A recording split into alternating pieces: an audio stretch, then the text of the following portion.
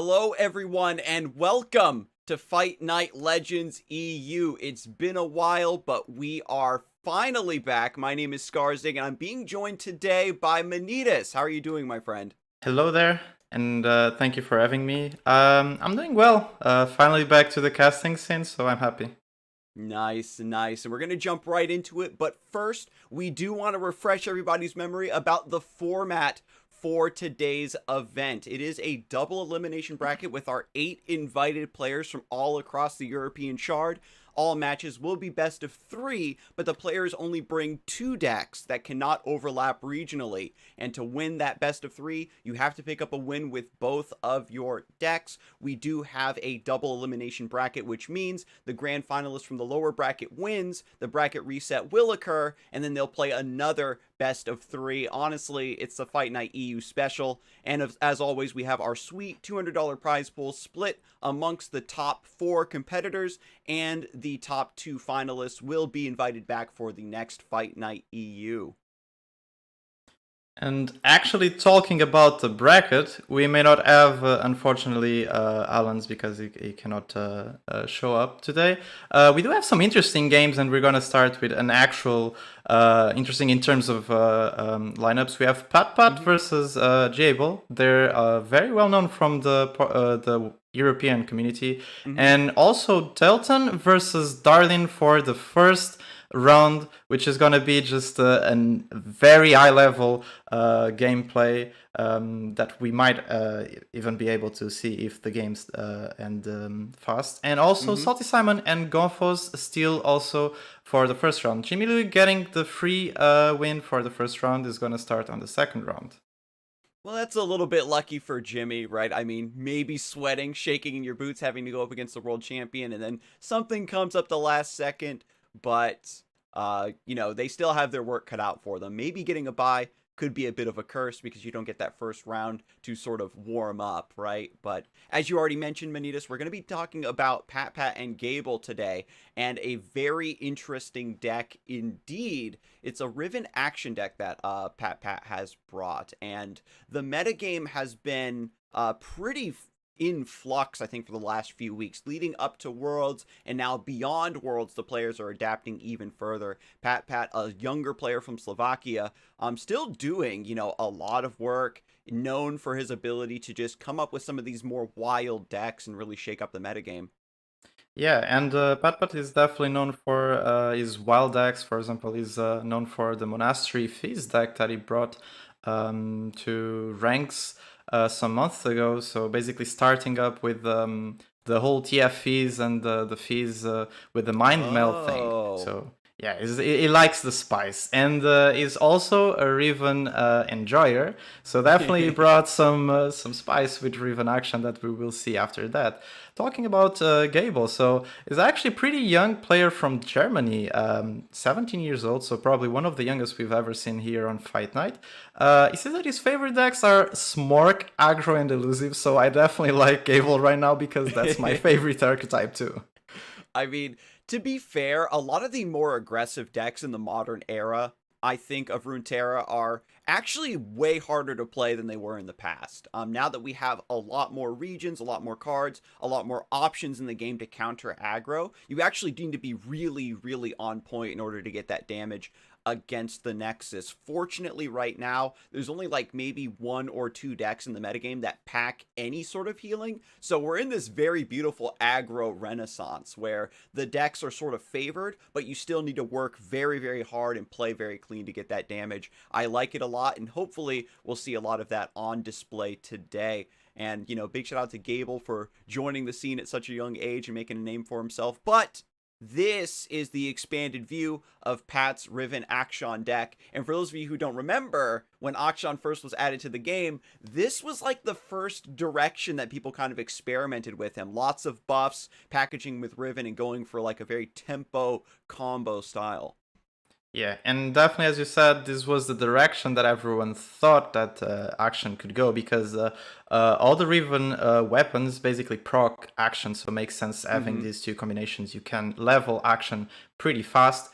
Pat decides to go for a more mid-game or board game oriented. So we see three interesting choices, which are 3 grappling hooks. A card that no one ever runs, honestly. I've never seen this card being played as a main deck. Yeah. Because it's kind of difficult to proc, but it makes sense to be run in this deck. I mean, with all the weapons from Riven, you definitely have a 1 mana proc your grappling hook, and grappling hook can also be proc for action, can help him out level up, and can also get some pretty good trades into what you want to do. So makes total sense to have 3 of it. Also, the 1 of Quicksand and 2 Whirling Deaths makes it so Patpon wants to have the board control when doing trades and when fighting with his minions against the opponent's minions. So it's basically saying, okay, so if you want to go into the fight on the middle of the board, I'm gonna have the advantage with all my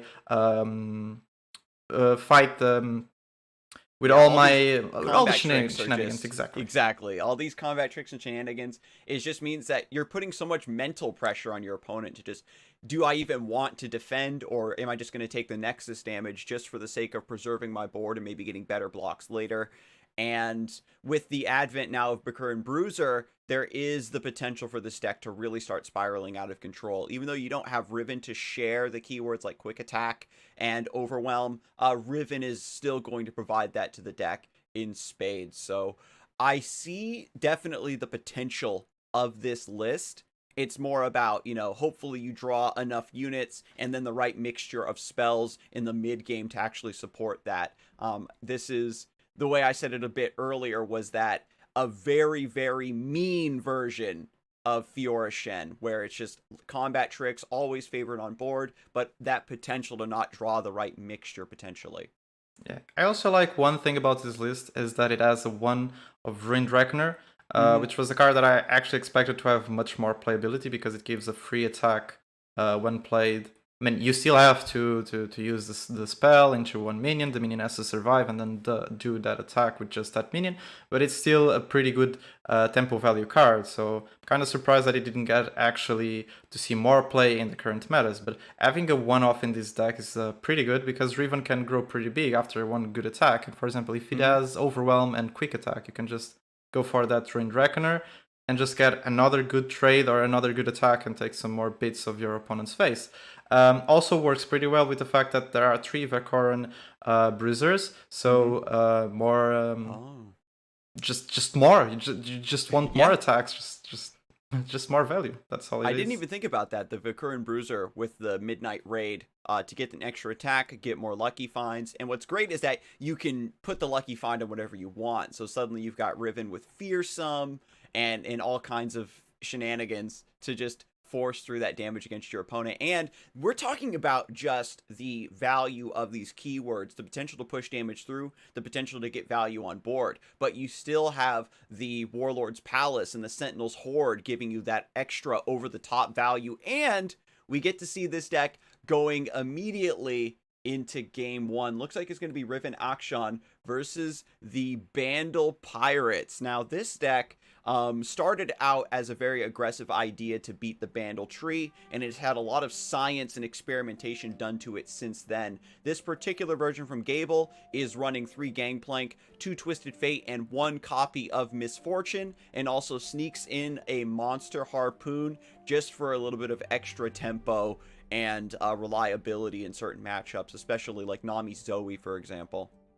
Yeah, one thing I'm actually surprised with Gable's list is that there's only 2 double ups instead of 3, because double ups should work as the decimate for this deck, since you're not running Noxian, so you cannot go for the decimates. But having only 2 double ups kind of makes sense, because there are a lot of situations where your double ups just don't go through, and you can actually fill that spot with other things that actually make sense into, for example, a mid-game oriented game. For example, Monster Harpoon can be very good for clearing a minion, and also the 2 parlays are basically a very effective way to proc damage for your GP. So you want to get 1 proc from 1 damage in a turn where you cannot attack, you cannot do anything, you can just 1 mana parlay into the face, and there he goes, for example.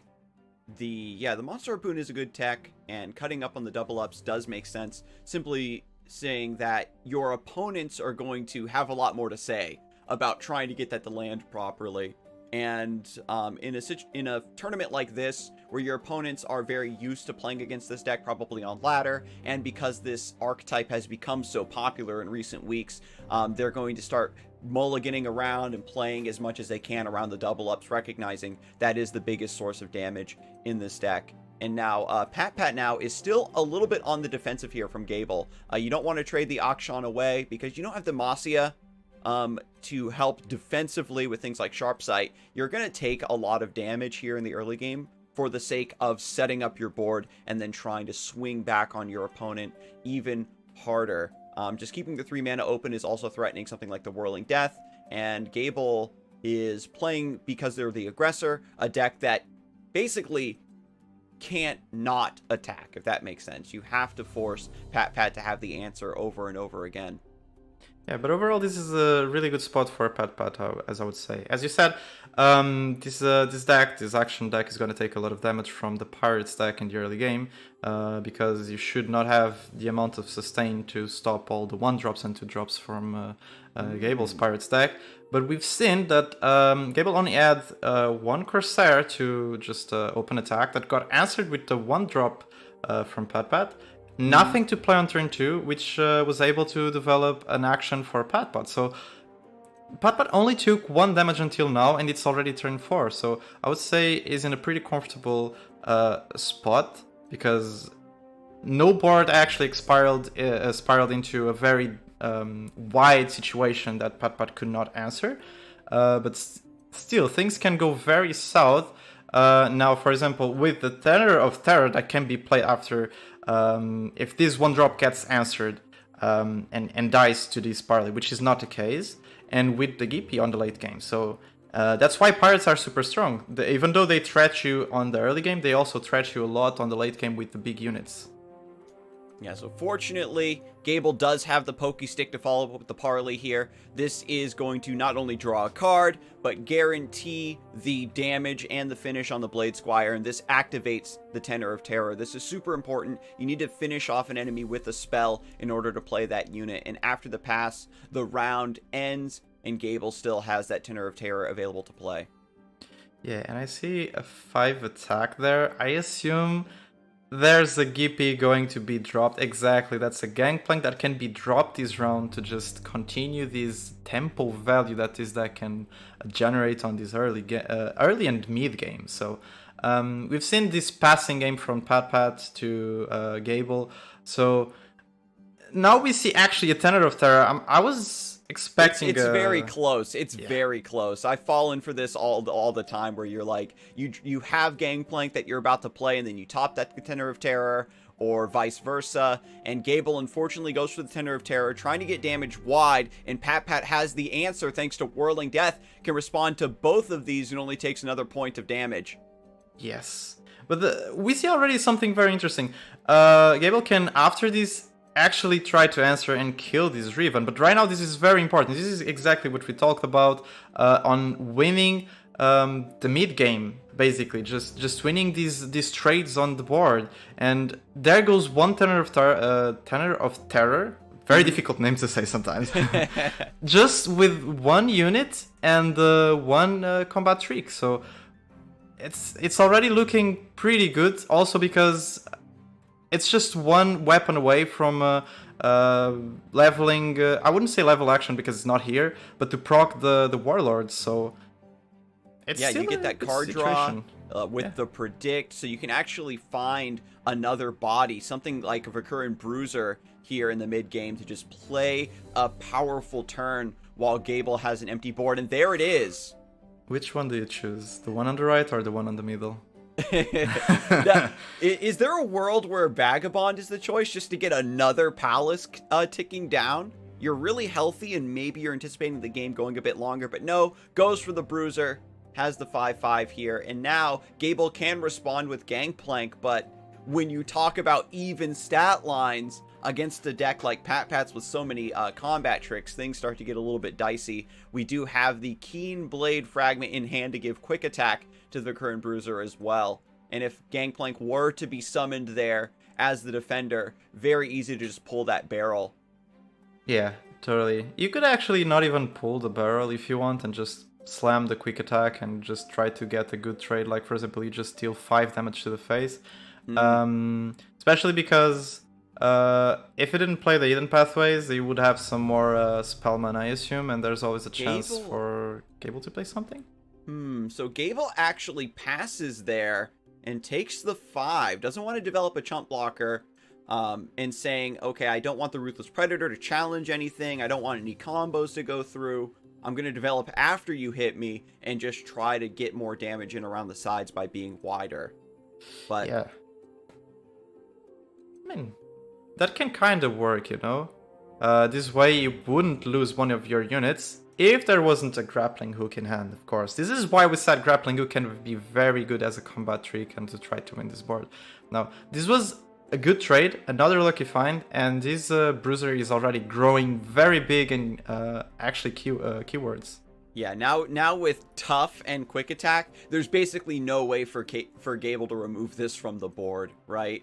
It's going to nullify a lot of the things like Make It Rain and Pokey Stick that you need to chip away at these units in order to deal the finishing blow with a unit or the double up or something.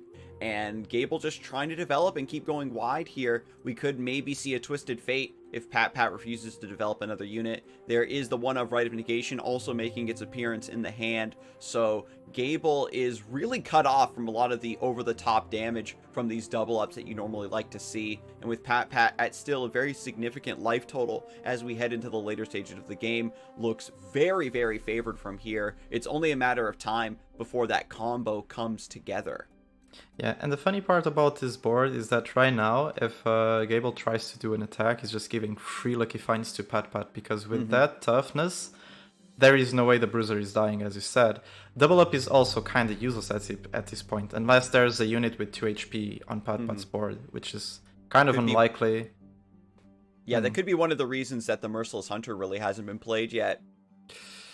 There's also possibly another reason. With this pass, maybe Pat is okay with Gable just wasting his entire mana and not doing anything in his round. He knows that he wins basically on attacking, so he can be waiting for this TF that we're seeing on hand to be played and to try and stun. Then he could just try to negation. Very interesting. Both players are taking these passes, burning a lot of mana. Gable just recognizes that Pat is always going to be favored whenever the combat happens, whenever you start to swing in like this. And even though you're missing out on 1 or 2 points of damage in the short term, by potentially artificially dragging out the game almost, you maybe start drawing into some of your better cards in the deck to start setting up. Like here with the Lecturing Yordle, for example, you can get some continuous generation of burn and just try to start wearing away at Pat in a different strategy here. Yeah, this is I'd like to say this is a very interesting play from Pat, because now it gives the possibility for Gable to try and get a stun on the bruiser. And if Pat actually denies this, that means the double up in hand can actually try to kill the Merciless Hunter. This is actually funny because Merciless Hunter, when she was 3 attack, not 3 attack, my mistake, 3 health, this would be an okay situation.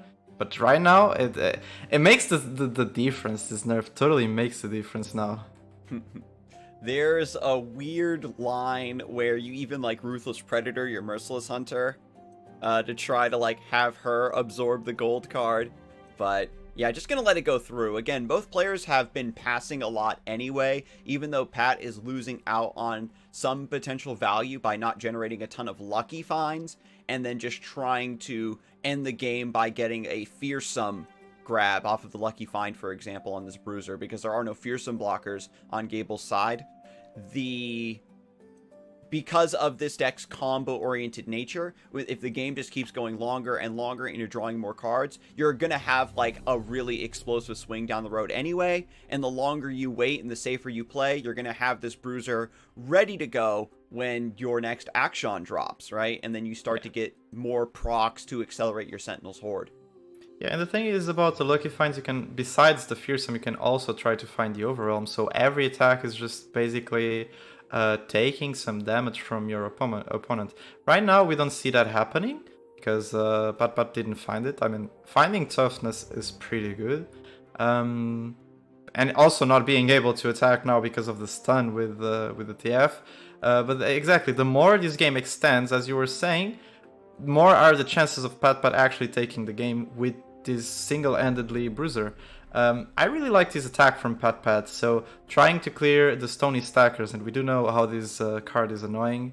Who didn't know that actually a 2-mana 2/2 with toughness would be insane, with having the possibility of also dealing 1 damage to the face when attacked. So trying to remove it, and also trying to remove a TF, so there is no chance of leveling the TF for Gable's side. I mean, we never know. We don't expect it, but there's always a chance that TF levels somehow, and then that's big trouble for Pat. So I really like to play if they were to continue along the same line of just passing a lot, being very passive, the Twisted Fate maybe could get a cheeky level up with hidden pathways, etc.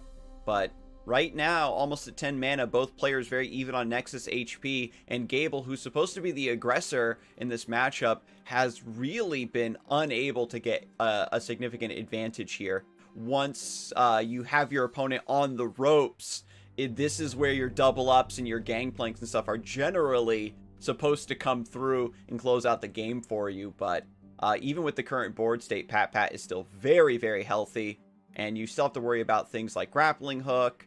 We have the quicksand to sidestep the gangplank, so no overwhelm coming through here. Yeah, but this is an interesting line because Pat actually drew a good card here. Like, I didn't even notice that Gangplank was leveling up, and that's huge in this situation. But the fact that Pat drew the quicksand makes it able that he can get a really good trade into that Gangplank. Because, now this is a free trade, and Bruiser gets another free Lucky Find that he can actually replay to it and try to find that juicy Overwhelm or Fearsome that we were talking about and try to finish the game eventually.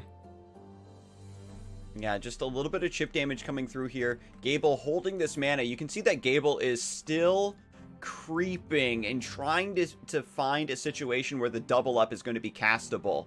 But Pat's just not going to do it, right? You've got the Recurrent Bruiser set up. You've got your main source of value and damage in play.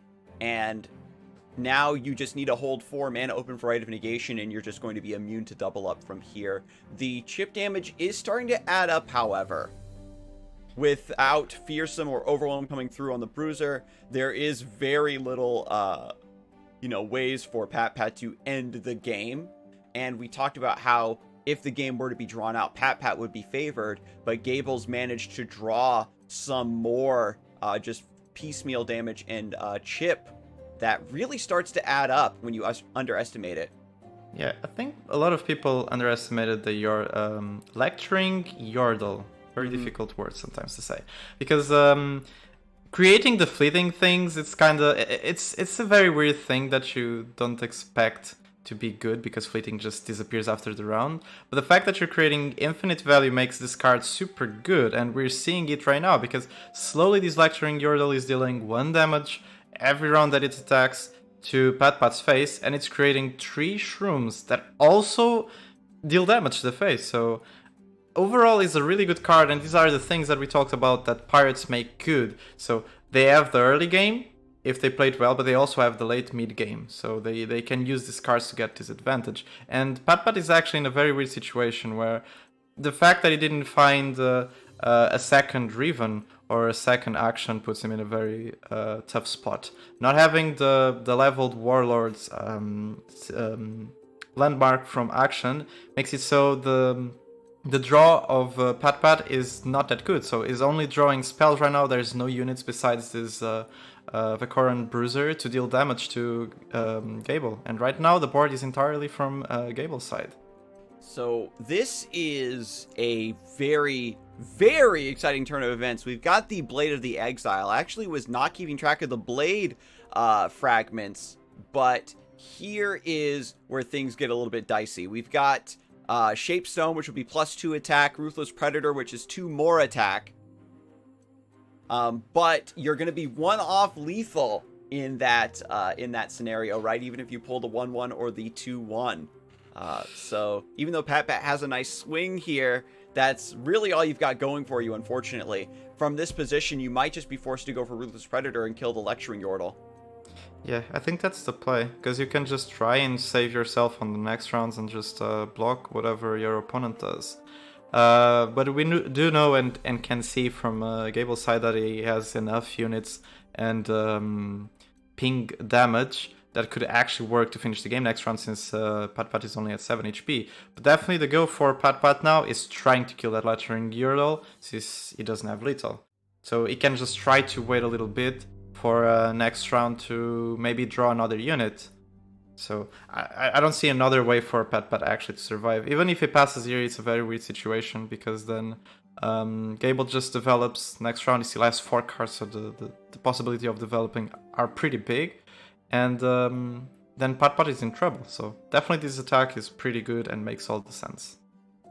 Unfortunate. We talked so much about Pat being very favored in this matchup, but we didn't account for just so many dead draws. It was just a lot of spells, a lot of combat tricks, but no units to really follow up and assist the Bruiser. The Overwhelm came through pretty late. There could have been a line where Pat maybe attacked a bit more aggressively with the Bruiser a few rounds earlier to soften up this Nexus a bit more, but as it stands, Gable looks to be closing in on victory here by going very wide on the stack, even going to overwrite a unit here for the Crackshot Corsair.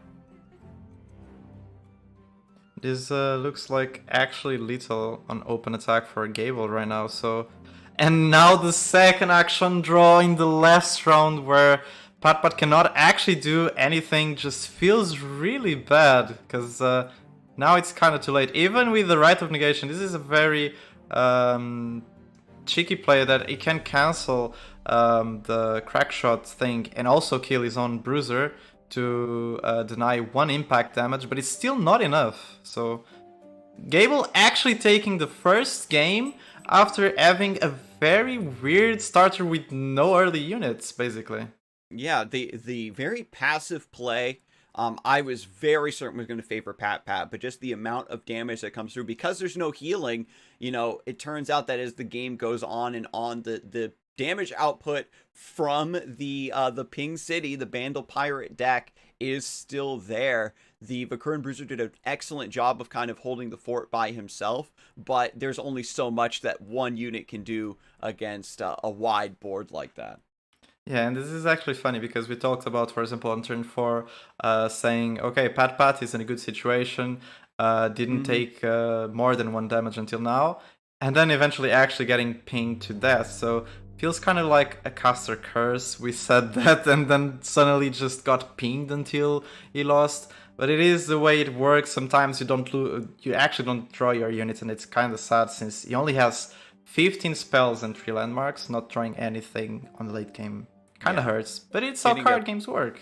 Getting a Preservarium or something would have really helped, and it's just one of those things where the line you took is probably correct 9 times out of 10, and maybe there is a more aggressive line for Pat to use there in the mid game to maybe, because you were one off lethal, right, with that Ruthless Predator and the Shaped Stone and everything. So if there was one more damage that was snuck in somewhere, could have happened. But we're going into the next game. Pat can't let the results of the first game get to them, and he's just going to try to develop against this fearsome aggro that Gable has brought. The ability to go very wide with spiders, make use of the fearsome, is just another idea that Gable is using here to counter a lot of these swarmy Bandle City decks.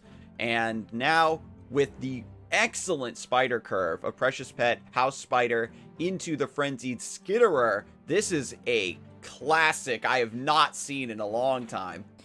Yeah, it has been so long since I've actually seen spiders being played, and I've spammed these archetypes so much on the open beta in some of the previous seasons. Like, I really enjoy these archetypes, so I'm happy to see it being brought again for a competitive tournament, especially seeing the perfect starter: 1 mana spider, 2 mana spider into 3 mana spider, aka the The God curve. It's just the God curve. There is nothing else you can say. Just, I mean, maybe there was a better line if you actually drew Elise instead of the Owl Spider. So this would actually feel better because you could actually level up Elise this round with a little bit of luck. But this still feels good. I mean, who doesn't like to have a full board of spiders?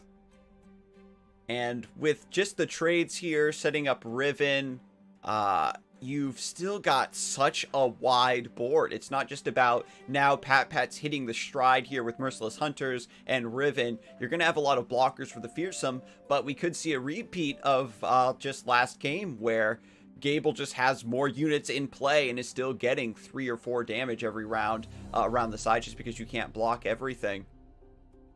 Yeah, that is totally a possibility. Even though there are at least 2 Merciless Hunters in hand, so there's at least 2 good trades Pat can try and do.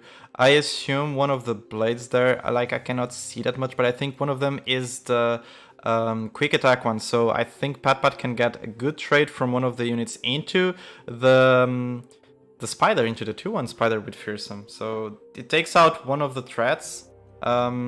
It's actually not the quick attack, right? It's the overwhelm yeah, so one. The other one is the +2 attack, and the other one's overwhelm. But okay. Pat's just going to sacrifice the first Riven, just so the second one gets set up here as just another tanky, fearsome blocker. Pat is just kind of on the back foot here. You're trying to play all defense, trying to survive this early onslaught and just hope that Gable runs out of resources. Unfortunately, Stalking Shadows hits Doom Beast. The nerf is not enough.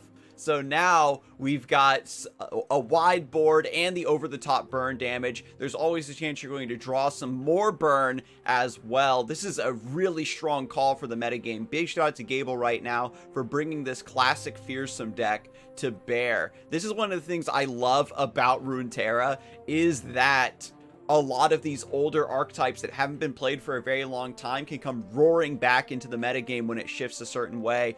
And Pat is putting up an excellent fight here by developing the board, but the Stygian Onlookers coming into play as 4/1s is just saying, okay, well now you have no good trades anymore, and if you block as much damage as you can this turn, you're still being set within a spitting distance of the Doom Beast finishing you off. Whirling Death needs to be cashed in here.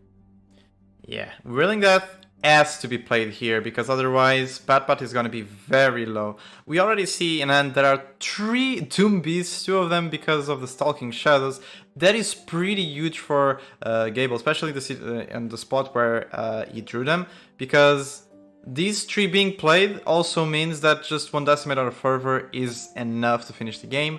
At this spot, I think only Rite of Negation can stop those things. And for example, Gable can actually start with waiting for Pat not to do anything and just Fervor the face to deny one of the attacks and then do one of the Doom Beasts, because he has 2 more Doom Beasts he can do on the next rounds, and just slowly waiting.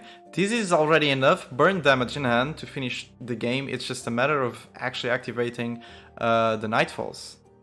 And wait a second, we gotta do quick math here. Is this gonna be some kind of sneaky lethal with the 2/1? Is there enough actions here for Gable to get this through? We've got the overwhelm coming through. No, actually survives at 5 HP. And you can just, if you Noxian Fervor, because all the buffs are focus speed. Wait, is this gonna be enough? Okay, so you go for Fervor to deal 3 damage to the face. You set Pat down to 5. You would need to play all 3 Doom Beasts in order to finish off. You don't have mana for all 3.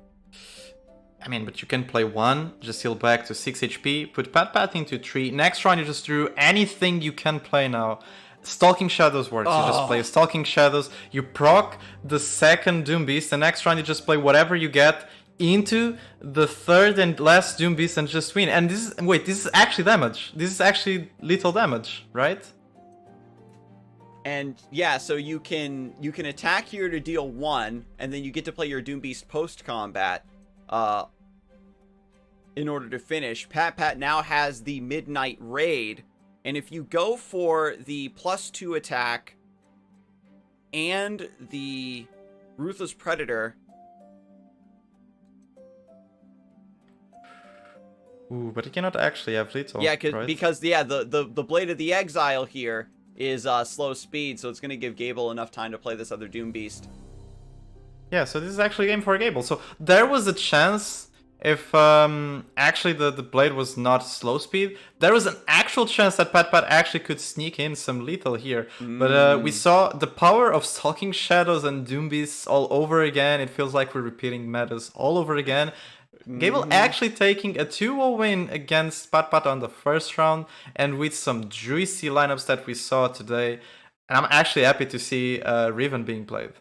Yeah, I mean, the Riven deck was really good to see, and honestly, like, not having the quick attack on that round to save that first Riven and get some value from that first body, and then not having the Overwhelm available for that other swing just really took a lot of damage off the table. You really hate to see it, but because of Gable's incredibly aggressive gameplay and aggressive lineup, we do have time to jump into the next set. We do have Dalton and Darlian, which was another match we were kind of looking forward to. They're currently in the middle of game 2. We're going to get that set up and switched over. But like I was saying, with the meta such in flux right now, there is always a chance for a player to have some sort of big brain take and say, well, everybody's playing greedy stuff right now. Time to go back to playing aggro, to just go underneath these Nami Zoes, try to beat all of these value-oriented decks like Shellfolk and Darkness. And it makes a lot of sense. A very strong read from Gable, and we'll see what effect something like this will have on the metagame going forward. But trying to take a look at what has happened so far in this game. It looks like Darlian is on the Shellfolk list, has a Victor in play with Fearsome, but this is trying to go toe-to-toe with the Twin Blade Revenant. Yeah. So we also see on Dalton's side, he already has a Draven in hand and has 2 Stun Spiders, so it's going to be very promising for a big swing from Dalton. I do recognize Darlian is playing, I think it's a 1 of Victor in the Azrael Vi list. I remember seeing somewhere in Twitter, I think it was M doing the take that he prefers and he really likes Victor in this list. He's actually getting a cut on 2 for each champion, so 2 Azraels, 2 Victors, and 2 Vi's, and it makes sense because Shellfolk already reduces the cost by 1. With Victor, it's getting reduced by 2. For example, a Mystic Shot becomes for free if you discover it from a time trick. So it does make sense to be running a Victor, and I think it's a pretty interesting tech. And we're seeing it's already on the board. It's a 4-4 already, so at least 1 card has been played. And there is actually a chance we might see a Victor level up. I don't remember seeing any tournament where we actually saw his level up animation, honestly. Yeah, what's so cool about running Victor in this deck is simply that he's not trying to sit in board and survive for a bunch of turns and get a bunch of keywords. You're just going to be playing him later in the game after he's already leveled from all your created cards and just taking advantage of that discount to go even further beyond aggressively to try to close out before the Shellfolk hits the board. And we know that, of course, that deck has a couple mini-morphs at the top end, so theoretically I could see Shellfolk being very favored.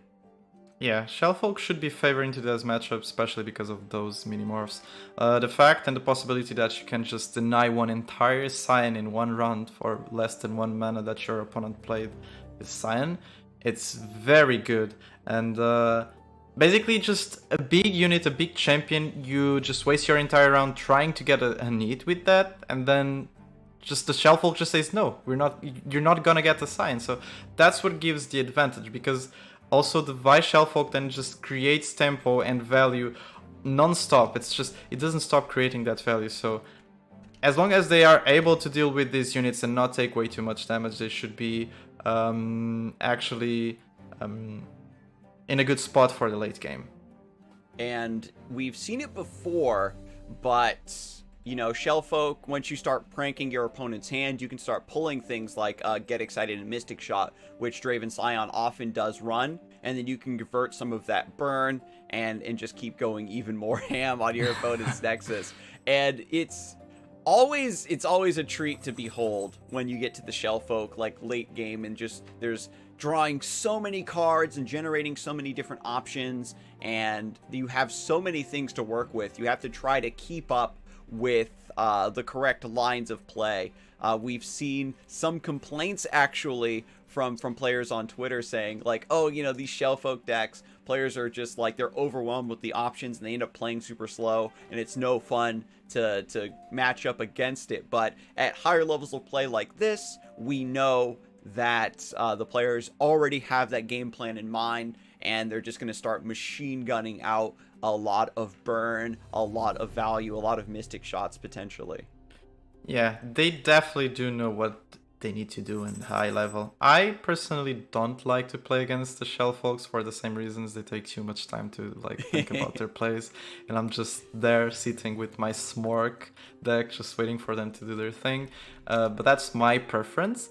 In these situations, as you were talking about in the Draven Cyan matchup also, for example, the Shellfolk value and the overwhelming options they have, the most important thing that they always can pick is, besides the Lost Soul or Twin Blade Revenant, so they also can go infinite, it's always a possibility, is the clears they also can get. They can get those Get Excited and Mystic shots to, instead of, for example, not burn the face, but also try to clear their minions. So basically pulling the card and saying, no, your units actually are the ones dying. So there's always a lot of things you can do with this deck to deal, especially against the Draven Cyan.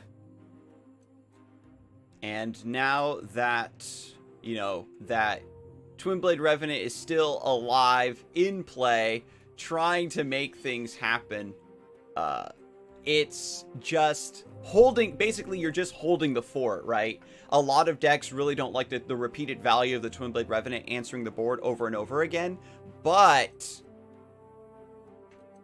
if that's the case in this deck, you generate so many chump blockers and resources anyway that you sort of outscale the Twin Blade Revenant, ironically. So Treasured Trash is coming through off of the Flash of Brilliant. Oh my god. Wait, I don't even know what that card does. That's right, one of the cards you never see being played. you fill your hand with random spells, and random cards, and they all cost 0, but you only get to play 3 of them. Oh my god, okay, this is actually... Lady of Clouds! No way, this is actually... Not like this. Hey God, does Treasure Trash deserve to be main decked in Shellfolk right now? Is Flash of Brilliance actually just giving us insight into the future? That's a scoop! That's not cool! Oh my, I'm actually surprised. This is actually an insane pool. That actually, C3 is an insane pool, also because it allows it just makes Ezreal survive. I mean, we do know it's not gonna survive with a Flock, but without that read, this is an insane pool. And look at the stats on all the units and Challenger. Holy moly, this is an insane pool. I'm actually... Oh my... Okay, yeah, this is an insane pool. For everyone that decides to play Shellfolk, please put one of these. Just put one. This is actually good. Oh my god. You're going to be kicking back, floating a lot of mana anyway, so it's just 7 mana, do something broken, right? And now, again, Darlian has the option to play one more card from the Treasured Trash here. You can actually just... Okay, what are the options? So another Sump Perfume, so you can try to kill the Draven. Wait, isn't that the spell that gives +2/+2 and Oh, the shell game? Yes, that would actually...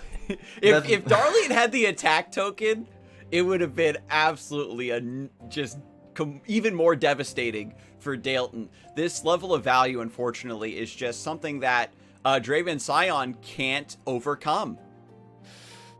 Yeah, I don't think... I honestly, if I was on Draven Scion's shoes, I wouldn't know what to do at this point with this board. Because Draven Scion and this type of decks work with, besides the burn, dealing with the board. So they're always controlling the board. That's why Twin Blade Revenant is insanely good. And Draven is also picked because of the way... And then Give It All. Where did this one come from? This is main deck. This is actually main deck Give It All.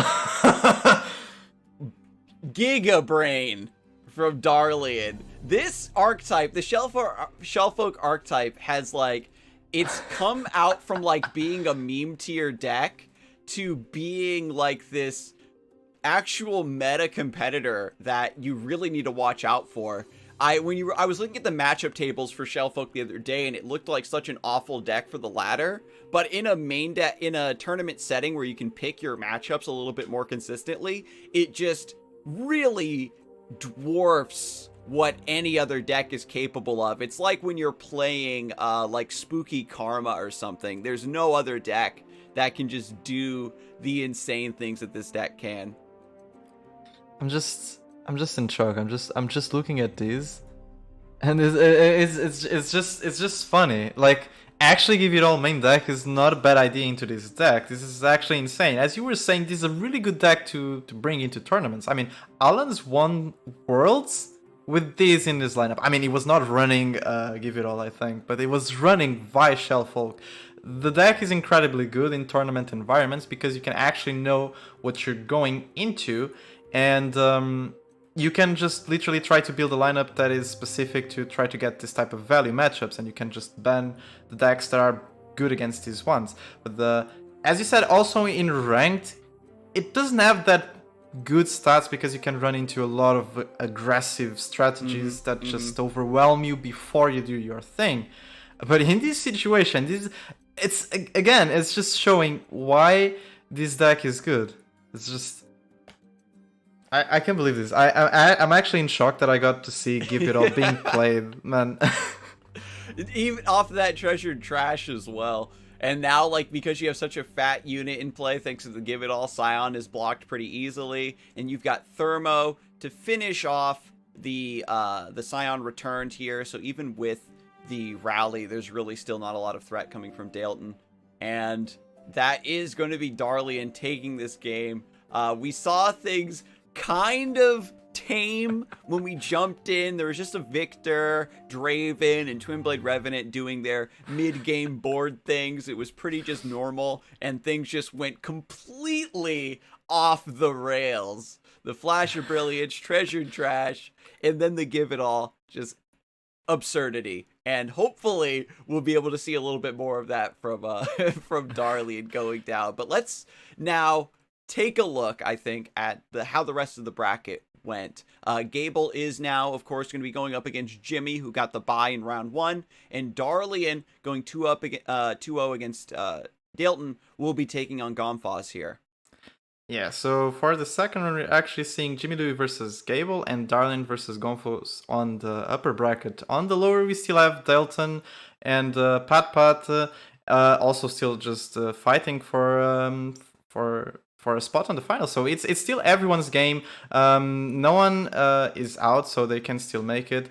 And I'm gonna be honest. I don't know what to say. Like, that game was just insane. I'm still in shock with that Give It All. But yeah, we have still a lot of action for the next rounds. And as you said, hopefully we can see some more Give It All action being played. And hopefully maybe more Citrias being randomly created. Oh, if it could happen, if only it could happen twice. If only it could happen twice. But we'll see if it does come to pass when we get back from this short break. Stay tuned.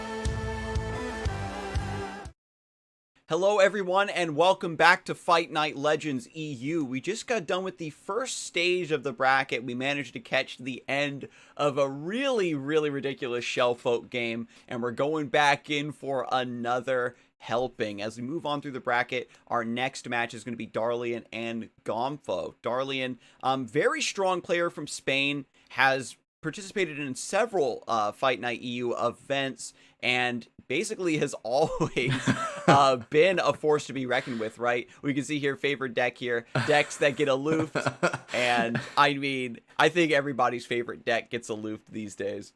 Yeah, honestly, this is not very narrowing because all decks now can get aloofed. Unless you're playing Draven Scion or something like that, because in that case you're fine, but everything else you're always praying for that aloof to not hit your good cards. But actually talking about Gomphos, also a Spanish player, 29 years, so not as young as some of the players we're saying, for example. There's a lot of difference in ages, for example, compared with Gable. And his favorite decks are Control, so... is the type of player probably that plays some Freljord Desai, some Spooky Karma, so those type of controls. I wouldn't actually be surprised to see Darkness on his lineup or something like that. Yeah, he's actually running a little bit more metagame right now. Some Ziggs Poppy, some Nami Zoe. Okay. And it's just it's Copia, right? When you're a control player and the meta's too aggressive for you to play control, you're like, fine. If you can't beat them, join them. But that's totally fine. We got the Spanish showdown here. We're going to take a closer look now at Darlian's Shellfolk deck. We only saw a little bit of this in action, but this is the actual recipe. You already talked to me, Manittas, about the 2-2-2 champion spread with Ezreal, Victor, and Vi. And thanks to the inclusion of Victor being able to generate a little bit more random keywords and stuff, we now have a bit more of a reason to include that give it all at the top end. Yeah, and we've seen how that Give It All was very good in the previous game, so that makes sense to have a one-off Give It All for this deck, especially with the two of Victors. Besides that, noting that everything else is pretty much on what is normal to see, I'm surprised to see only 2 Looping Telescopes, since it's a very good card from Bundle City in terms of value. I mean, it's very difficult for your opponent to play around everything that you can get from it, so it's sometimes a safe route that you can get free value to deal with the board. One Station Archivist is also a pretty good pick. So we were talking about the difference in pool on 2 Ezreals, 2 Victors, and 2 Vi's. You can, for example, try to discover a champion and get more copies. I think it works. No, no, never mind. I was thinking about another card. This is the one from the spells. Yeah. And for Station Archivist, and you can see here like all the manifests and the predicts and things of that nature all work with Shellfolk, and you have to be careful of trying to save as many of these as you can for after you get your Shellfolk in play to maximize the value that this deck can generate. One additional point about the Station Archivist is that when it reveals the spells that are coming up in your deck, you know, it also reveals the order in which you're going to draw them. So not only do you get early access to a spell that you're going to get in the future, you know roughly how much removal you have coming up, and you can plan your turns accordingly. It was something that Alan, of course, talked at length about after he got his world championship. But we have the one Aftershock in the list as well. This was part of the original recipe for the build, just to play around Bandle Tree, which is supposed to be, you know, the counter to a value-based deck like this. But the biggest hurdle, definitely, I think right now for Darlian, is trying to survive against the very aggressive field of decks that we have on average here for today's fight night.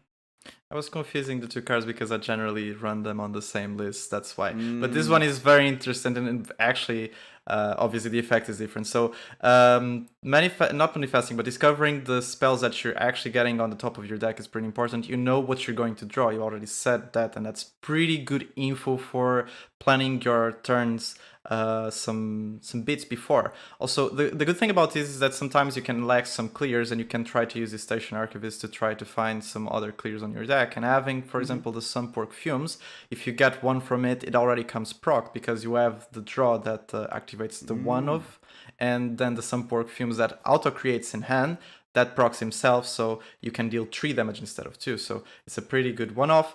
And also the Aftershock, as you said, has to be. You need to play around Bandle trees in this meta. And when you're going into Fight Night EU, you know that players are going to be playing the meta game, but because it's a 2-deck format with no ban, you can get away with like some very oddball lineups. We get a lot more diversity and some really strong blowouts, I think, during this tournament than you usually see in other types of formats. And so just accounting for the potential of Bandletree maybe rearing its ugly head, keeping the Aftershock in the list, not going too greedy is very important. And, you know, if worse comes to worse, Aftershock can always just deal direct damage to the Nexus. But getting into game 1, we do indeed see something very aggressive coming up to challenge the Shellfolk here in game 1. This is going to be the very popular Poppy Ziggs burn right now. This deck is doesn't have like as much synergy as a standard burn list might. It's just a pile of very strong, very aggressively statted cards. It's been compared essentially to a zoo deck. Yeah, I see something interesting because Darlian passed on turn 1 when Gomphos played a 3-2 that can't block. So I think he missed 1 damage there. But this deck that you were talking about, Ziggs Poppy Burn, is very popular now in the meta because it's a very aggressive strategy that actually tries to get advantage of the aggressive Bandle City package. So basically the Stony Stackers, the Mayor that gives a lot of value and you can discover more things with impact that is basically Burn in the package of 1 card / unit.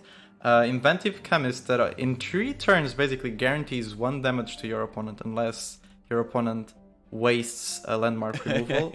And then Ziggs, it's just overall a good 3-drop. And Poppy, there is nothing much to talk about Poppy. We all know that she's pretty strong.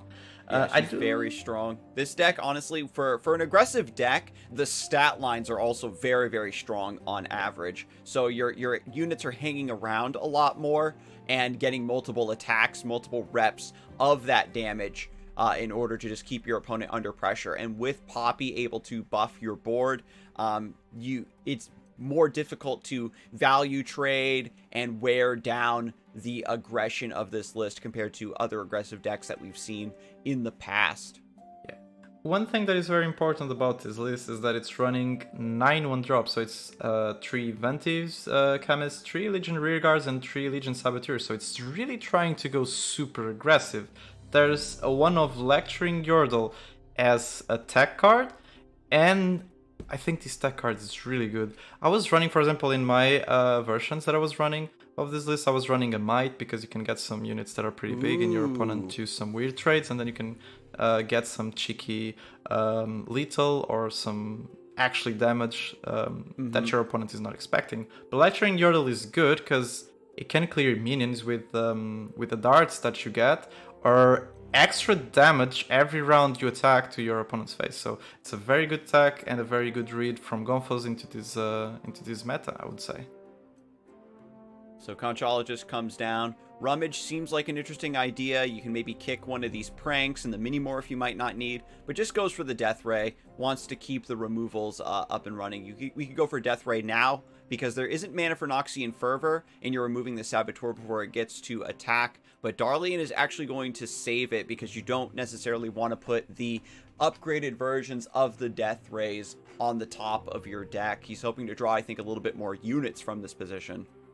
Yeah, the one thing that might be good from getting those upgraded versions is that since this is a very aggressive board-based deck that Gomphos is running, getting some clears doesn't seem that bad, but at the same point you also want to get into your other cards in the deck. You want to try time tricks, you want to try to find an Ezreal, a Vi, those type of things that actually can secure the board. So in this case, Darlian is going for the clear into the Poppy because it's a Poppy. There is no...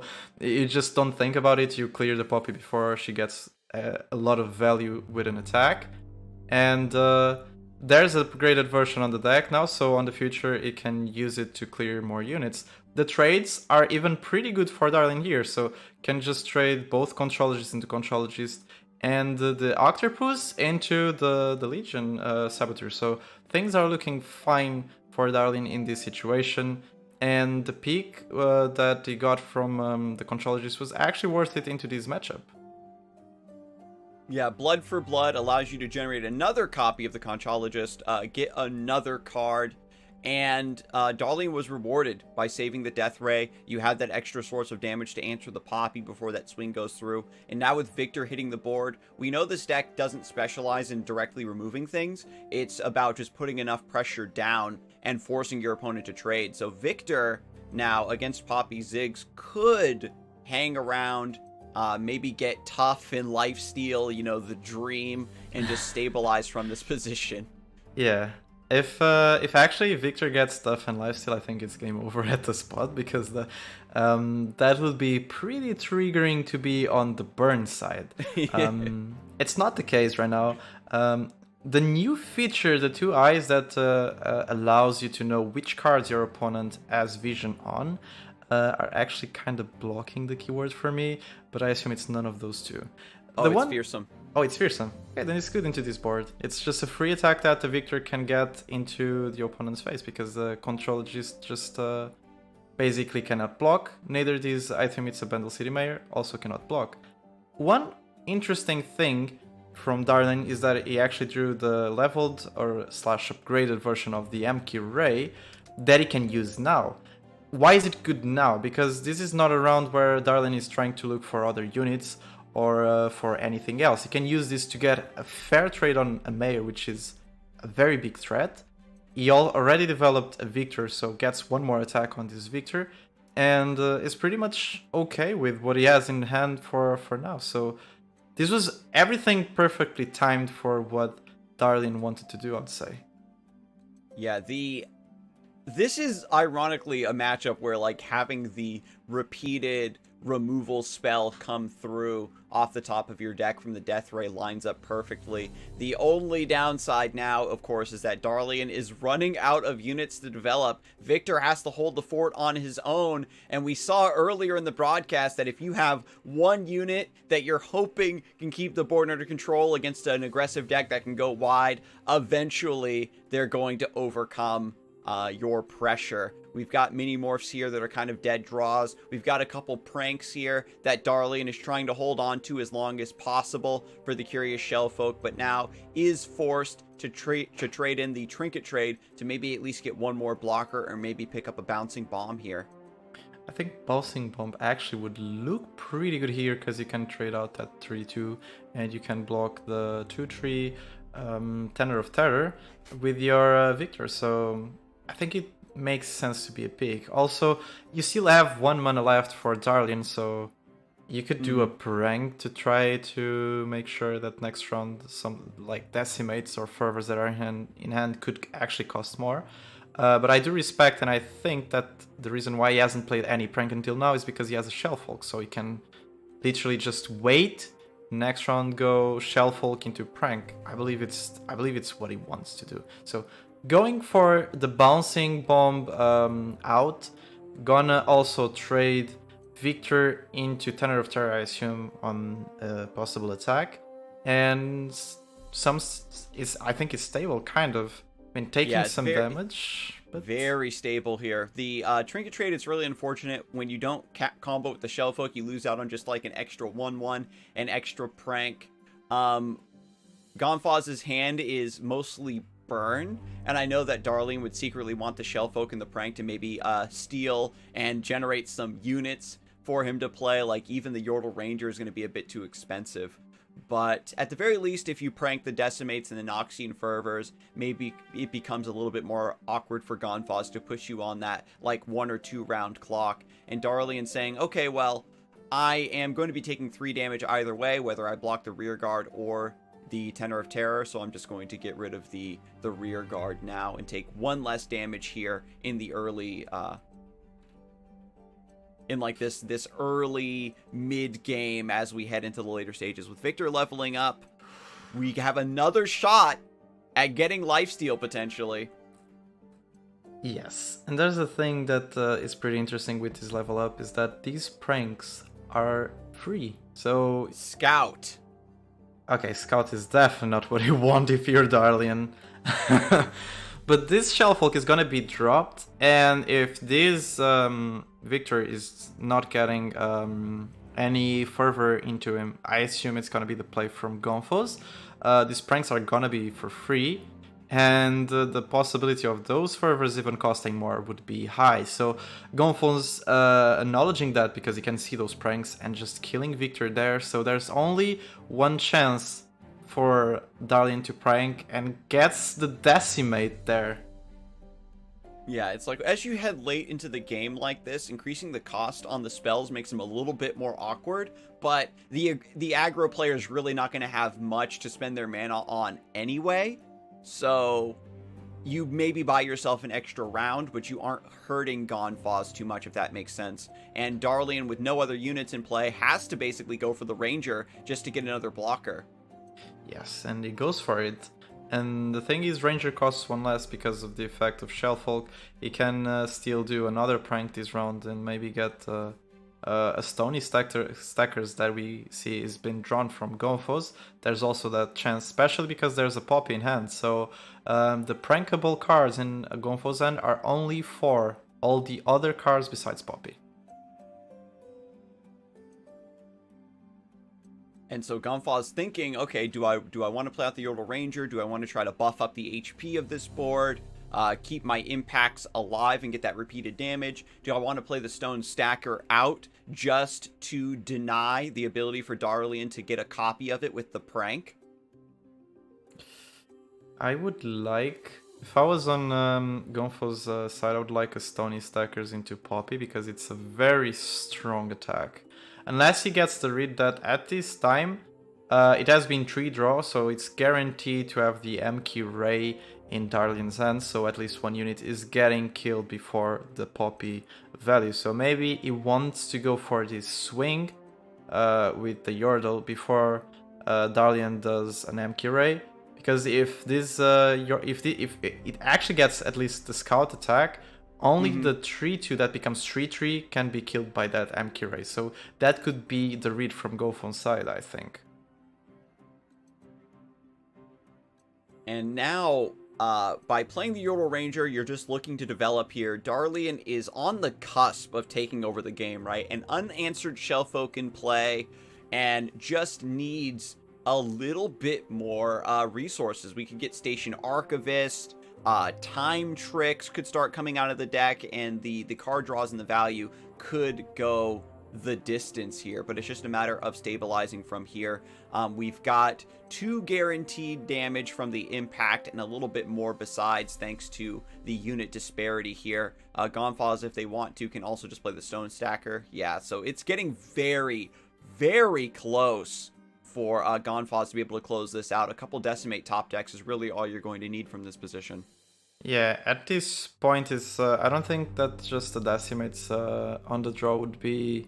I mean, I think he already has more than enough damage in hand to just finish this. He totally does, yeah. So it's just... And then the Shellfolk has to be traded in, unfortunately. Yeah, so this is definitely just on the looks of Decimate Fervor, which is the case it is in hand.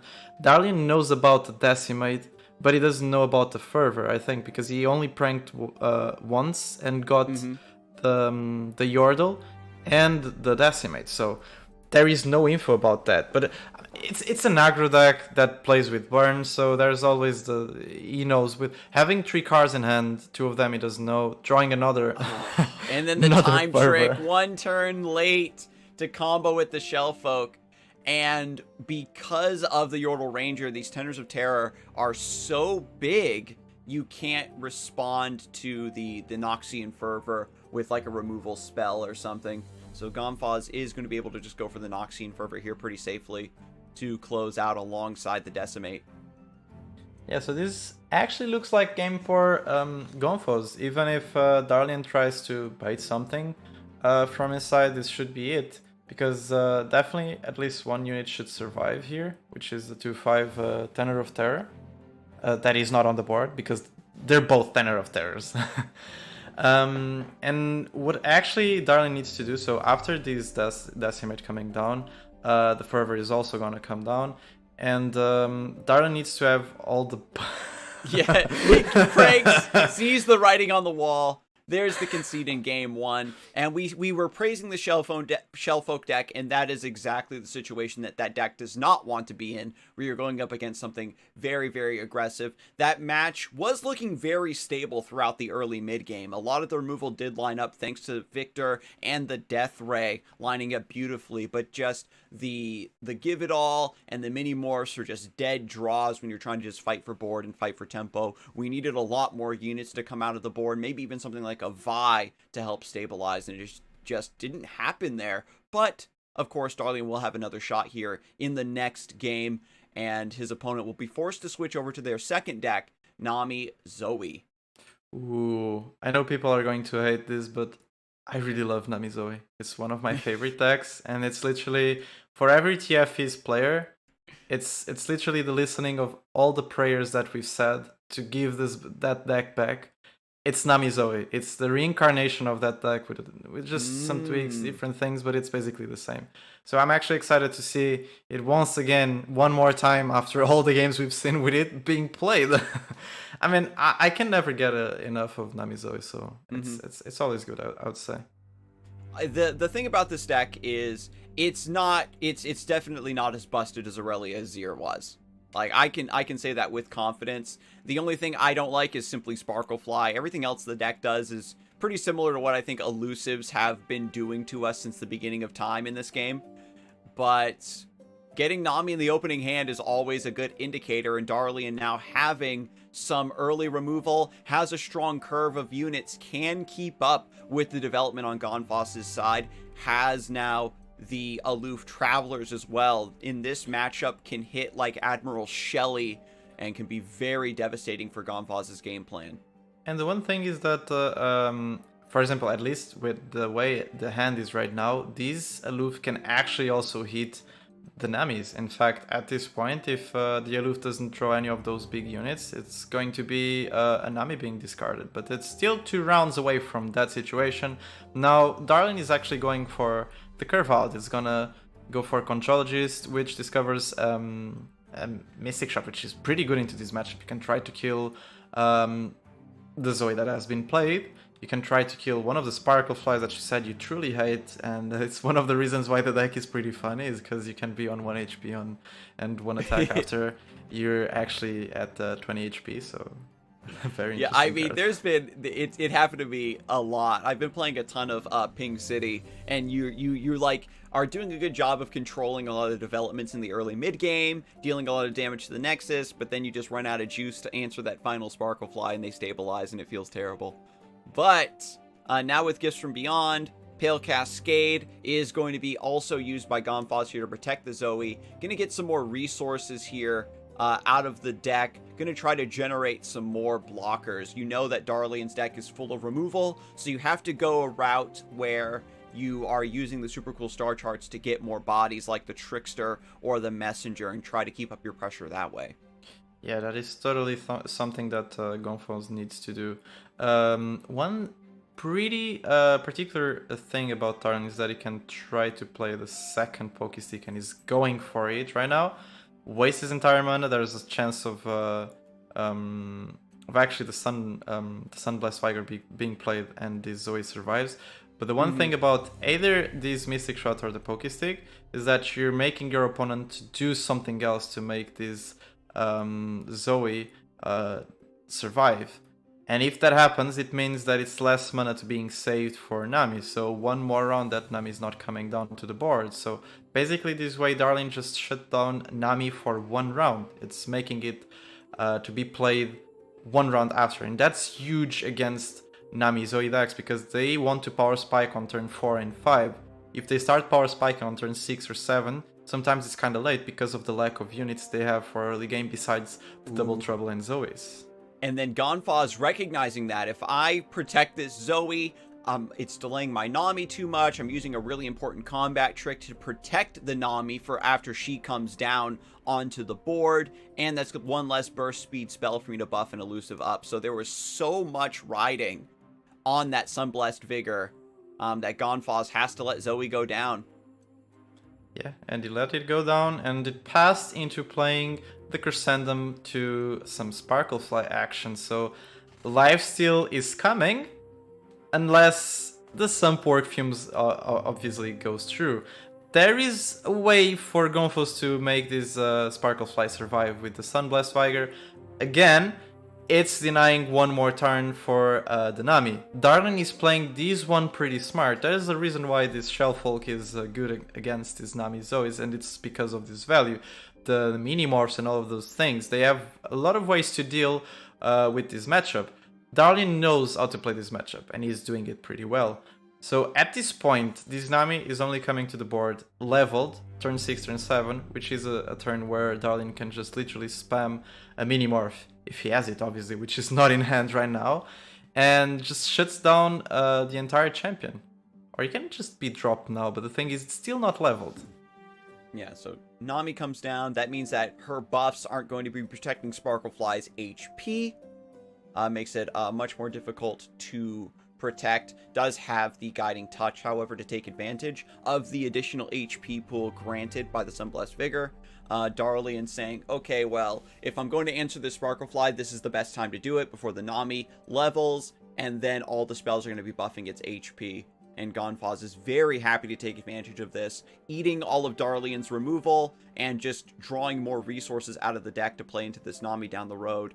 And while Darlian's removal has controlled the early game, has delayed the Nami, there is always the potential that your opponent has to throw out so much removal that you eventually just kind of stick something to the board. And as long as some elusive thing is managing to stay alive here, then Nami is always going to pop off, right? So we'll see what happens here at the start of the next round after this gorgeous level up goes through. Yeah, there we go. Nami leveled. It's turn 6. So yeah, there he goes. As we said, Darlian acknowledging that a leveled Nami is a problem. And the mini-morph coming off the top! Okay, this is actually big, because if whatever Gomphos plays now, I would say a mini-morph into I was going to say Zoe. The Nami would be pretty good here. And there he goes. A big swing, putting Gomphos at 11 HP. Now there goes the zap into a mini-morph. So there goes one Nami. And there is a second in hand, and we do see it. But there are probably ways to deal with it. I mean, if he doesn't play the Nami now, and the Aloof doesn't get anything that can be discarded at higher cost from that Nami. Okay, never mind. I was actually there was definitely a line where the Aloof Traveler could discard that second Nami. After the Zap Spray Fin came down, Darlian went for the mini morph right away. Now that there was actually an elusive target in play for Nami to buff, and knowing that there was enough mana to simply play a second Nami in the same round. Station Archivist picking up a fleeting mini-morph. This is going to not only give you an answer for this round, but it also gives Darlian some information that a mini-morph is going to be coming out of the deck here pretty soon. So now with Nami number 1 being answered, Nami number 2 about to also be turned into a mini-T, and then another mini-morph to maybe line up against the third Nami or Fleet Admiral Shelley, Gomphos is going to have a very difficult time building up a threatening board as we head into the later stages of the game. And with Victor potentially getting set up somewhere here, and the Aloof Travelers also looking to snipe some of Gomphos's top end, it looks to be smooth sailing to the Shellfolk waiting room.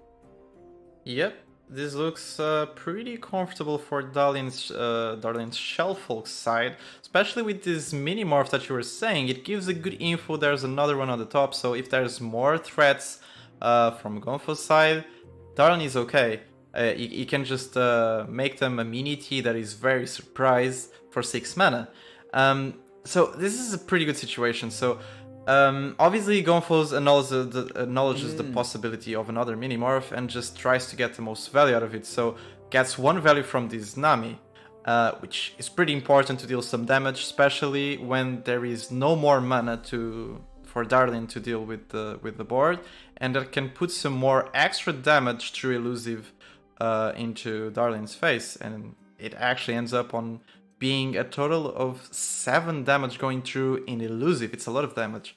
But right now, Gomphos doesn't have basically anything that he can play and buff those elusives, even though Darlian doesn't have anything to deal with those elusives. So even without Nami, there's still a chance for Gomphos to win here. It's very confusing.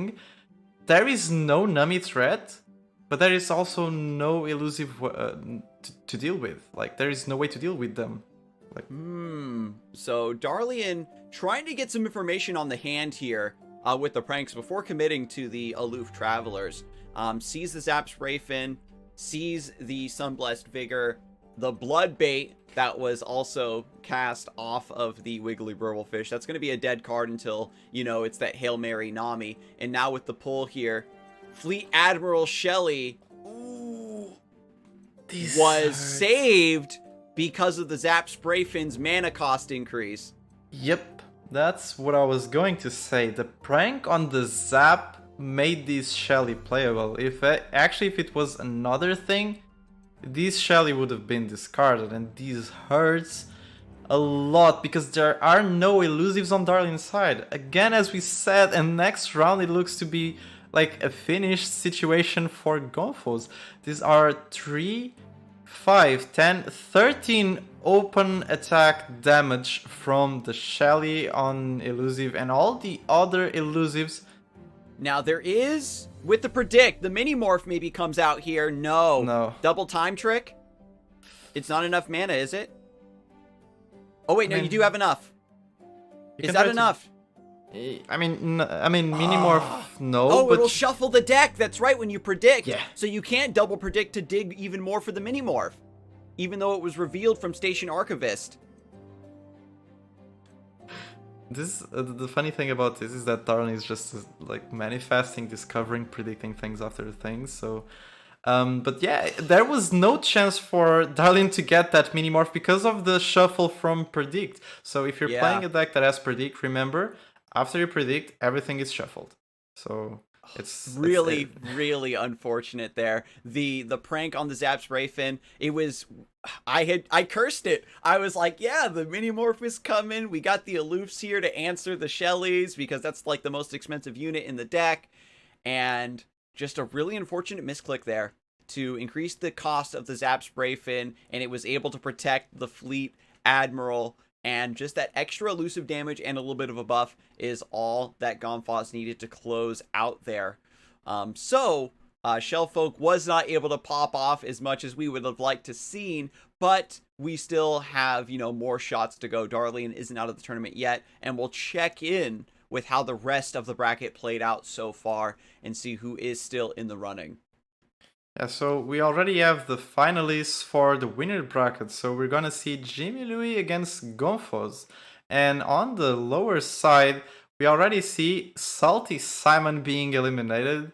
This is kind of new because the last time I casted a Fight Night, actually Salty Simon won it. So this is a change of pace from him when I'm casting. I know it just didn't want me to cast his games really anymore. Unfortunate. Salty Simon was running Draven Scion and a Bandle City like rally deck. There is like a new take on Bandle City where it's like that Lulu Poppy, but you're going even more aggressive with Yordles and arms and stuff like that. It just didn't work out for him, unfortunately, but Dalton is still in the running and is going to go up against Gable, our resident aggro player. So that's going to be very exciting for once we get back from this next break, because the variety of decks that we have today are still pretty spectacular. We've got our heavy hitters in the meta, we've got the Nami Zoe, we've got a lot of Draven Scion, but still some side decks and some meta outliers having some really explosive wins here, and we'll see a little bit more of what the meta has to bring when we get back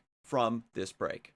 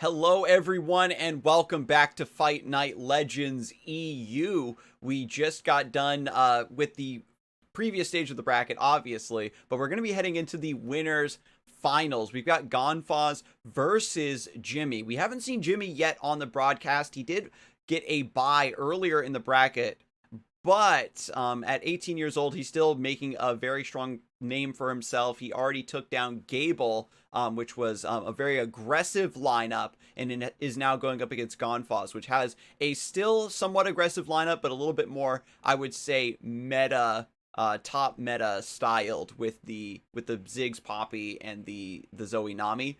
But Jimmy has opted for his own take on the meta game here, and has brought darkness to today's event. Now, this deck is one that had gone pretty underrated for a long time. It had an abysmal matchup versus the Bandle Tree, and when that deck rose to prominence with the Poppy Fizz build a while ago, darkness just fell off the map. But now with the aggressive decks keeping Bandle Tree out of the metagame, this deck now has room to shine. This one is very close to, I think, the very standardized build that was popularized by Yamato during the World Championship tournament, but has a couple nods to that anti-aggressive stat with Withering Mist, one Go Hard, and the Ruination. What do you think about this one, Manittas? Ooh, okay, so the one thing that I'm gonna say is I really like the take of Withering Mist because I like to see it as a Withering Whale, but make it better even though it's slow, because you can kill 2 units, dealing the 2 damage and actually draining the 4. Most of the times I see Withering Mist being really good. The only difference is obviously you can play Whale on an open attack, but there are a lot of situations where you can play this when it's your turn, or when your opponent plays something and you have the opportunity to kill something. So it's a very good tag to be here, especially with Senna, so it becomes fast speed, and you can suddenly deal with 2 units pretty well. The Go Hard tag makes total sense because of, again, Senna. So makes it that you can play actually not burst speed, fast speed Go Hards into the stack when there's an attack or something. And the funniest part about that is that if Go Hard is fast speed, you can, for example, play 4 Go Hards on a row, and you get 1 mana pack your bags, and it feels like it's finally a nerf to Go Hard, but it's not. So I like this take. I think it's just a one-off. There are a lot of flexible spots that you can have into these different decks, and the reason why I like the Go Hard is that it makes it more flexible as an extra win condition. So you can just, besides the darknesses to one-shot, you can sometimes not only clear your opponent's units, clear their entire board with the packer bags, and deal extra 5 damage to the face that makes the difference on the long turn when, for example, your opponent is not dying from darknesses and he's on 3 HP or 4 HP or something like that. On the other side, Ruination is a more conservative slash defensive tag, so it's trying to take advantage of a lot of the aggressive strategies and aggro decks being super board oriented and wanting to go wide. So turn 6, if your opponent has a big and wide board, you just slam Ruination if you have the 3 spell mana, and it's basically a reset button to the game. Yeah, the Ruination I do kind of like, and the notable cards that were cut, right, to make room for the Go Hard, to make room for the Ruination, the Withering Mist, and the Aloof Traveler. There's no Stress Defense in this list. Some versions run Stress Defense to help defend their Vhagar, keep him alive. It's like an emergency mini-morph in some situations if your opponent has a very aggressive swing on you.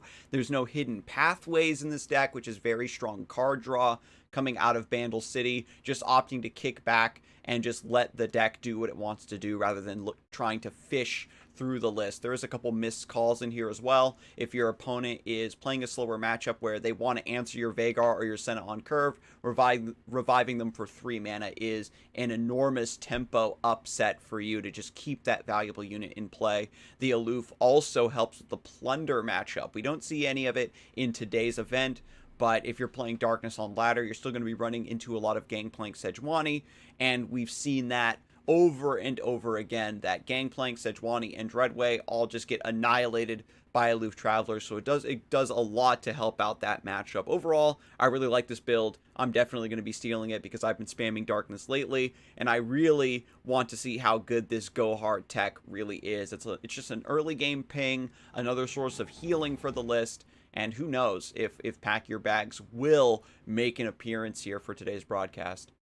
Would like to see some Pack Your Bags. I don't see that for so long. I remember when it was 1 mana. Everyone was going wild. Everyone was going wild with it. So maybe seeing a 1 mana Pack Your Bags today would be something to remind everyone of some different times that some people don't want to remind themselves. But it's still a possibility. There is a chance that we get to see those cards being played. Also, you were talking about the stress defense. That is definitely a big cut on this deck, I believe, because it's one of the ways you have to make your Veigar survive against some clears. So I wouldn't mind, for example, I would definitely play this list. I think it looks pretty neat. The only thing I would switch maybe, but for my playstyle, is that I definitely like the stress defenses, so I need them. To make sure that I don't. If you cut like maybe one of the missed calls and maybe you cut down to only 2 Aloof Traveler or something like that, then you could maybe squeeze in a couple stress defenses just to help out.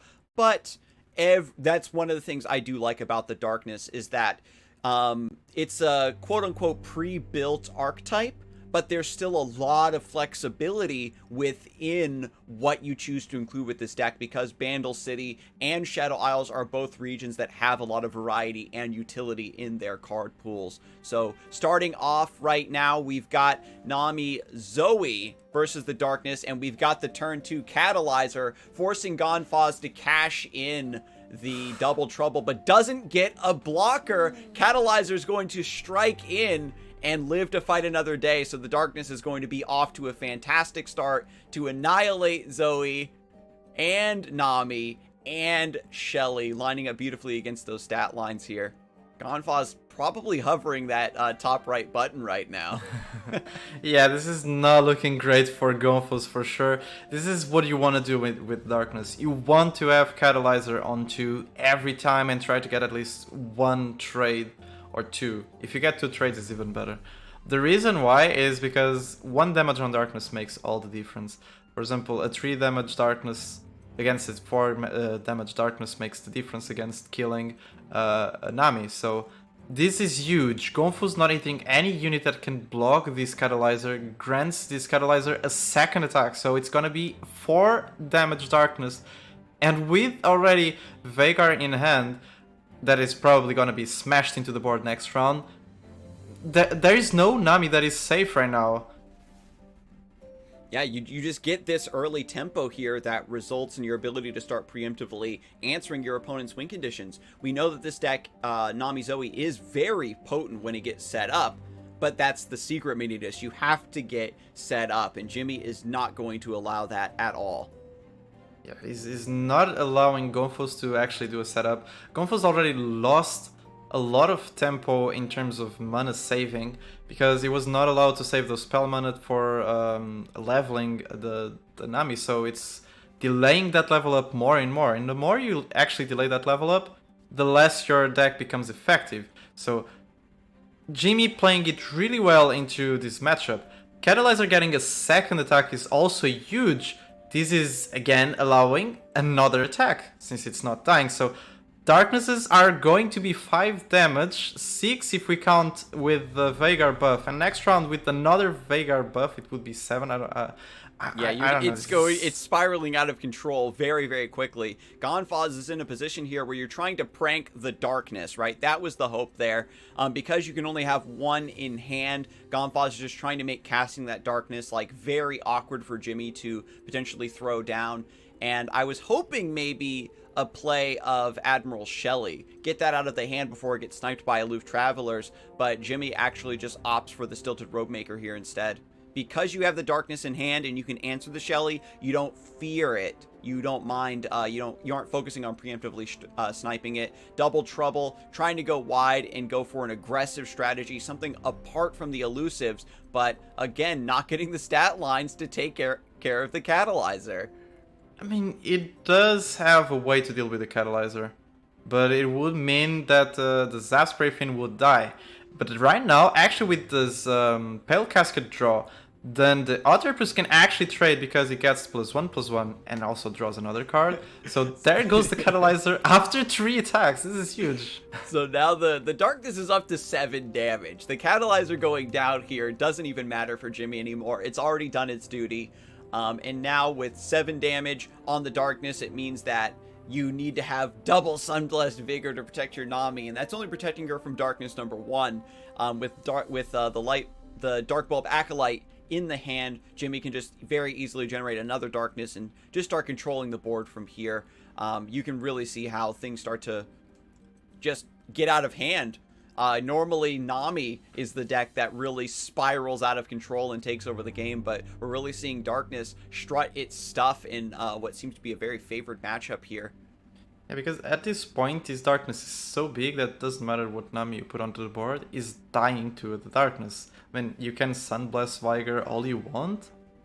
This is a huge Darkness, and especially with the stress defense being discovered, in fact manifested from the Contrologist, there is no way this Nami survives, no matter how many Sunblast Vigors Gomphos puts into it. So there is no way. I mean, it gets some buffs. Yeah, that's basically what you have to do here, right? Is Nami's gonna die, and you just need to have a lot of burst speed spells to just cast over and over and over again and try to buff your elusives as much as possible. And so we'll see how big this Zap Spray Fin can get off of this first Nami. I don't think it gets that big, because I think the way it has to survive, like with those 2 Sunblast Vigors and this Pale Casket, becomes 5 HP you put into your Nami. But I think that, I think the Darkness is at 8 damage, it's around that, 7 to 8 damage. So it could try to make it happen that way, also to guarantee the buffs, but instead is going to put the Pale Casket on the 4-3, so he doesn't want to try and make that Nami survive. He was trying to find another one, which he actually manages to find. So this is a huge play from Gomphos' side. This is actually, it was a way to try to come back to the game. And so Nami now is going to be in a situation where Gomphos needs to take even more time off in order to build up more burst speed spells. Yep. And now we see this Darkness is being played into the Zap Spray Fin. This is a correct play from Jimmy, because you don't play around the possibility of opponent having the second Nami in hand. If your opponent has it, it has. This Veigar is leveling up, which means every round is creating a free Darkness. Jimmy is thinking, I can deal with her if she's played next round, so no problem. So, and we see the Yibin Warned is making it so that the Veigar has vulnerable, but it doesn't die here. I was going to say, with this stress defense in hand, there was no way this Veigar was dying, because it also can always stress defense your opponent's units, or even yours if it's needed, to just make it survive. So right now we're seeing a dead fish on Gomphos' side. It's still alive, but we see you have from to block here. Yeah, you can't take all this damage because Veigar now has the Darkness pointing at your Nexus. Gomphos needs to have exactly line him up, knock him down to target the Veigar, remove it from the board to keep the Nexus from dying. But with the stress defense, you're also surviving that. So now we have the race to the bottom here, right? The Sparklefly doesn't have the time to get put into play and get set up and get the lifesteal against this open attack. So I really like that Jimmy just went for that because of the Crescendum and everything that was cast earlier. The Gifts from Beyond knows that there's a Crescendum in hand. And now it just goes for the Aloof Travelers. And what's the snipe? I think it's a Shelly. That's a big snipe. That's one of the best snipes you could have got there. The other best snipe would be killing the third Nami, but I mean, yeah, so we're happy with now, the Shelly. Yeah, ooh, okay. So I was gonna ask if Jimmy's gonna try to start sending the Darkness to the Nexus here, or is going to just take out the Nami. We do have another burst speed buff with the Sunblessed Vigor to hit this other Sparklefly, get a lot of lifesteal top off, but at 16 HP, Jimmy has several rounds now to just start targeting the Nexus eventually, especially with Ishtali Sentinel in hand. There is going to be a way to generate an additional copy of Darkness and maybe close out here. Yeah, there is definitely ways for Jimmy to finish the game in the next 3 rounds, I would say, especially with that Ishtali. I think Gomphos play is still smart because going for that Sunblast Fire guarantees another buff into the Sparkle Fly, especially knowing there's a Withering Mist from the prank that it did in hand. So the thing is, he doesn't know there's a second one, which is going to be played now to get that Drain and also to put both the Burblefish and the second Sparkle Fly into another Withering Mist range. So next round, Jimmy Lou can actually play one of the Darkness that he created into the 3/3 Sparkle Fly and the Withering Mist into the other 2 units, and there goes all the elusives. Jimmy just gets control of the board, can start sustaining back, can play an Ishtali next round, and suddenly everything is going okay. Yeah, we've got 10 damage being presented here, but now it's just a matter of Darkness into Darkness on the stack. Cast the Ishtali just for the sake of duplicating the Darkness onto the Nexus. This is very important. You get that duplication there. Oh, this is lethal. I didn't even realize. Yeah, the Darkness is at 10, so it's lethal. Right, yeah, I forgot about that interaction because Veigar leveled up gives you the ability to target the Nexus, and Ishtali duplicates the Darkness targeting the Nexus, so when you target the Nexus, it just doubles up on it. So that's an interaction we haven't really seen a lot. Typically, Veigar decks are a bit further behind on the board, and what ends up happening is that the Ishtali Sentinel, along with the Darkness, is used just purely to stabilize the board. So having that combo come through that late in the game was excellent, and that early catalyzer just did so much work. The double troubles were being cashed in super early in order to fish for a way to keep that from snowballing, and the low rolls of the 1-drops just hitting 0/1 attack units was just not enough to stop it. And because you're casting the double troubles early like that, you weren't floating mana for Nami, so then it sets your whole game plan back. And now going into Draven Scion, this is another matchup that can really go either way, right? Because you have the potential for Twin Blade Revenant a lot earlier in the game to keep the elusives under control, but it doesn't answer Nami too consistently. Yeah, there's a big problem with Draven Scion is that if it doesn't have good answers on the early game, it can just fall off into the elusives units from the Nami Zoe. I don't recall a situation where I actually hard lost with Nami Zoe versus Draven Scion in any game I've played this season, even though I didn't play that much.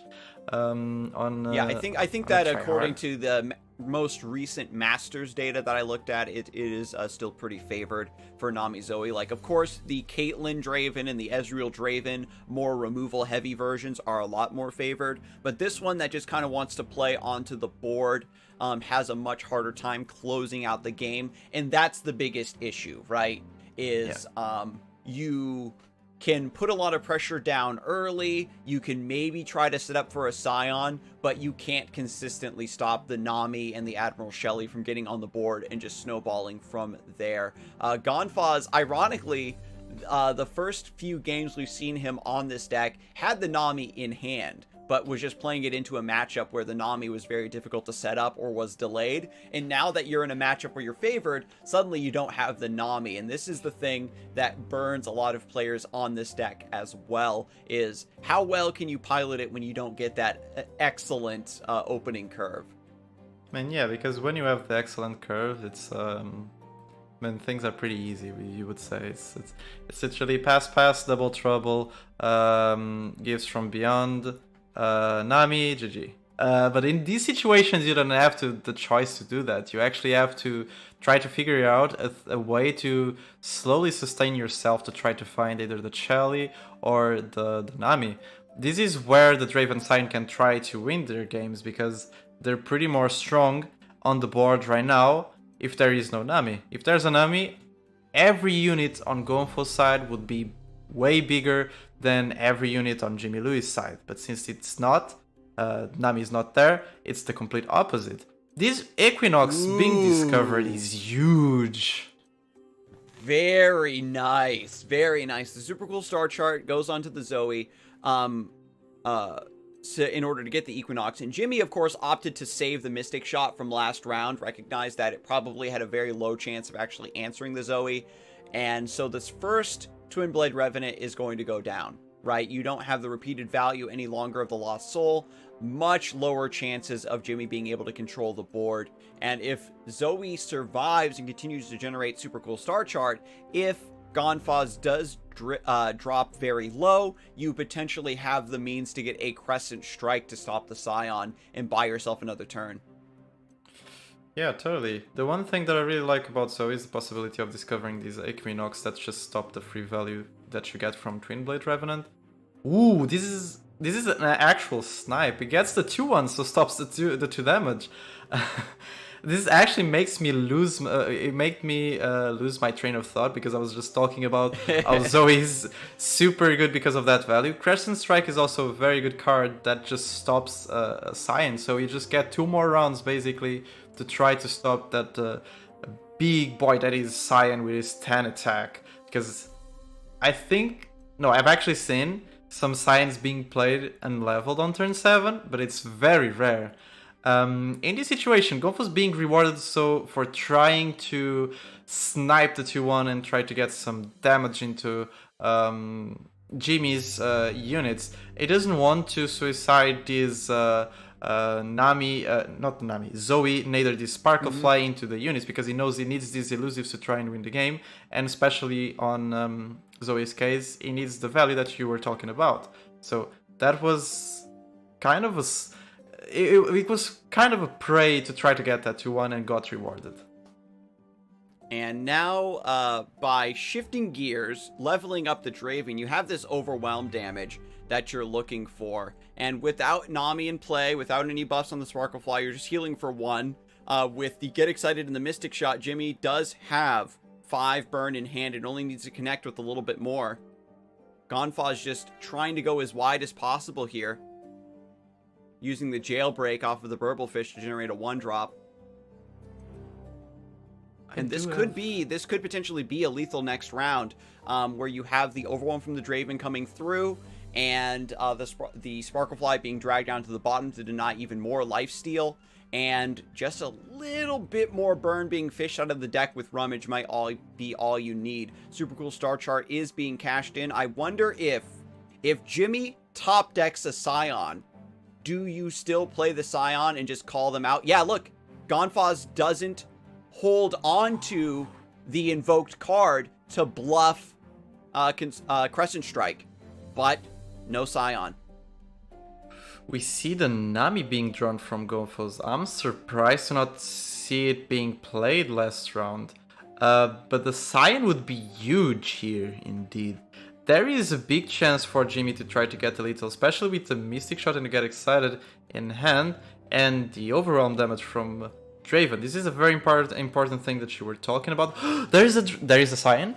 There's the Scion for maybe the round after next. I just realized that creeping and slightly cut off in the far left of the hand, there is a Sleepy Trouble bubble there for Gomphos. So that is a stun. Isn't too worried about the Scion. So that explains why the Messenger was cashed in. Just have another blocker here. Yeah, so it just actually goes to a swing with all these units. Doesn't care about the Scion. It's basically trying to get lethal now. So with this attack, puts Gomphos into 6 HP. So it's actually a one-off, unless he goes for the axe now into the Draven, which can be answered with the Spell Thief, just to try to get anything that he plays on the stack. So he cannot do it right now. Yeah, so goes for the Spinning Axe, and that is the final card needed to level up Zoe. Going to get 1 more point of lifesteal off of the Sparklefly, and now Jimmy has to take a big risk here. Has to try to force through the lethal this round. With Zoe leveled up, it means that a second Sparklefly hitting the board would be AoE lifesteal and elusive, and you won't be able to stop that. So here it is, all in, lethal on the stack. Gomphos does not have does not have Guiding Touch in hand, but does have Spell Thief to pull the Get Excited and kill this Draven. You can also play the Sunblast Viger into the... yeah, like, it's exactly what he's going to. I think it would be safer to go for the Get Excited 2 here and try to get a kill on that Draven, but this Sunblast Viger makes all the work. 2 HP is all you need, and now with the heal from the Sparklefly, in the end goes back to 4 HP, so unless there's any Decimate in Jimmy Louis' deck, I don't see a way for him to coming back, especially because Gomphos is going to open attack for sure now to just deny any possible Decimate lethal. I'm actually trying to check the list. There is no Decimate, so it's either Get Excited and Mystic Shot again, or it's over for Jimmy Louis, and we're going for game 3 for sure. Yep, and don't forget, Nami's still going to be buffing all the other elusive units in play at burst speed. And again, because there is no non-elusive attackers, there's no chance for like Whirling Death to bail out here. Really, really unfortunate. Just barely able to stabilize there for Gomphos right when the lethal was just presenting itself, because you didn't have the Scion on 7, right? There was the development. It still would have gotten stunned, unfortunately, but you can really see, and you even said it earlier, Manittas, that, you know, Nami Zoe doesn't hard lose to Draven Scion. Draven Scion has really clean matchups against most everything else in the metagame right now, but Nami Zoe is like the one deck that still does give it trouble. That Equinox early in the game as well was very important to keep the Twinblade Revenant from just snowballing and keeping the board clear, I think.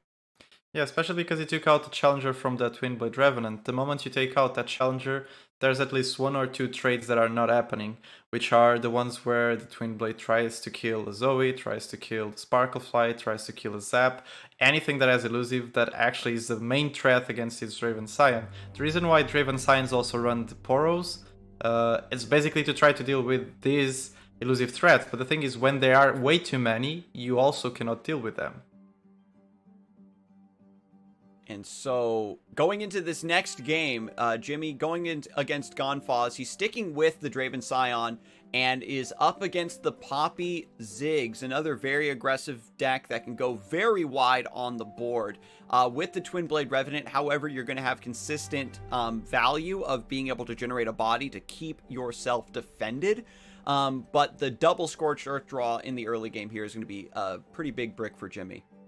It is a huge brick, but it's not that bad, because remember, every time you're playing any Noxus PNZ deck, anything that is bad in hand is discard fodder. So you can use it to discard with a Grave Physician to try and find some more other units. You can also discard it with the Axis to try and just get some extra damage if you're attacking with the Draven. In this case, Jimmy opts to go for a Twinblade Revenant, and I assume is gonna try... And no, it's actually not gonna use the axe because it's not worth it in this situation. Both the units on Gomphos' side are 2 1-drops, 2 1s. You can definitely pull, I believe, the Legion and try to kill it. But actually, Jimmy going smarter and waiting, knows there's 3 mana, there's a chance there is a Bandle City Mayor being played. And being rewarded for waiting into that very long play and just pushing that, pulling the Bandle City Mayor into the Twinblade Revenant and getting basically a good trade. And so, with this play coming to fruition, Gomphos is actually going to just sacrifice the Mayor, kill the Draven, knows the Twinblade Revenant, there's no point in clearing that. The big issue, though, is that you just missed out on a lot of damage to the Nexus, right, just to answer the Draven. Better just go for it there, I guess, before your opponent has Mystic Shot or Get Excited you need to worry about. Just keep the board from snowballing. Cutting off Draven also cuts off the threat of the Axes, and Gomphos suddenly jumping out ahead with a very wide development this round. We've got 4 guaranteed damage against the Nexus for Jimmy, and there is no healing in Draven Scion. Yeah, there is totally no healing with Noxus and PNZ. That's why it's really good to play any type of burn against these 2 decks. Not these 2 decks, these 2 region combined, because you always know any damage you deal in their face is going through and it's not going to be healed. The one thing that I find very smart is the way that Gomphos played last round. So he knew that basically he needs to proc this Tenor of Terror to play it right now. And was also rewarded with a second Legion Saboteur being drawn. So for the Tenor of Terror to be played, you need to kill a unit with a spell or to play a created card. So using that Noxian Fervor to take out the Draven, you take out one blocker and you're proccing this Tenor of Terror that you can play now. Yeah, that is really smart and still pushing through some damage. Gomphos is very low on resources here, but this is the point in the game where a lot of these aggro decks stop caring about the board and just want to start drawing burn anyway. Like, we've got Decimate, Conchologist could generate something very easily.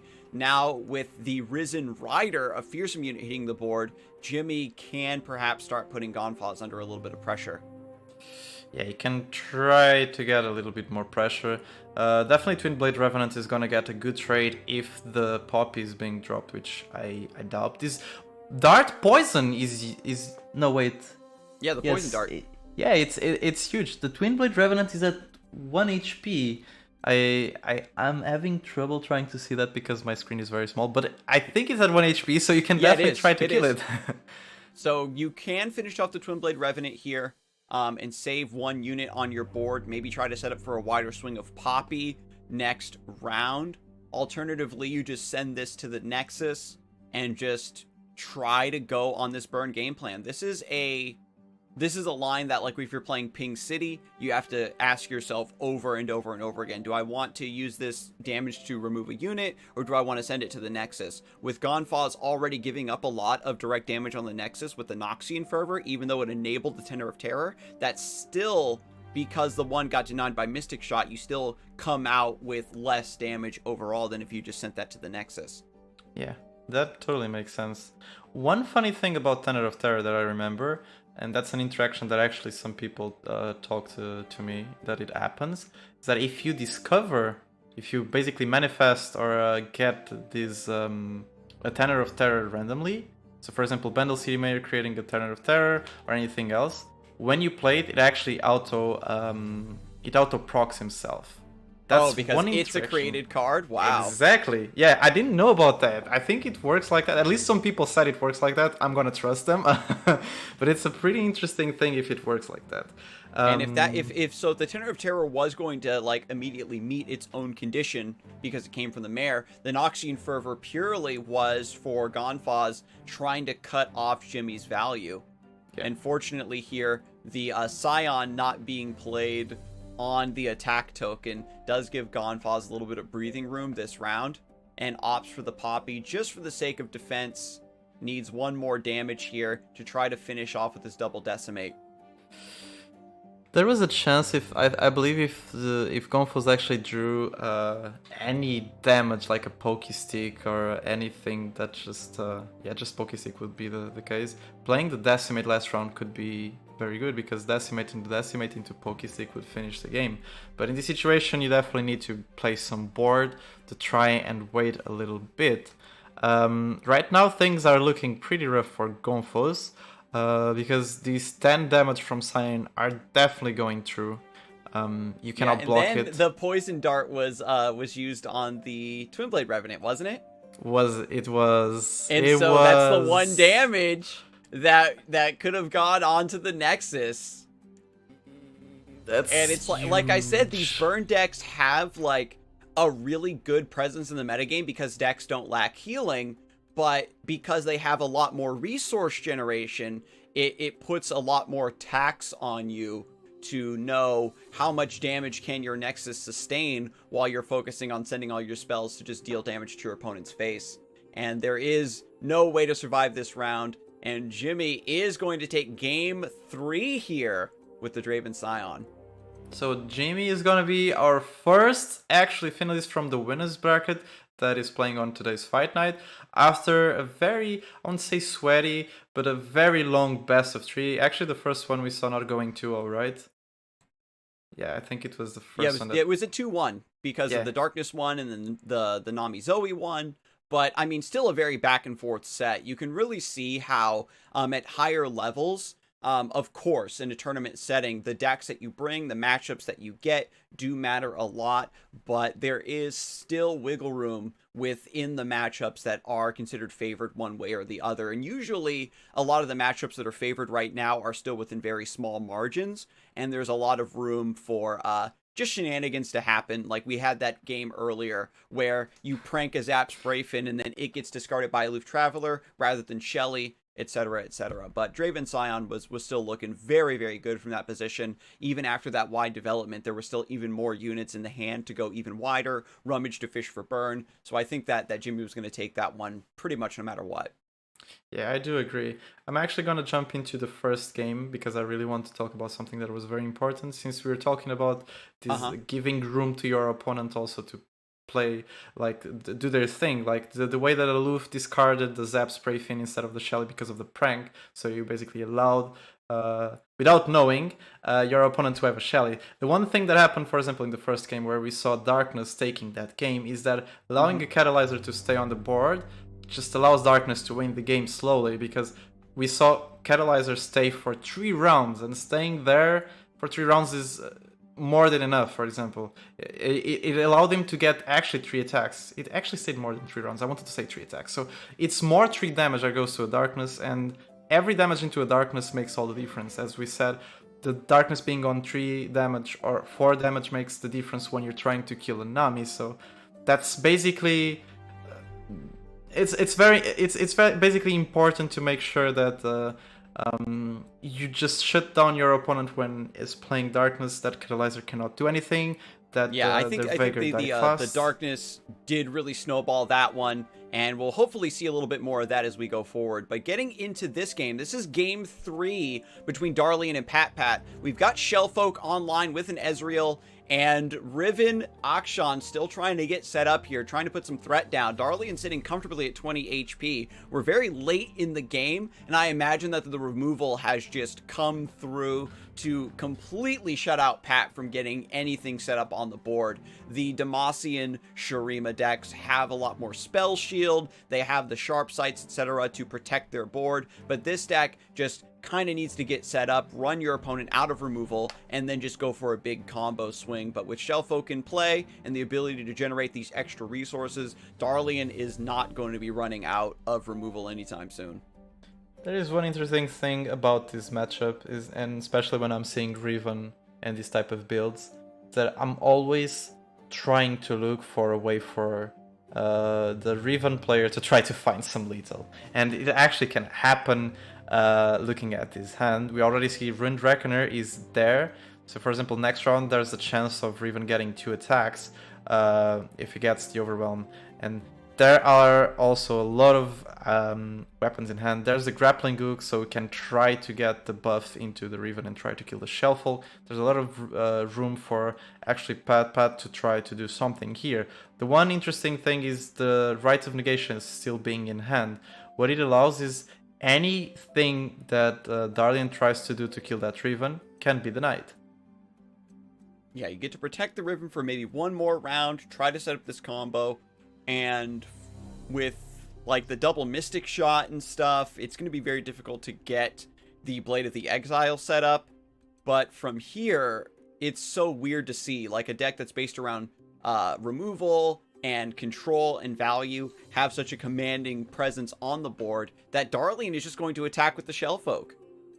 He's just actually going with it. He knows that if Pat actually does something with his hand to try to kill that Shellfolk, there's another one in hand, and there goes every value that Pat might have to just one Shellfolk, and that would be game, I would say, because if the Riven action doesn't have anything to be played, then there is nothing else you can do. Yeah, and there's not enough mana for another shard plus the grappling hook, but just going to put the Blade of the Exile on the Riven, and Darlian is going to allow this. Says, okay, well, I have all these Mystic Shots to maybe answer the Riven, but I can just send all of this burn to the face if I really wanted to. Ezreal is going to level up here pretty soon.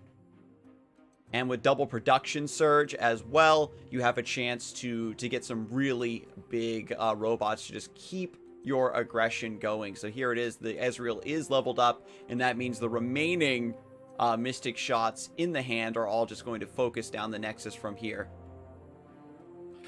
Ooh, playing a free production surge just to getting the 1 extra damage into the face. Plays both of them, so this is basically free 2 damage. I mean, you don't care about the turrets you create, you just care about that damage. Yeah, because it works like Thermogenic Beam, where it scales with your remaining mana. You're able to just recast those. And here we go. Riven is boosting herself up, trying to go for some Overwhelm attack here. This is so sad for Pat for one reason. He can try to Rite of Negation this Mystic shot, but he cannot cancel all the other 2 that are actually coming through after he does this Rite of Negation. So second Mystic shot is going to be played, it's going to kill this Riven, and there is pretty much nothing Pat can do anymore. So he just actually accepts defeat, surrenders, and Darlian takes the 3rd game and takes the best of 3, winning 2-1. Yeah, the Shellfolk deck has been popping off. It's one of those decks that, you know, it's so... if it gets a good matchup, it just takes off like a rocket. And if it's like against an aggressive matchup, the draws really need to be on point for it to hang in there. And we've got a really nice mixture of both in today's event. So we'll see if those good matchups will keep coming. But we're going to take a look now at the bracket and see how the rest of the matches played out. We just saw Darlian take down Pat in game 3, so Dalton will actually be his next opponent. Meanwhile, of course, we did already see Jimmy lock in that spot in the grand finals, and so Gomphos is going to be waiting there patiently for his opponent to be decided. With Gable being knocked out, that is an aggro player, one less aggro player in the bracket to challenge the Shellfolk. So things are looking a little bit better for Darlian here. Yeah, things are looking definitely better because that the Gable's aggressive decks would be one way to try to shut down that lineup. But seeing him out, that means that there's probably a chance for Darlian to try to take his route and the way out to try to get the finals. So things are looking pretty good. Even though we saw, I think it was the 2nd round, we saw the Ezreal Vi Shellfolk not having the best results. It's, as we say, it's card game, sometimes it happens, but in the end, Shellfolk can just skyrocket with their value, as you said. And we see, for example, on this game, the amount of Mystic shots in hand, it was just impossible for Pat to answer everything. So there are good chances for that deck for Darlian's side. And again, I'm really rooting for the deck just because it is such a silly thing to see once it does get set up. But there are some more decks and some strong players still left in the tournament, and we'll see how they perform when we get back from this break.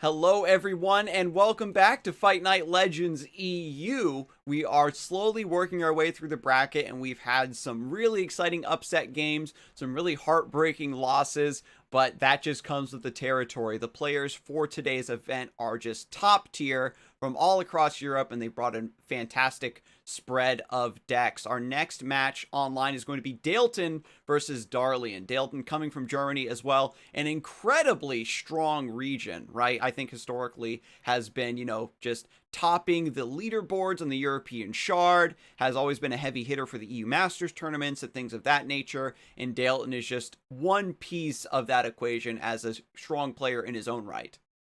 Yeah, he's definitely a known player from not only the German but the international community with some good top results on his back.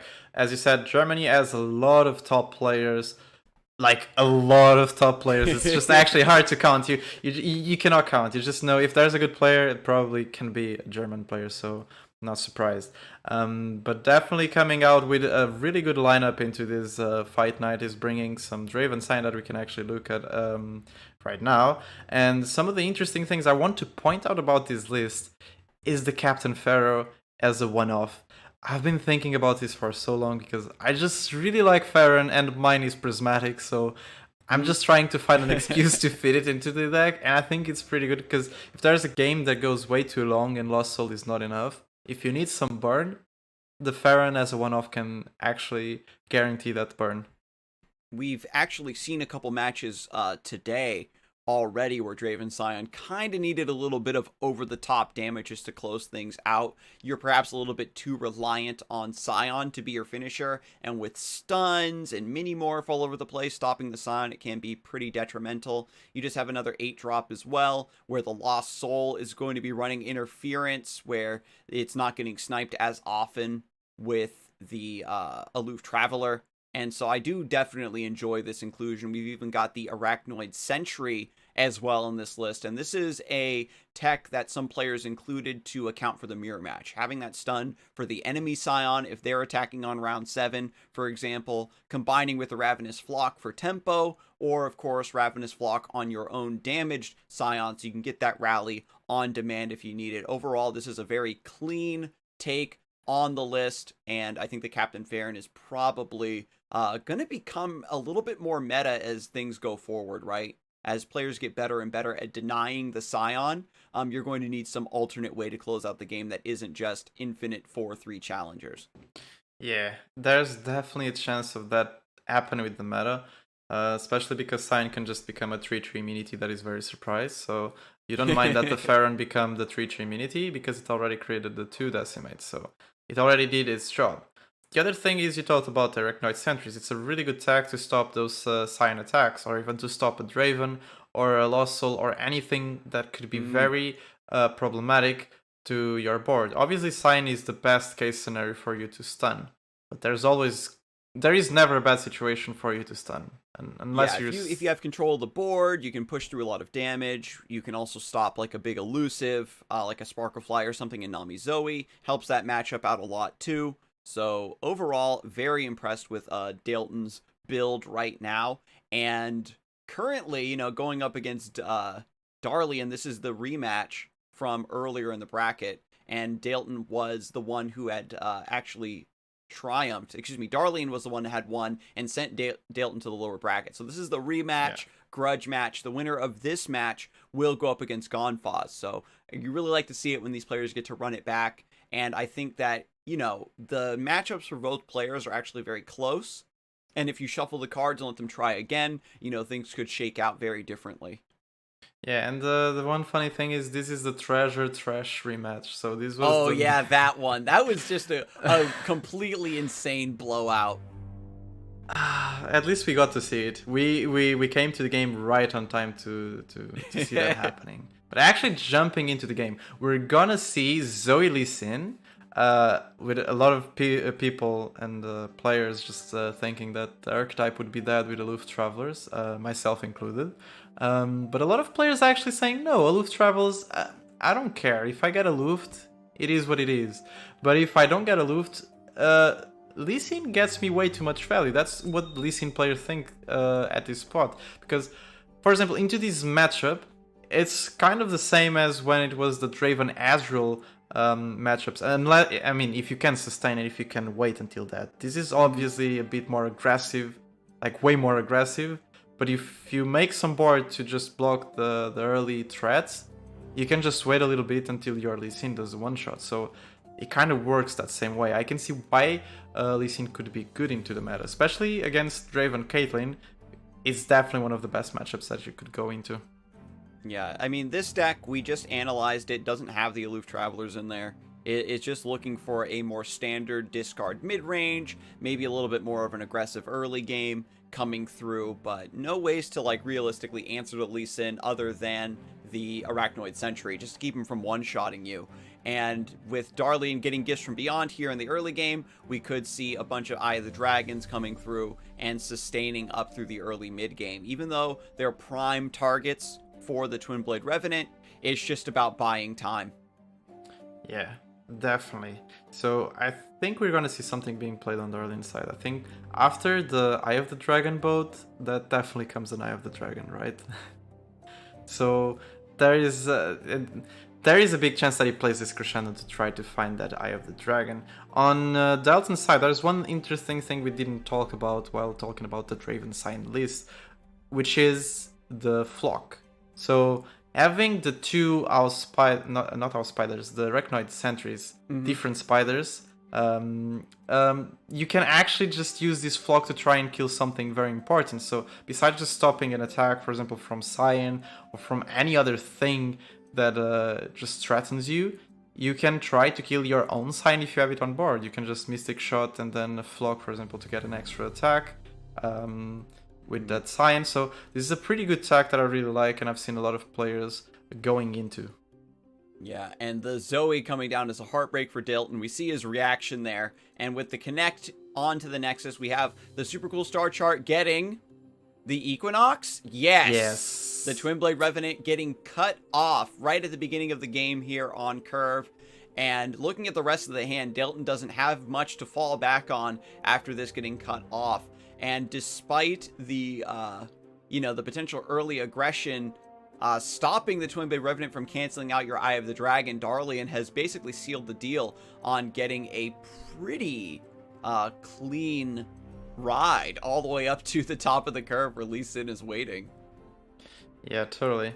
The most important thing is that, for example, now Darlian can infinitely try to create his Dragonlings. So there he goes, gets the free HP lifesteal, stops one of the attacks, and just by playing, for example, another second spell, which he actually doesn't need because he already played the super cool star shard into the Equinox, next round gets a Dragonling. Then he can just keep on generating these every round, just getting the lifesteal and waiting patiently until this Lee Sin just does a thing and just actually one shots everyone's Nexus, because that's what he does. And with the overwhelm now on the Sump Dredger, there is still a little bit of damage being pushed through, maybe trying to cancel out the Dragonling. We have the Rider as well with Fearsome that's potentially going to be generated. It's going to force a little bit more out of Darlian to respond to that threat. There is still a line, right, where Dalton is able to maybe push through enough damage where Captain Farron could potentially close it out, because Darlian is all about defense. Yes. And is only dealing a little bit of damage here and there to the Nexus. And what that means is that Lee Sin needs to wait and gather even more pieces before it becomes a true OTK, right? So even though Lee Sin can be set up safely, you still need the rest of the pieces of that package. Yeah, you definitely need the rest of the pieces.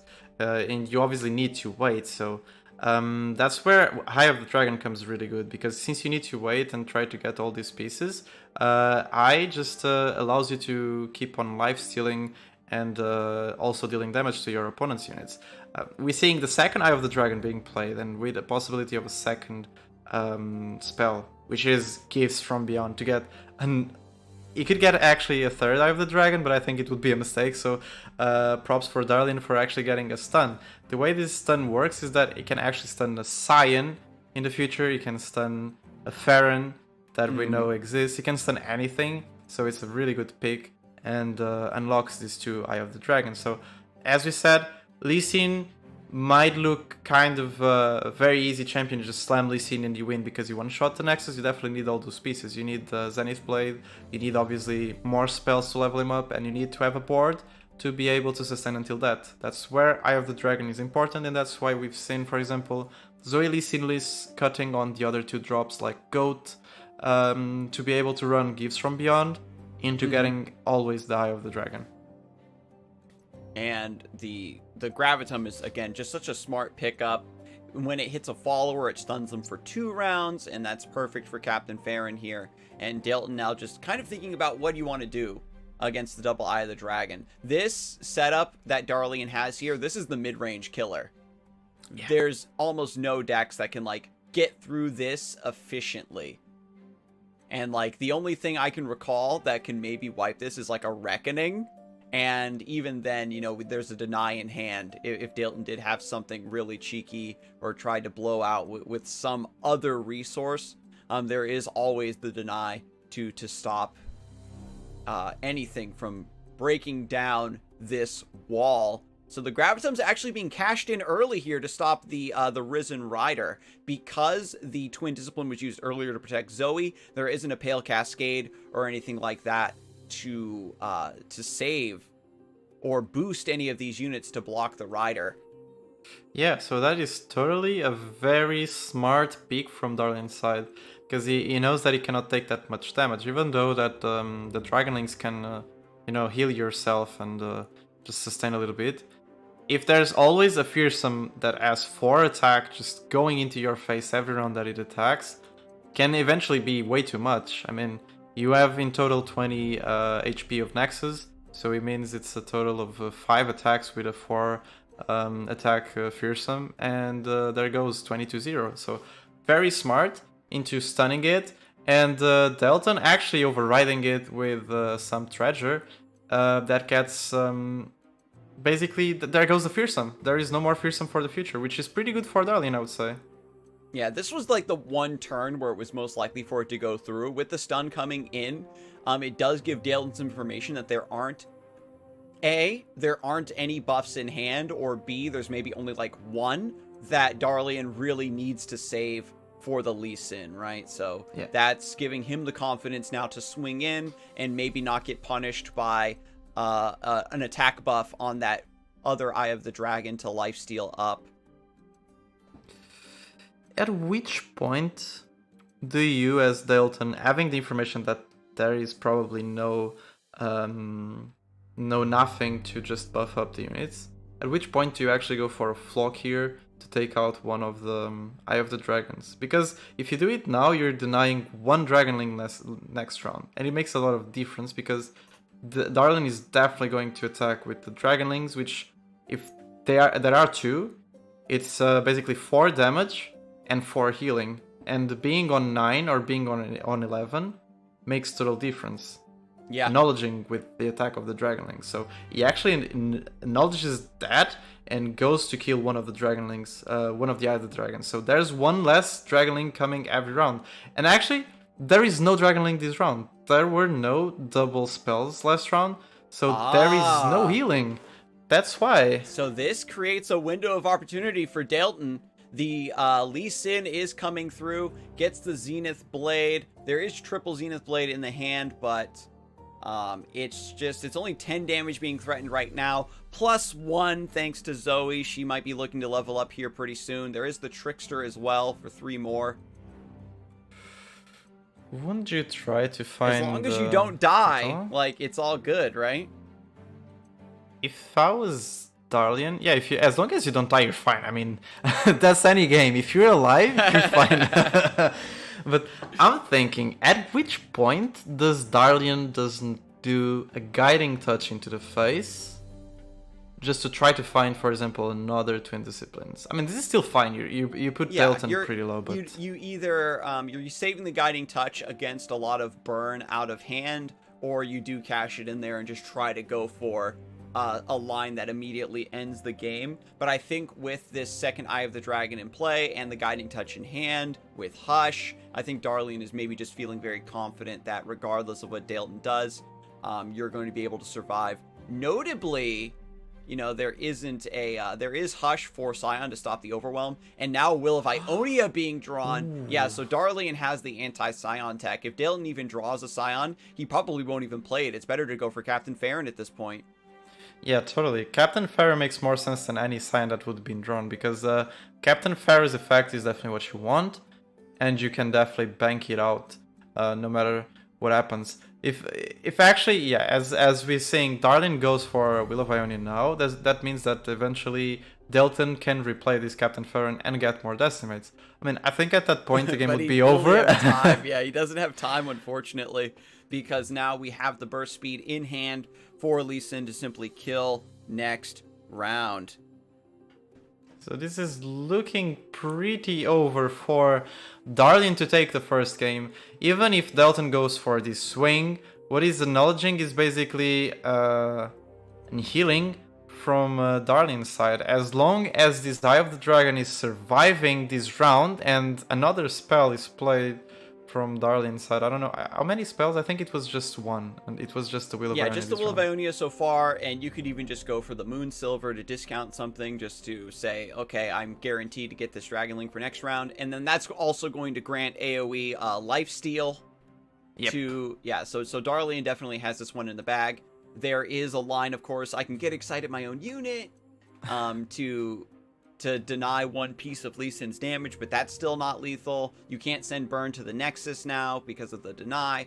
Darlian's got every possibility covered here, and this is kind of what Lee Sin does. The Targon Ionia package has answers for pretty much everything, and so when the meta is good for Lee Sin to show up, it's incredibly dominant because of just the mixture of cards it has access to. Yeah, at this point, it's definitely looking at Darlian's side. The way that Ionia and Targon work together, as you said, they basically can do a lot of things. So, for example, now these Twin Disciplines is just getting an extra healing, so Darlian is actually healing from this attack, and it should be the complete opposite. Going back to 8 HP, there is pretty much nothing that Dalton can do here. So, yeah, there it goes. And there it is. Just goes for the Hush at burst speed to get the Challenger, and this is just going to put the attack on the stack.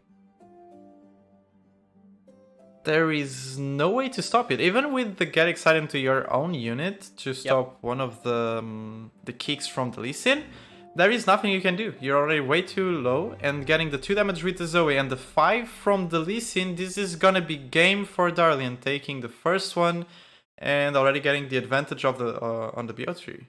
Yeah, I think that, Darlian was basically looking to counter Scion, knew that it's one of the best decks in the game right now.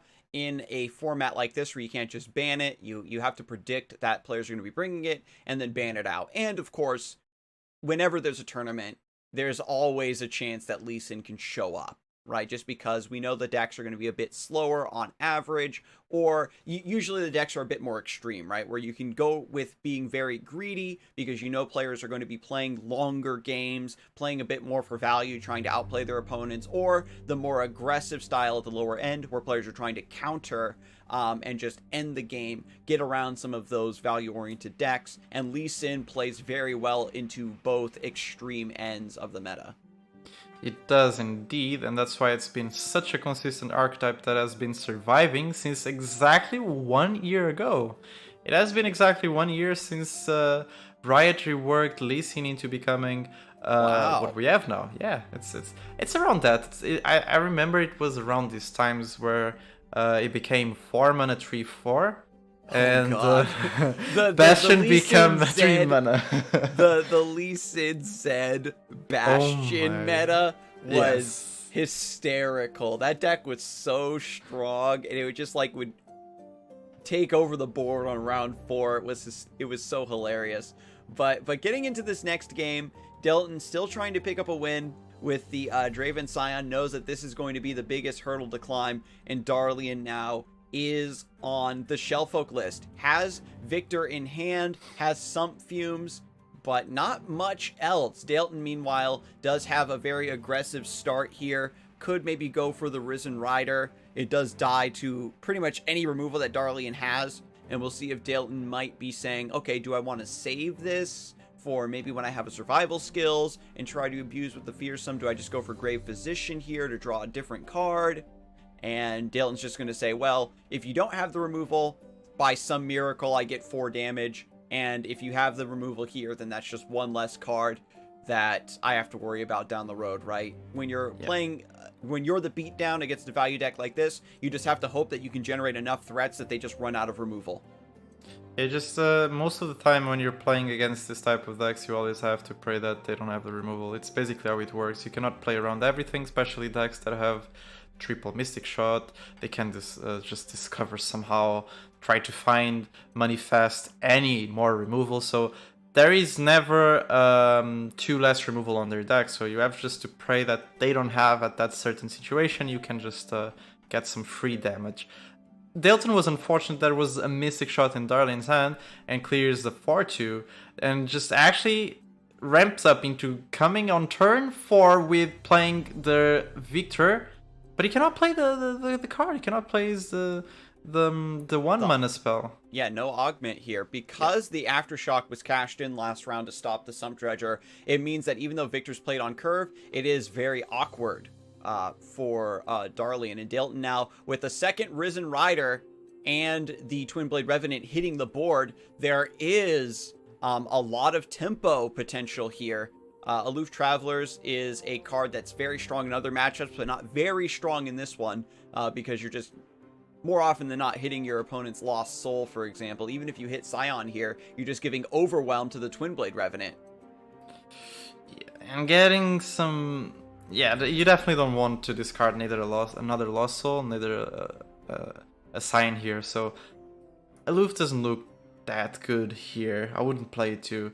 Probably going to the Augment and just getting a keyword onto your Victor. Maybe you can get some toughness, and that allows you to not die. You will get +1 attack, and it means that you will trade 1 for 1 into the Twin Blade Revenant now, and then the Sump Fumes can kill the Risen Rider. And you're still surviving for a round. There is one interesting thing, and that's why I think Darlian really likes the cut on 2/2/2 with all the champions. Because if you think about it, having triple Sumpfume on your deck and having a Victor makes it so as long as you have a Victor on the board, the Sumpfumes deal 3 damage. And that's a pretty smart tech choice. Going for the out that you said, getting a free keyword, doesn't matter which one, you just want to get the free trade into the Twin Blade Revenant, kills the 4-2 that has Fearsome, which is a very problematic card into these Bandle City decks that have a lot of units that are on 2 attack, so it's a big threat for this matchup, or at least against Bandle City. So actually clears 2 units and still has a Victor in hand, so everything is looking okay-ish for Darlian. He was able to deal with 2 threats with just basically in 1 round. And now going into the next handful of rounds, Dalton does have the Scion ready to go, right? Attacking on round 7. The Aloof Travelers will be potentially hitting a Lost Soul, but no, Dalton actually did cash it in already, so doesn't want to keep the Lost Soul up in order to run interference for the Scion. So the Aloof Travelers finds the means to get a snipe here, gets rid of the Scion, gets rid of Dalton's power play for the next round. That's really unfortunate too, because there's no mini-morph right now for Darlian. Yeah. And not having any mini-morph on Darlian's side would mean that Dalton getting the Scion to attack would be kind of GG. But since he got a loop... Oh, there it is! Oh, He's no, coming right back up off the top. You snipe the Scion and he comes back to life. I'm pretty sure that's lore accurate. Is this what you call war? Let's go. Scion's in play now. No mini-morph. We could go for the time trick.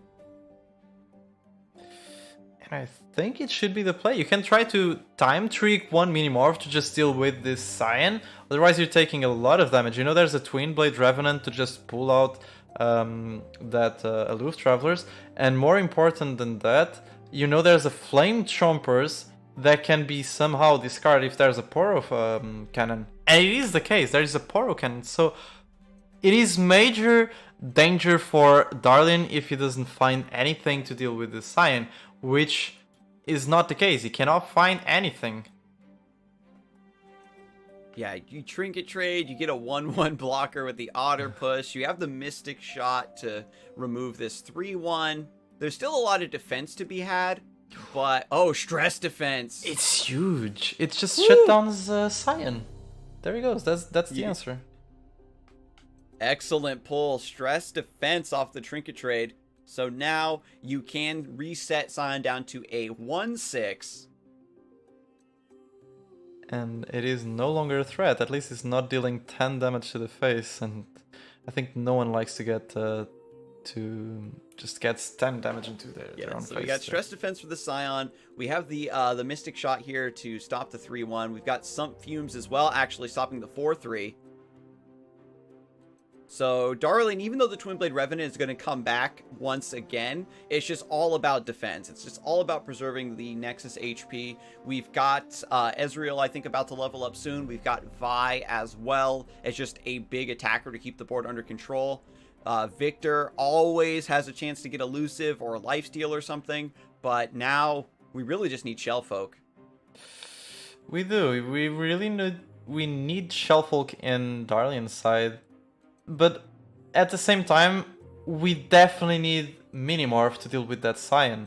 If there is no Minimorph... Telescope into Telescope! He's filling up the board! This is actually a very interesting play. Yeah, that's... So, that is my favorite voice line from this new set. I was also going to say, this is interesting because I always thought, for example, in Legends of Runeterra that cards couldn't, like... discover themselves, so basically they cannot create themselves in these type of situations, but Looping Telescope and Traveler from the Celestials are the only ones I believe that can actually telescope into Telescope again. Please. Yo, he's popping off here. Triple scope. 720 no scope. Let's go, Darlian. He's filled up the board. He's defending. This is really good, right? You can keep a wide board, maybe buy yourself another turn, but this Scion does still need to be answered. The next top deck is going to be, I think, make or break, right? You still need the Minimorph for this Scion because there's a chance that... And the other thing, too, is you can't block the Scion either. You can't chump it because if you damage it, Dalton can just flock his own Scion and then rally and then hit you again. So, is it going to just be Ezreal and Mystic Shot? Maybe try to get some burn across the Nexus? Ooh, actually goes for Telescope. I think he's trying to find answers for that Scion because you definitely cannot block it. You definitely are taking that 10 damage, and that yeah, means because you get access to Celestials, so there is a chance that maybe you can get a a Crescent Strike. But I mean, Dalton is just going to open attack next round. Looking at the board here. This is the moment where Equinox would be nice if it also targeted champions and if you actually if you manifested it. That's the one point. But this is actually looking good. Darlian actually pulling the Twin Blade Revenant so he can Mystic Shot it. Which is basically less for attack coming on into the next swing. I was also thinking about the possibility of killing the Elusive because as you said, you cannot damage Scion.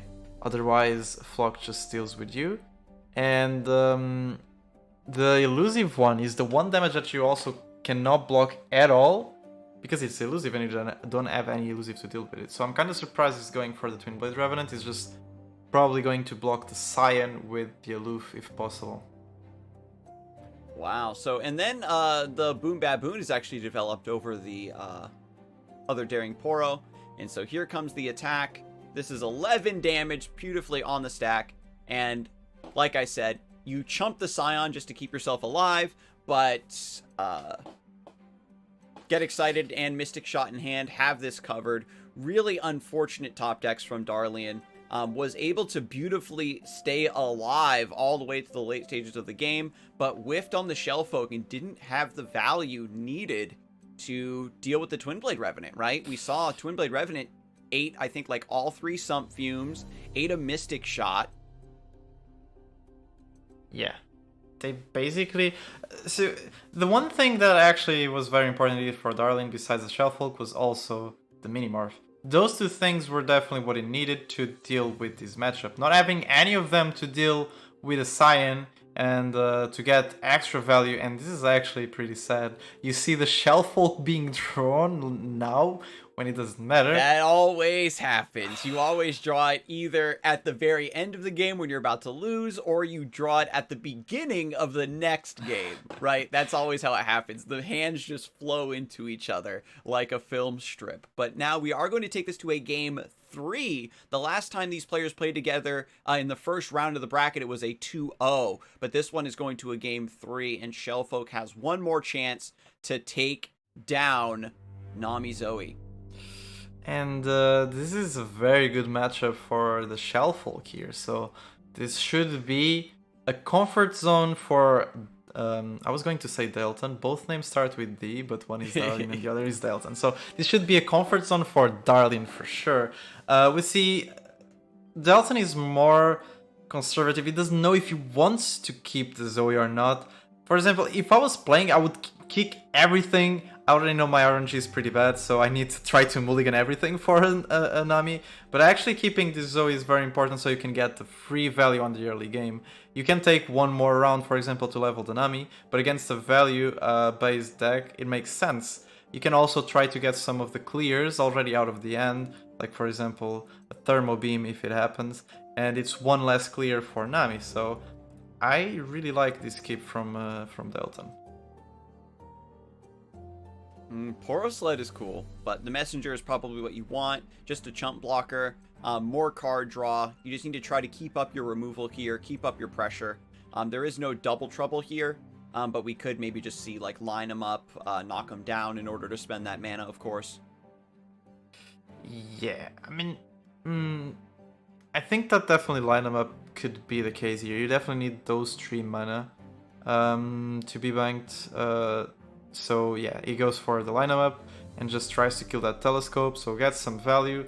And now the one thing that Dalton needs is to get another spell so he can play and then play the Nami and she levels. But you see, on the other hand, Darlian is pretty smart into seeing that this is the round that everything happens. So he's been saving that Thermo Beam at 6 mana right now. So it's basically acknowledging the Nami level and the Sunblast Vigor. And he knows it. He passes. He knows about it. Yeah, this was something that actually happened during Worlds, where Alan had miscalculated and didn't keep mana open for a thermogenic beam to answer the Nami, and it ended up snowballing the game. So for Darlian to have the thermogenic beam set at 6 to cover Nami and the Sunblast Vigor is just such an important line here in the early game, and Dalton already sees that was the setup. He needed to go for the Nami, right? Because the longer you wait, the easier it becomes for Darlian to just have that mana open for the thermogenic beam to connect. And if you take too long, then you just aren't working on your game plan at all, and then Shellfolk seals the deal on the game. Yeah, so very, very well played from Darlian. It's not allowing any Nami shenanigans to be played. No value for Dalton on that side. But it's not that it's going to matter that much because there aren't that many spells on Dalton's hand. So it's kind of bleak besides the Sunblast Vigor to be played into a unit. Everything else is the Burblefish and another Zoe. And now also drawing the Spell Thief. Can try to steal a Thermo Beam, for example, but it's definitely not optimal for him. Yeah, that'll maybe happen late in the game. Try to get Thermogenic Beam to kill Shellfolk. Yeah, that's where you want that Thermo Beam. But this is not as bad at the same time, because while Zoe is still on the board, that means more value can be generated for Dalton. That is why I really prefer the Nami Zoe's versions over anything else. You can try to go for Aphelios, you can try to go for Fizz, and I've seen a lot of those versions.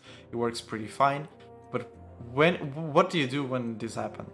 When you don't have anything else, what is going to create your value? Fizz cannot create any value, so this is why I like Zoe.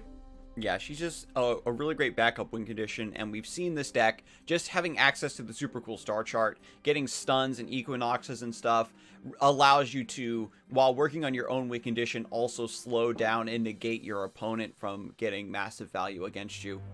Dalton wants to play the Burblefish, but says no, I can't protect it. The triple Zoe draw, really, really unfortunate. It's nice to have this repeated value, but right now it's just a stun, right? And you're looking for your second Nami or your Admiral or your Fleet Admiral Shelly. Darlian now, because you answer the first Nami, you just completely put Dalton's game plan in shambles. You've bought 3, 4, 5 rounds to just keep drawing cards, and now you've got Minimorph for the next threat. Yeah, so basically if there's another Nami, it just gets insta-minimorphed and there he goes. If the Zoe spirals out of control and somehow Darlian cannot deal with it, it can just and the low roll. Minimorph. Yeah, Dalton is like, okay, this game is cursed now. We've seen, I think that Bloodbait off of Burblefish is like a 90% hit rate right now on Fight Night EU today. We saw like You've Been Warned and I think a Double Trouble once, but every other hit I think has been Bloodbait. I do agree. Like, I think it's at least the second or the third time I'm seeing this Bloodbait in hand today. So this is very high play rate of this card. So basically, don't play Burblefish on Fight Night if you don't want to get Bloodbait. That's why.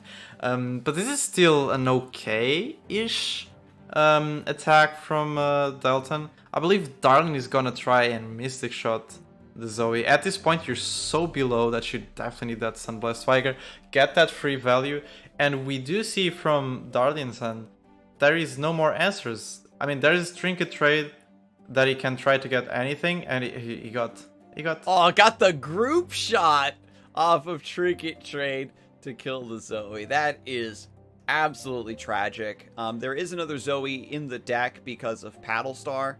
The Sleepy Trouble Bubble, rather. And so now there's just no more value on the board. You said, like, when you're this far behind, you need the super cool star charts to kind of bail you out, right? At the very least, you can get the messenger and keep drawing cards, keep searching for those big cards. And Darlian right now has the Aloof Travelers as well and might not even play it.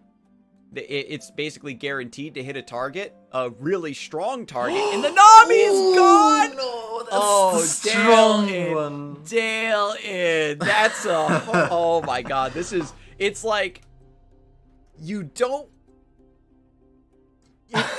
When somebody's playing a really strong deck, their opponent always has a little bit of underdog flavor and you're secretly rooting for them, but you never want a player to suffer this much in a game. Like, it's one thing to have a bad matchup, but it's one thing to literally not be able to do anything in the game, and just to have the game insult you repeatedly by giving you Bloodbait, giving Darlian the group shot, Aloof sniping your second Nami. From a fella Nami Zoe player that I am, I gotta say, this is my worst nightmare if I ever have seen one. Like, and this is also an insane hit because everything in Dalton's hand was one cost, so whatever he drew would get discarded. And even we see there's a Shelly, so it was either the Nami or the Shelly getting discarded at this point. It's just... and then Prank, because your hand is so small, Darlian now has eyes on pretty much everything Dalton has, knows, right, that that unrevealed card is 1 mana, or rather less than 3 mana. So here comes Shelly to get mini-morphed. Dalton is forced into this line of play. Ooh, actually not playing the mini-morph now, so it's trying to discover a spell from his deck. And he actually gets another Sunpork Fumes that he can just deny this Shelly to be in play, just kills it. So very smart. Yeah, and even if Dalton cashes in his whole hand to proc the Shelly once, you're only buffing your Sparkle Fly. This is so tragic, where like you don't need to mini morph the Shelly because it can't get any value. And to be fair, like the Shellfolk deck, this deck was basically invented the same way Ping City came to be because of Bandle Tree. This deck essentially came to be because of Nami Zoe, right? Where you run a deck with tons of removal, and this is just the way you stop elusives. You just keep their board under control, you're sniping all of their expensive cards, and then you just have this over-the-top value in the late game that just shuts your opponent permanently out of the game. Yeah, and at this point, there's nothing Dalton can do. I want to see this Bloodbait being played. Like, I really want this to be to actually be played just for the memes, because this is actually pretty unfortunate, I gotta say. From the Nami Zoe perspective, like actually low rolling, discarding Nami, getting Bloodbait, and then your opponent discovering anything else to kill your Zoe. It's kind of unlikely everything together, but every single one of the choices is not that unlikely. I mean, yeah, I've seen each individual thing I think happen before, but have this all happen all at once, back to back to back to back, is just like mentally devastating.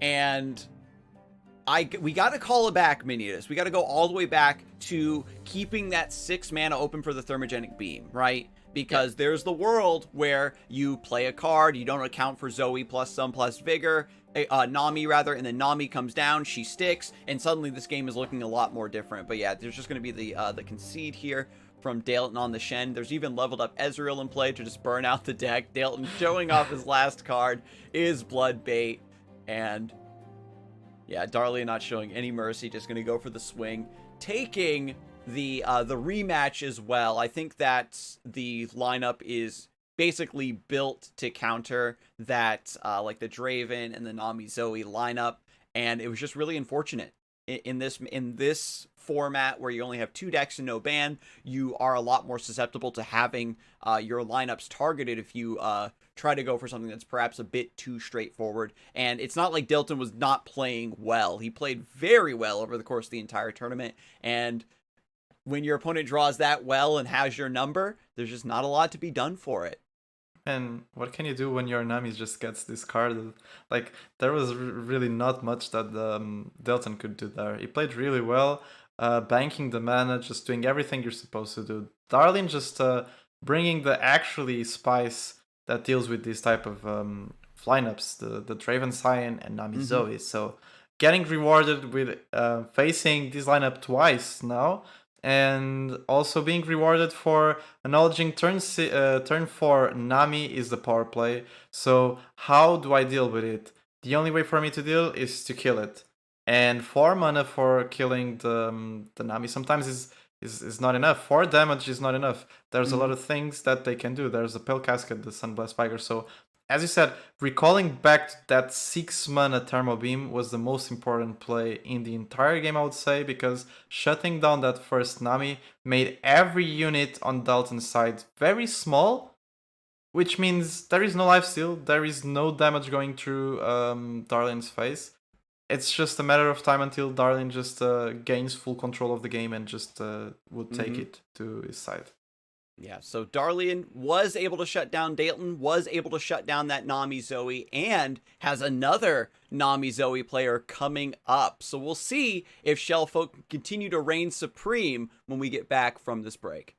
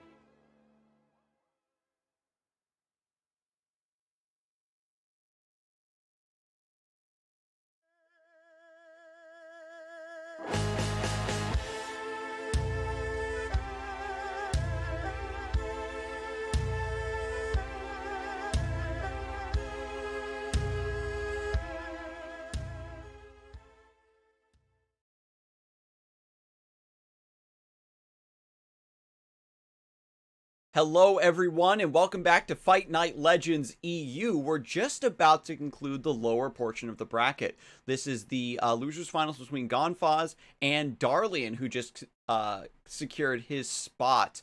Now, Darlian has been playing a very controlly, very value-oriented lineup with Shellfolk and Lee Sin, but Gomphos, on the other hand, has brought something much more aggressive. We've got the Nami Zoe, which we know that Shellfolk and other cards in Darlian's lineup does very decently into, but the other deck in Gomphos' lineup is the Poppy Ziggs. This deck has really risen to prominence in the last couple weeks, right? Where you have the sort of Bandle City Swarm idea, but just the aggressive slant of adding Noxus into that package along with Poppy and Ziggs that just snowball your board even further. Ping City was touted as the new predecessor to, or rather the new inheritor of the pirate mantle, but this deck I think is definitely the Giga Pirates, right? Where you just play a zoo type strategy to go wide on the board and just beat down your opponent with Decimate and Noxian Fervor at the top end. Yeah, this is definitely the definition of zoo, because there's a lot of things that don't even add up together. So you see Zigzag wants to play on landmarks, you see Poppy wants to play on board oriented decks, things that go basically wide, but board based, like for example the Demacia decks. Then you see Bandle City Mayor and Contrologist, which is basically the value town of Bandle City. And then you see Legion Saboteurs, Imperial Demolitionists, and Decimates and everything. So, which is basically the burn package. You have a complete zoo all together and tied up, and it works because all of these units are good, have pretty big stats for their cost, and you can go wide, you can deal damage, you can burn your opponent, you can just basically do anything you want. Bandle City Mayor, for example, creates more value to your hand. It can generate big units if you want to go for a late game. You can develop 7 or 6 cost units, or even, for example, the Poro Slide. It's something that I generally, when playing this deck, I pick, because if it goes for late game and I need it, I have a 5-mana 5/5 that has impact and summons a Poro, for example. So there's a lot of options you can do. It's not a brainless aggro deck that a lot of people think that aggro decks are like that. It has a lot of strategies you can go on. Now, jumping specifically for this version from Gomphos, the decks are Lecturing Yordle, and I would say also Legion Rearguard. Some people could say also Contrologist. Some players go Contrologist, others go Looping Telescope. It's basically the value. It's whatever. It's the value you want to create, right? But the Lecturing Yordle combination, is the good. Conchologist has a lot of good pools as well. Yeah, it has a lot of good pulls. Contrologist can be possibly better than Looping Telescope in here, specifically because it can create another Fervor. You can create the Blade from Katarina, the one mana. Yeah. You can create that. You can basically create a lot of things that just go face, and that's important in this matchup. Yeah, and with the Conchologist on your as part of your early curve, and the Bandle City Mare, and Lecturing Yordle now, you have a lot of means to enable your Tenor of Terror by generating and then playing those created cards. Also important to note that Bandle City Mare's discount applies to multi-region champions as well, so you have a chance to play a discounted Poppy or a discounted Ziggs, and that allows you to just take over the game, potentially if your opponent doesn't have a deck that can A, compete with you on board, or B, enough removal to keep up with your early swarm and resource generation. Even if you're running out of resources towards the later stages of the game, we did see earlier on the broadcast that Gomphos can sometimes, just like any Noxus burn deck, just be on, okay, well, if I draw Noxian Fervor or Second Decimate or Pokey Stick here, then I'll just win. Yeah. And many times that's the case. You just draw the second burn or the third burn, and there it goes, it's enough. That's why the Swarm is very important. That's why I really like the Legion Rearguard as a 3-off in this deck. Many times when playing aggro decks, you just want to go the most aggressive and with the most units you can for the least amount of rounds you can. So for example, you want to go 1 drop turn 1, 1 drop turn 2, 1 drop turn 3. And Legion Rearguard as a 3-off in this deck allows that to happen. And we see already there. Poppy Ziggs versus Lee Sin. We have Eye of the Dragon and Guiding Touch in the early game. Twin Disciplines to boost up the Eye of the Dragon will be very nice to get that lifesteal potentially. However, Gomphos does have some plays around that. You've got Pokey Stick to just kill the Dragonling, or you just Noxian Fervor your own unit to deny that lifesteal altogether. And has the rear guard here in the opening hand at the start of the match. This is a fantastic punish for decks that don't run 1-drops. You get that 3 damage right out of the gate. Yeah, and with the new, most recent patches changing this rear guard from a 3-1 to a 3-2, it's a very viable card you can run on these aggressive strategies because it doesn't die to any ping. So a very good strategy to play on turn 1 against these decks like Darlian is playing, Zoe Lee Sin. Only as Zoe as the 1-drop, and you feel kind of bad to lose your Zoe into a 3-2 that even doesn't block. So even though he has another 1-drop in hand, Gomphos opts to go for the Stony Stackers because it could actually open attack if he wanted, but I think he's going to play Conchologist into the 1-drop again, the Inventive Chemist, to have a big swarm on the board. There is also, and we see, another 2 Eye of the Dragons in Darlian's, and okay, this is nightmare for every aggro player. The only downside is that you want to get the Eye of the Dragons off of Gifts from Beyond because it meets that 2 spell requirement to get the Dragonlings. And even though you're able to just play out your 2 mana 1/3s and block, you just don't have good trades in anything on board right now. And you can say, we'll have to see, because this could change very wildly. If you top deck the Gifts from Beyond, you can simply just go for Gifts from Beyond into Calibrum now to still have 2 spells, even out the board. Concussive Palm is just stopping 1 unit and generating a body, but you need the Dragonlings here. You do need the Dragonlings, so playing Eye of the Dragon, the 3rd one next round, could be what you want. Though this actually Palm is not as bad, because not only stops the one 3-2 that doesn't even block next round your attack, so you're fine with being that one to block. You can also block the Stony Stackers with the 3-2 created. And not only you kill the unit, you prevent the 2 damage from the Stony Stackers going to the face. You can use one of the Eye of the Dragons to block the Inventive Chemist. There goes one of the 1-drops. There goes one less threat. Okay, yeah, sure. My Eye of the Dragon is damaged, but at this point, if I have this amount of Eye of the Dragons, how can I be in a bad spot? That's probably what Darlian is thinking. Gomphos is honestly probably shaking in his boots right now, because Triple Eye of the Dragon means that in one more round, when Darlian has just a little bit more mana to work with, the Dragonlings are going to start coming through and offsetting all of the work that he's done here in the early game. Totally, and I can already see this. So Darlian cannot do anything now, right? And it's even his attack. He doesn't want to attack with anything here. So he just saves these 3 mana. Next round he just plays 3 spells. And if I was on Gomphos' side, I'd be literally crying. Like, this is nice. This is nice. Yeah, the Pokey Stick. Oh, he's saved! Darlian is saved!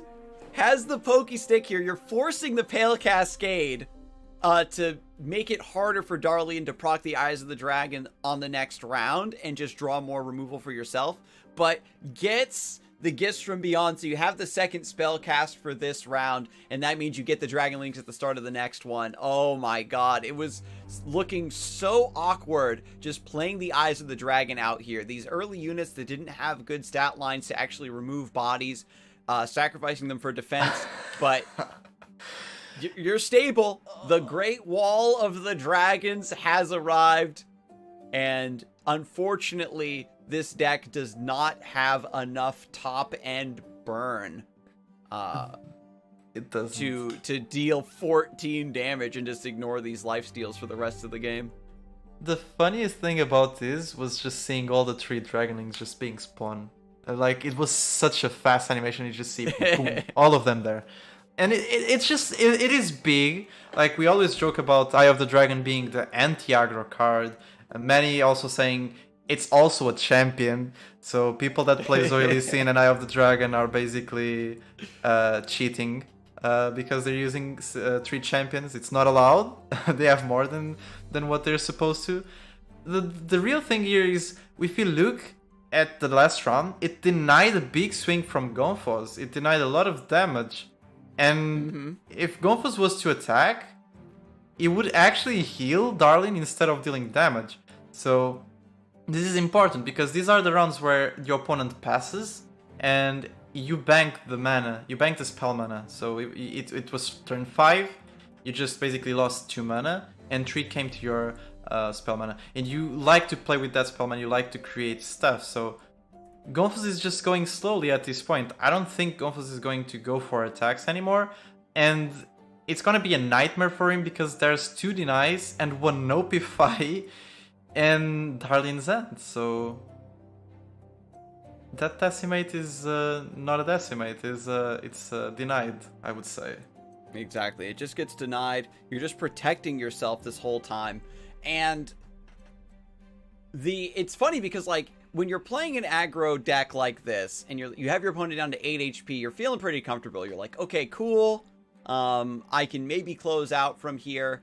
Poison Dart going on to the Nexus, because you aren't swinging in this round. The lifesteal is not going to matter.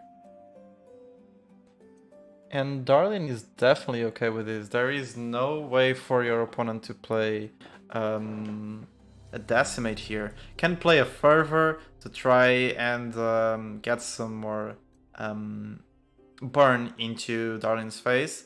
But it's pretty unlikely, because I would say Gomphos wants to save those type of cards for when there is no chance you need to block, for example, a Dragonlink. So you need that Fervor for other things, you know?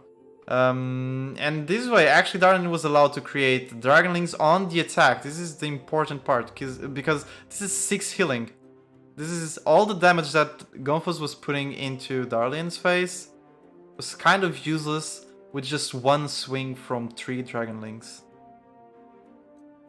Yeah, and the stat lines mean that you're also maybe removing some of the attackers from Gomphos' side. He wants to, of course, cash in a little bit of this board so the Tenor of Terror can come online, but then you're just swinging right back into more Dragonlings and, you know, passively healing, well, for, we'll say, 6 damage every other round is absolutely enormous.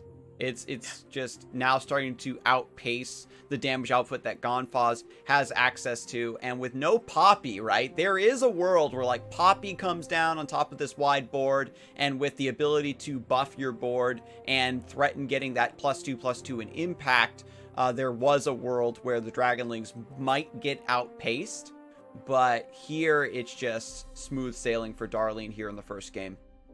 Yeah, Darlian is pretty comfortable in this situation. Just actually plays 2 spells every round, just waits until the Sin comes down, can actually go for the Calibrums and just clear this Tenor of Terror. Everything is just smooth and simple for Darlian's side, I'd say. Stony Stackers coming down is pretty huge. So the only way is exactly what you said. Poppy on the top deck is everything that Gomphos needs, because if he's going for this Decimate, and we can see that he was overing over it and probably put it onto the stack, Deny is just gonna deny it. There's nothing much to say. Deny just denies it. You get rid of this damage. You've got your Eye of the Dragon train going, and we've talked about Darlian's ability to survive while out Gomphos' strategy, but there is still no Lee Sin, right? There's no Zoe in play threatening to level up as well. And eventually, Gomphos will run out of resources, but there is, again, always the chance of Poppy coming through and saving the day, buffing up this board and allowing you to actually start swinging in and threatening an over-the-top win condition, where your units are just so big that you're pushing through more damage than the Dragonlings can contain. There is definitely a situation where that can happen. That's why Darlian needs to try to find that Lee Sin just to clearly close out the game. The way it looks right now, you know, without any Poppy, without anything, it clearly looks also for Darlian's side. So yeah, he just here plays we 2 go. spells. Twin Disciplines goes on to the Lecturing Yordle. With no Poppy, nothing to back this up, Gomphos is forced to eventually go for this wide swing just to try to do something, try to push some damage. But now it's just too late, unfortunately. It kind of is too late. Even though there is the poison dart being created on Gomphos with the attack, he can deal with one Eye of the Dragon. There is still 2 other Eye of the Dragons. There is no board on Gomphos' side to actually deal with any attacks or anything. And we see Gomphos only has another Legion Rearguard, so it's not what you want. Instead prefers using the poison dart to the face. So acknowledging that poison dart on the Eye of the Dragon wouldn't do anything with almost like full mana for Darlian. He had, I think it was 6. Yeah, he had 6, so he could do anything to save that. It's just bad luck, Manittas. I mean, Darlian drew 3 champions and Gomphos didn't get any 4 champions. I mean, it's like the draw. It's draw diff. But here we go, back up to full HP, almost full HP, and Gomphos now. Is there a world where you try to keep these 1 drops and 2 drops in play and just play Poppy on top of everything else? I mean, at this spot, it would be the only way to win, right? Like, how do you win at this spot without a Poppy? I mean, if you have a Poppy, everything becomes really big. You can put your 2-3 as a 3-4, which makes a lot of difference.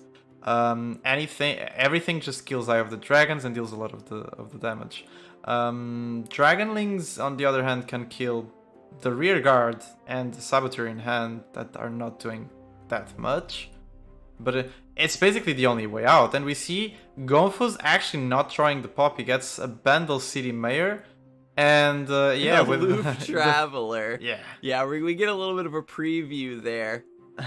But yeah, what are you gonna do? You're like, haha, I'm gonna snipe your Lee Sin, but it's not helping you on the board, unfortunately. It does draw you 1 more card as well, so still trying to get that Poppy, and it's just not happening. Ziggs and Poppy are all at the bottom of the deck. Like, even Ziggs would be able to swing in on a Dragonling because the 1 damage he sends out would kill the blocker potentially, and then you're still getting some chip on the Nexus on those in-between turns.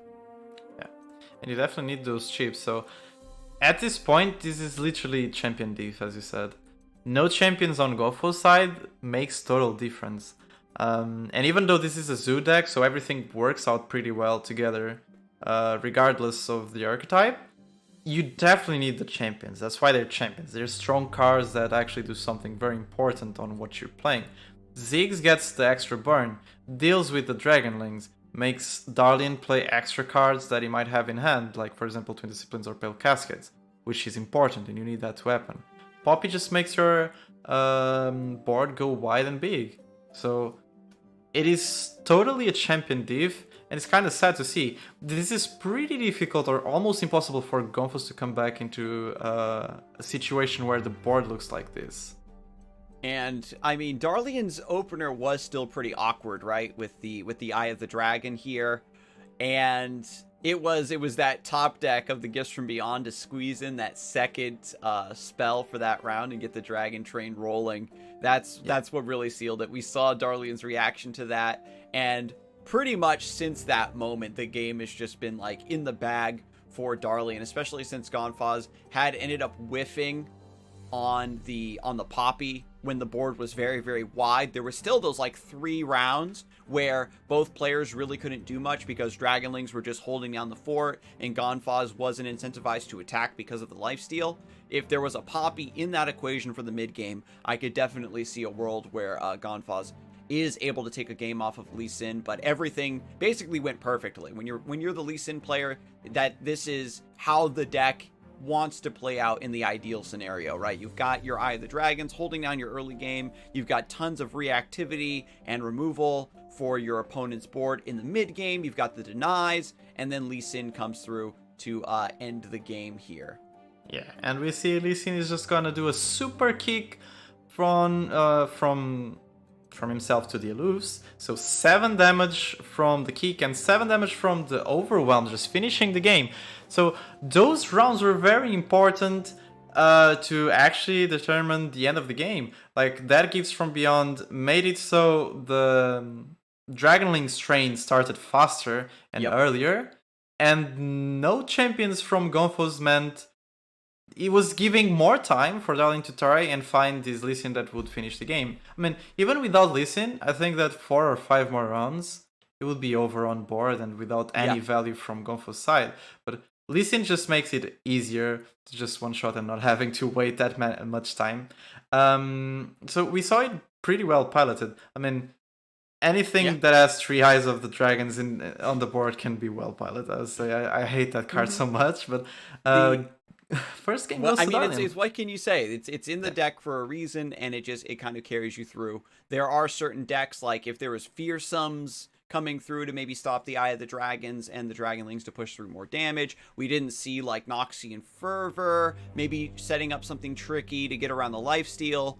But Gomphos is going to take another shot at the Poppy Zigs here, and Darlian needs to take a game here with the Shellfolk deck. We know that this list does not like to go up against things that are super aggressive like this, and it's a matter of getting enough early game units and early game removal to stabilize. If Gomphos has a very aggressive start like he did in the previous round with the rear guards and the saboteurs, it's going to be much more difficult for Darlian to keep up.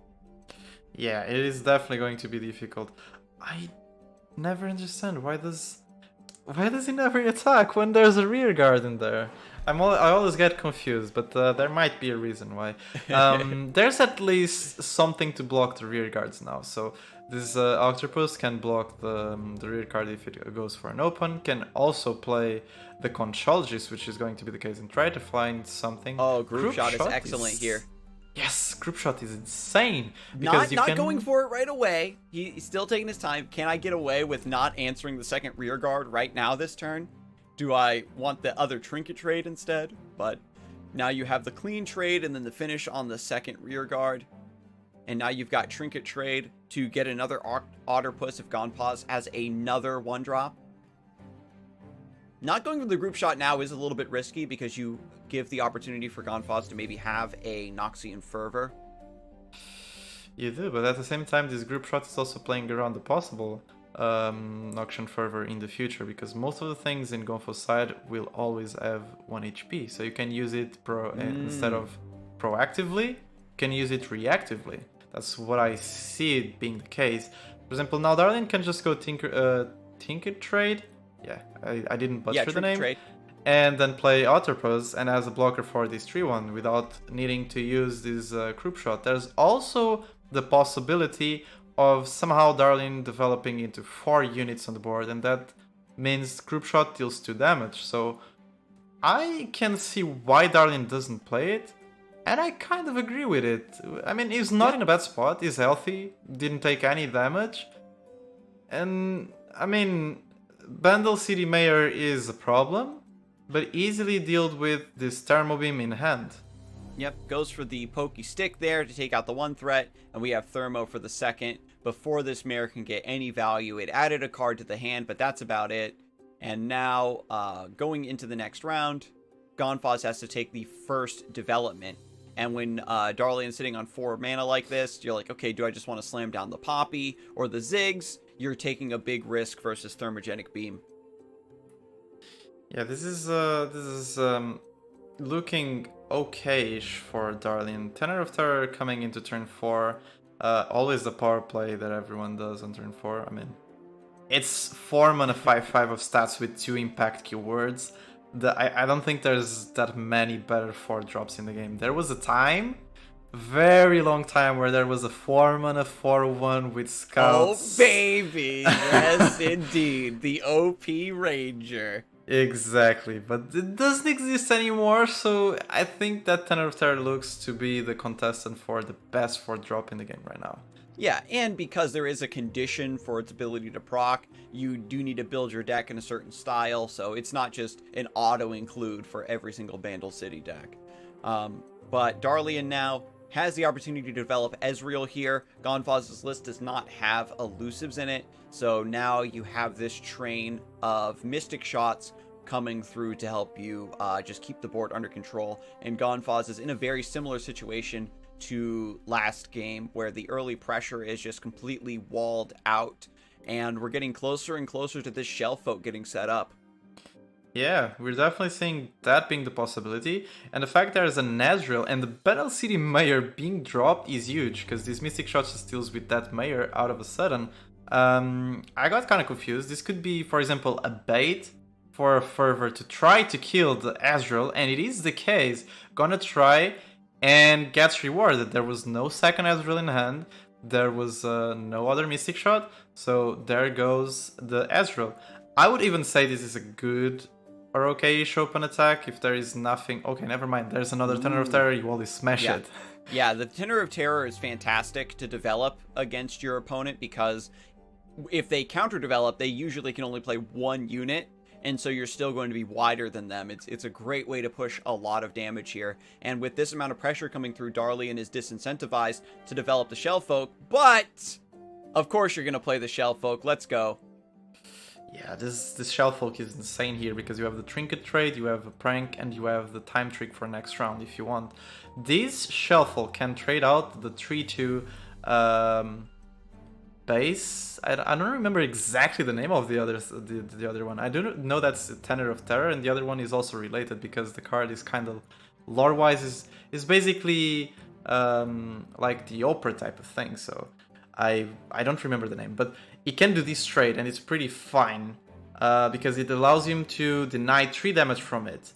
Also, playing the Trinket trade creates an Autopose, which means 0-mana Autopose is able to block the 2-2, now 2-2 before 2-3 Tenor of Terror. So jumping into turn 7, Darlian is looking into a state where he can actually come back. Tenor of Terror! Get off of the prank means that Darlian very easily can proc this, and now you have a wide development versus your opponent. He's thinking about the Decimate, though.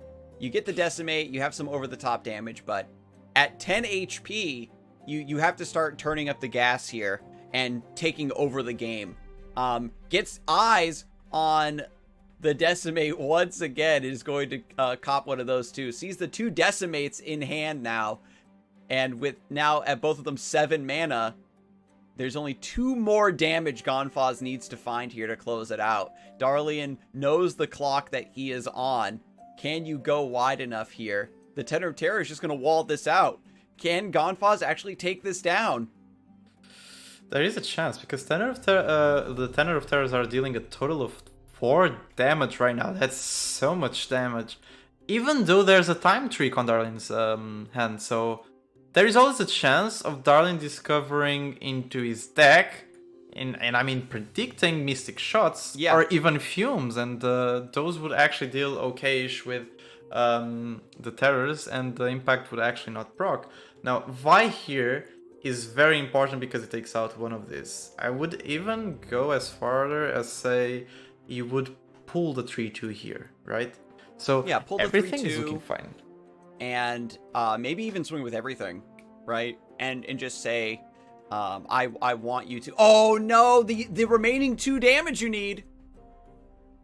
Taking, and because Darlian's only at 1 mana, is calling out that you don't have the means to prevent this damage from going through. Yep, that is totally true. I mean, what actually Darlian can do here is try to discover more Autopose and play another free Autopose to have another blocker. And it seems to be the case. He's gonna play the free Autopose, is able to prank again, and probably make that Decimate 9 mana. Would be funny to see. This is really down to the wire for Darlian. Is there a world? I mean, the issue now is because of the damage from the Imperial Demolitionist, it's not just 2 Decimates and you have a few rounds to pray. It's literally 2 Decimates and you're done. So now it's going to be the super prank train of just making these Decimates like 10 mana each, guarantee that only 1 can be cast every round. So he actually pranked both Decimates, so both of them costing 7. Interesting. So I think, nonetheless, it's just Gomphos could actually just go for a swing here, right? Gets the 3 damage from the impact. Easy peasy, as one could say. Then plays the 1 Decimate that he has in his hand that costs 7. Next round plays the other one that also costs 7. And everything should be okay-ish. Darlian definitely needs to try and find some... Oh, Mystic burn. Shot. Ooh. Getting some burn combined with the Decimate. 5 damage is going to be coming out from leveled up Vi. He's crunching the numbers. Is there any little possibility for Darlian next run? That's exactly what I'm thinking about, because one of the and then you have a coming prank down. in hand. You could generate another Decimate for yourself, or maybe an Noxian Fervor if it's there. He's going for the Pokey Stick. For more card draw, I suppose. Yes. Because I think he's gonna try and finish the game on the open, I would say. Yeah. Okay, so by pokey sticking the tenors here, you are drawing more cards, you're preventing the impact damage.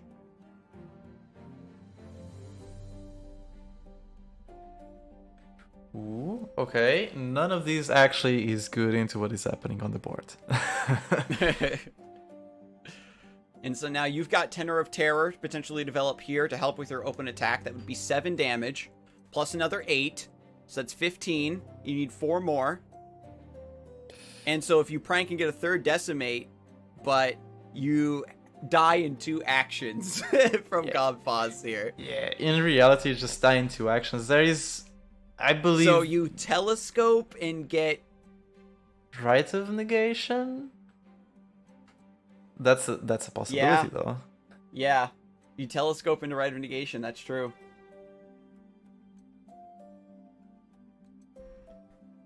He's actually opting to go for the Tenor of Terror. Okay, I guess he wants to try and open attack into lethal somehow. Being on 3 HP though is very important. So it's playing out into, for example, the second Imperial Demolitionist that could be in hand. So now an open attack. There's a mini morph. It's not enough.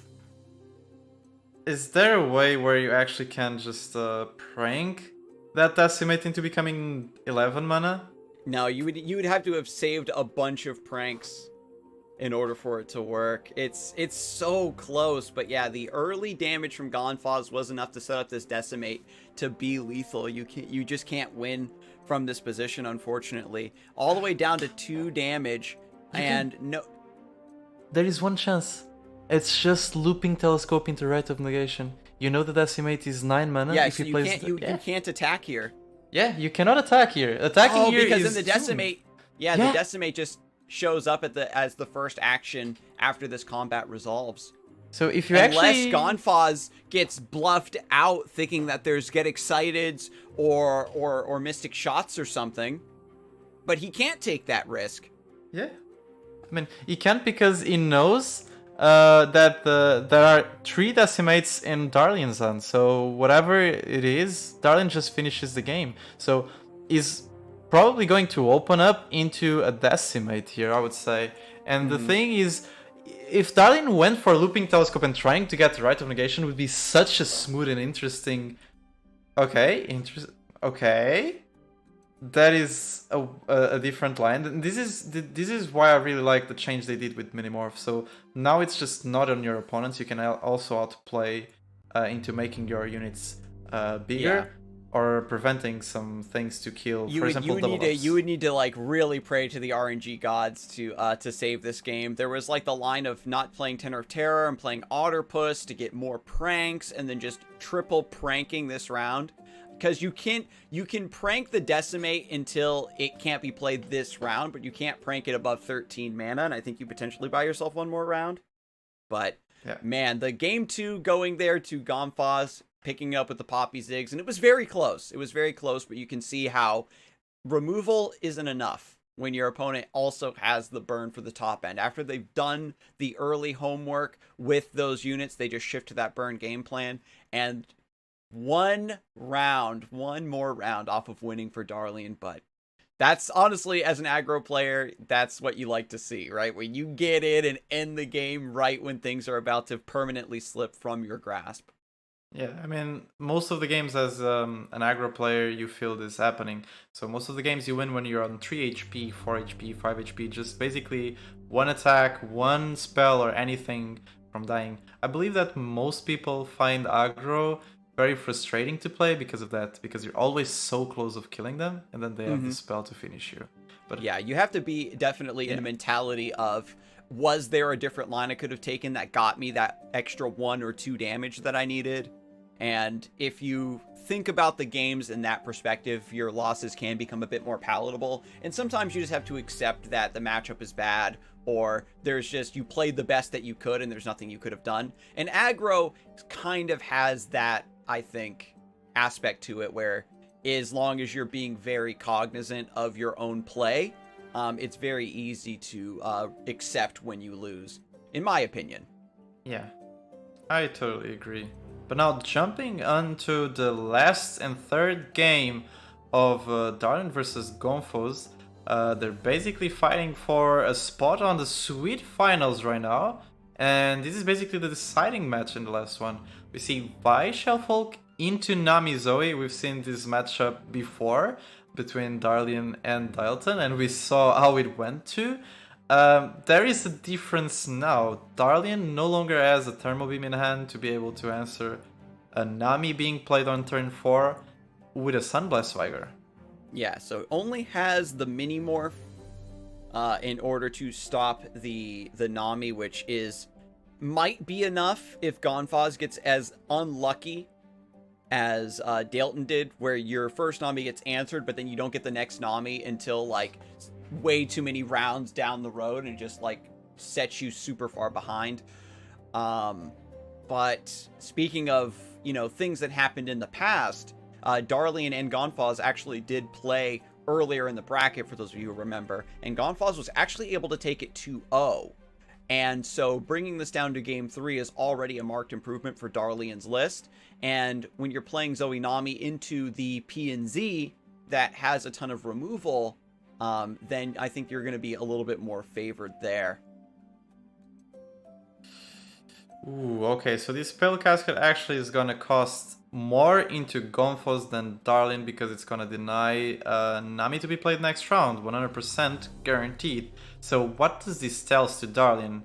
Either that Gomphos doesn't have a Nami in hand, or that it doesn't want to play the Nami now because, as you see, Darlian is passing on 6 mana. Again, he's doing the same, either bluff or play that he did against Dalton.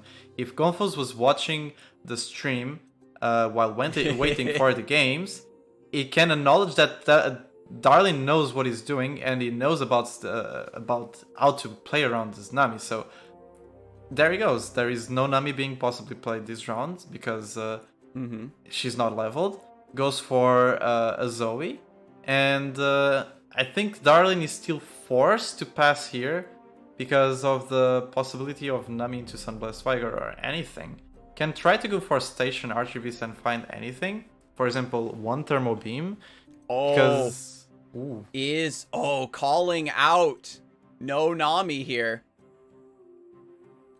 Tapping under the mini morph. This has to be a read from the previous round. So he saw that Pale Casket going through to save a 2-1 unit that is actually not as much impactful as any elusive. And basically not saving the spell mana. So this means there is no Nami. And that might be the case. Ends the round. And so now has 8 mana now. So has a little bit more reactivity while still having 6 mana up for the mini morph. And actually has Nami. So just delayed 1 turn. So having now the 8 mana is actually better for Darlian because, as you said, yeah, he can play the Minimorph into the Nami and can still play some other stuff, like for example Trinker Trade, can also prank and see what is in there in the hand. So there's a lot of possibilities for Darlian, but most of them start with a Minimorph on Nami, I would say. Yeah, so right now doesn't need to go for it because there's no elusive in play. If any spells come off of Gomphos, they're just going to go onto the Thrashing Snapper, which could be answered, but decides to go for it. Now that you've got the Sumpworks map, and you know that your opponent can't just play another Nami this round, Darlian's feeling pretty comfortable with the defense right now, and is just going to cash in against the Nami here. Yeah, so one Nami is out only 2 more that Darlian needs to deal. Now the real question is, how many are there in hand? If there's 1 more, that could be problems for Darlian, because even though Time Tree can try to find some things to deal with that second Nami, it's not guaranteed that might be the case. So So Spell Thief is going to have some pretty interesting ideas here to pick up. We've got the Pokey Stick, picks up the Trinket Trade here, actually. Wants to get even more spells, more value. maybe trying to level up Zoe and playing the most different things he can. So Trinket Trade actually allows that, because Spell Thief, Trinket Trade, Other Pose, and Prank are 4 Pranking things. a prank! Pranking a prank, you love to see it. And by chaining all these spells, you discount the Burblefish to get a wide swing here. Gomphos actually coming roaring out of the gates. After Nami went down, it doesn't matter. I can set up a wide board anyway and still keep my aggressive win condition flowing. All the way down to 9 HP. Gomphos, even without Nami, says this is still an elusive deck, and there is always a way to win. And now you're very close to leveling up your Zoe, potentially this turn. Yeah, there is a big chance that Zoe is getting leveled this turn. I assume Zoe is on 5 right now, with Spell Thief, Trinket Trade, then Other Post, Prank, and the Burblefish, so it's halfway there. With just 1 turn, another one, and you can actually make it for sure. And then Burblefish generated a couple spells, which will really help out here. We know Manittas, if you've been paying attention throughout the broadcast, that they generated 2 blood baits. So those are probably going to be dead cards. I mean, but there's one good thing about the Bloodbite. They're different cards that haven't been played, and they're bursts. So, I mean... playing Snapjaw Swarm is the 10th card, so your entire board gets Lurk. Amazing. Oh, yeah. Having everything getting Lurk would be funny if you get another Bloodbite and you get to put the Snapjaw on the top. That would be just insane. That would certainly be a first. That would be definitely a first. But here we go. Even more cards coming through. Just trying to level up the Zoe. And Darlian, unfortunately, has a little bit of defense with the Sumpworks map. Has the Death Ray, but doesn't have any other removal. Even though these units are so tiny with 1 HP. You know what? This is the moment where Darlian is regretting not being playing Shadow Isles with Withering Whales. Oh my god, yeah. Because So Station Archivist, what are you gonna get? Ooh, okay, so Thermo Beam is good for a future Nami. Yeah, we know that Thermo Beam is coming up. We've got the fleeting to we could have taken Sump Fumes, right? Because you were talking about how it would deal 3 damage.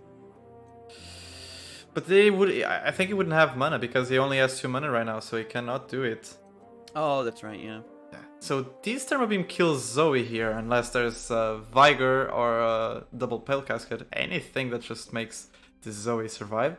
None of that, so Gomphos loses the Zoe that was actually pretty close of leveling, and the fact that he didn't play anything can actually be a good read for Darlian, because there are a lot of burst speed spells that were not played, so it means maybe it's just units or double ups or anything in hand that could be a read. Now, getting also the info that there's a Thermo Beam coming on is very good, as I said, for a future Nami or even Shelly. Now, the thing is, might not be enough because there are 4 units that are elusive and that are pretty big.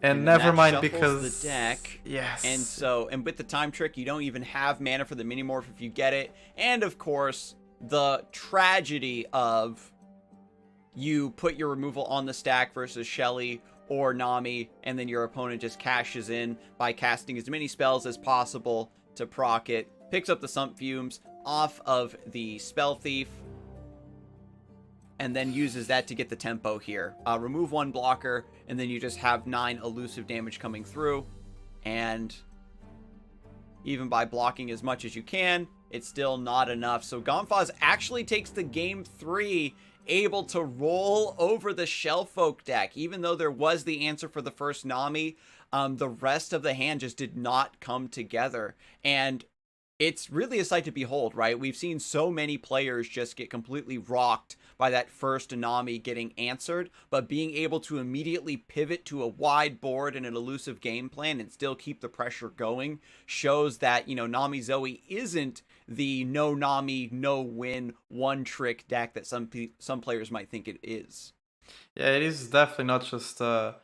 It's mostly based on Nami. I mean, that's what it's the main core of the deck. I mean, but you can go for other things. I mean, you don't have Nami, go for Shelly. Go for making a whiteboard, which was the case of Gomphos. It just lost Nami number 1. I mean, it's fine. It's not Nami, but it's a 3/3 minity. It still deals damage, still goes Smork, and it ended up still attacking until the last attack. Also going with all the elusives, going wide is very important. Having Zoe going very late into the game was also important for possible values. It made so that basically Darlian had to clear that Zoe, had to use something that could be used into another elusive that had more attack.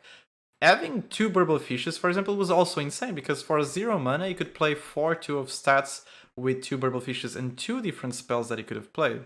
So, in the end, Nami Zoe is just not dependent on Nami, but you prefer having a Nami. Of course. Even if you answer the Nami, the deck does still have some strong things that it can do, which we saw on full display there. And with that stellar performance, Gomphos does secure his spot in the Grand Finals going up against Jimmy. And we will get to the Grand Finals right after this break, so stay tuned.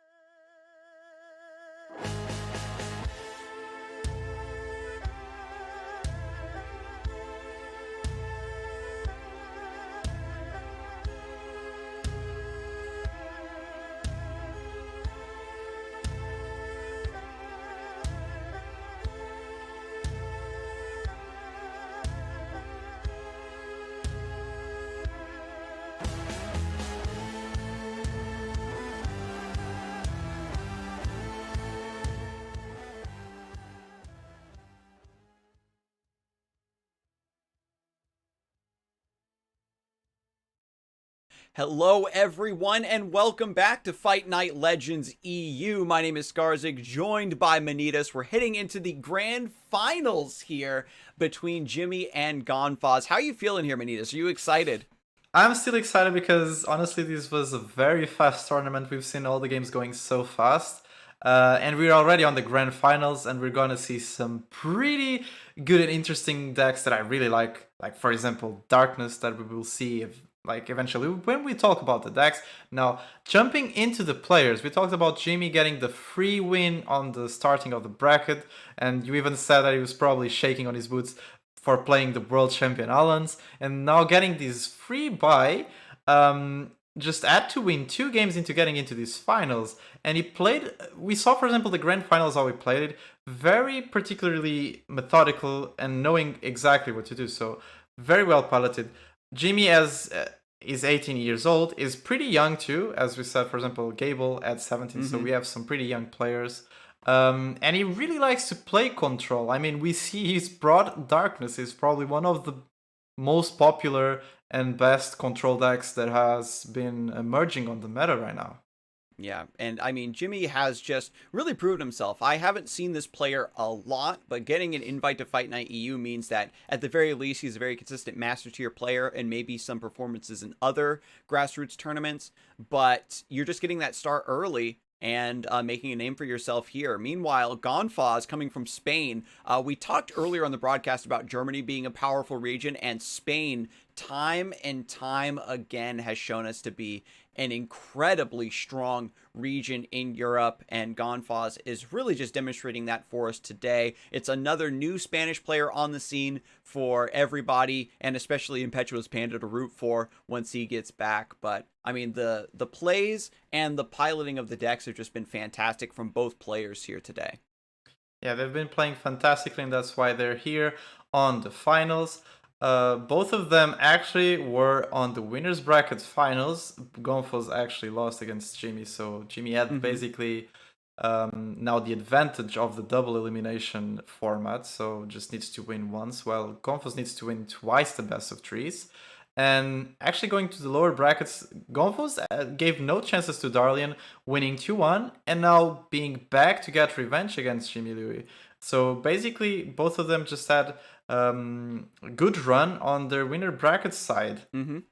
Yeah, and so Jimmy had already taken down Gable, right? The other like resident aggro player of the bracket, and so already has a lot of, I think, experience with playing against aggro, especially if you're trying to practice Darkness on ladder right now. You're going to be running into a ton of like Poppy Zigs, and that is what Gomphos has brought.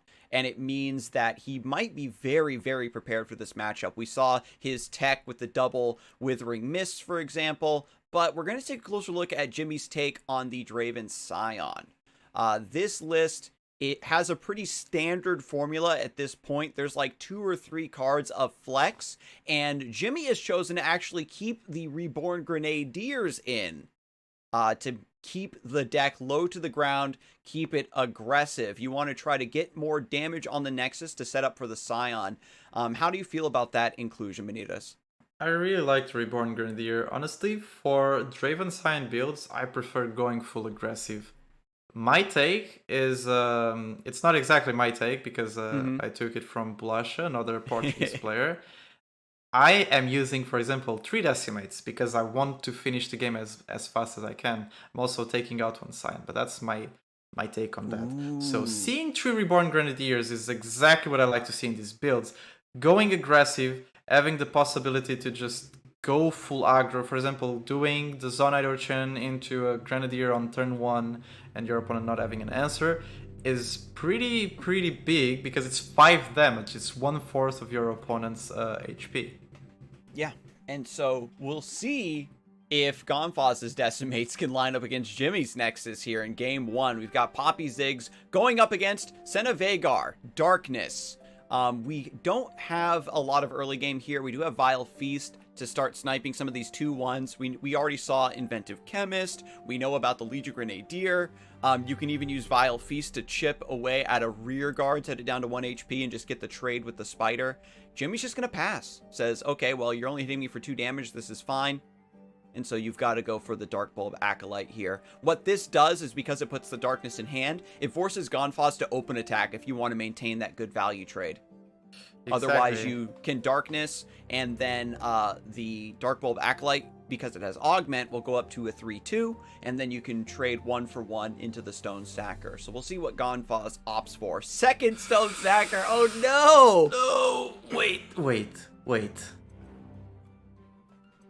This is still a lot of damage being pushed through. It's difficult for darkness to deal with these so early in the game. This is huge for Jimmy. So there goes one unit, and he's able to trade into another one. I mean, double Stony Stackers is always good for anyone playing the Poppy Ziggs, because you can guarantee, for example, these 2 damage from impact. The thing is, we see, for example, there's Ishtali. If the game goes until turn 6, Jimmy can start healing back. Also, the Withering Mist can be good if basically Gomphos plays... Okay, that's a pass. That's a bold pass. Yeah, that is... Holy smokes, that's a bold pass. Jimmy showing no fear against the Stone Stackers. There's a world where Gomphos does just take that pass, bank spell mana to make Noxian Fervor and Decimate just easier to weave in later in the game, and just deals 3 damage to you, right? The line I was thinking was maybe you just play Vhagar, and then you have 3 damage darkness at the start of the next round, and you put Gomphos in a similar situation where they have to open attack instead. We'll see if Jimmy reconsiders the line now that Bandlewood is hitting the board. Yeah, the thing with this Bandlewood hitting the board is that, for example, now Gomphos can discover, just basically manifest anything that costs 2 or 1 and just insta-smash it to have another extra unit to be played. It was not the case, or maybe Gomphos didn't want to play it. Yeah, so it does indeed go for the Vhagar here, just to kind of hold the fort down. You have a nice block into the Bandle City Mare, finish it off with a Vile Feast, perhaps. An additional development from here could mean Withering Mist, if Jimmy doesn't prioritize using Darkness to answer the Stone Stacker. And we do see Gomphos is overing over the second Bandle City Mayor in hand, and if that actually, if that's the case, it's gonna be disaster for Gomphos. So this Withering Mist is gonna be played 100% sure, clears the 2 Mayors and heals for 4. Mwah! Beautiful! Beautiful here, lining up against the Mares. Gomphos wanted to go for the greedy line, wanted to play 1 mana Ziggs, and gets denied that. This is what I like to call killing 2 birds with 1 stone, being the stone, the Withering Mist. There goes 2 Mayors, and it makes such a difference playing against a Bandle City deck that doesn't have a Mayor. So, Gomphos is going now for the burn route. Playing Imperial Demolitionist on the Stony Stackers is one of the most known combos of this deck because of the toughness, so basically it doesn't take any damage. And now Jimmy does hit the Ishtali Sentinel, doesn't care about having mana to take advantage of its darkness buffing ability this round, just wants the lifesteal. Gomphos, meanwhile, does have the Noxian Fervor to sidestep this. Despite that play of the Bandle City Mares getting upgraded, basically playing them out to run interference for the Stone Stacker means that this thing is just living and just dealing tons of damage to the Nexus. Gomphos saying, you know what? I don't care if you heal for 4, because I have this Ranger. Yeah, so you just won't attack anyway. So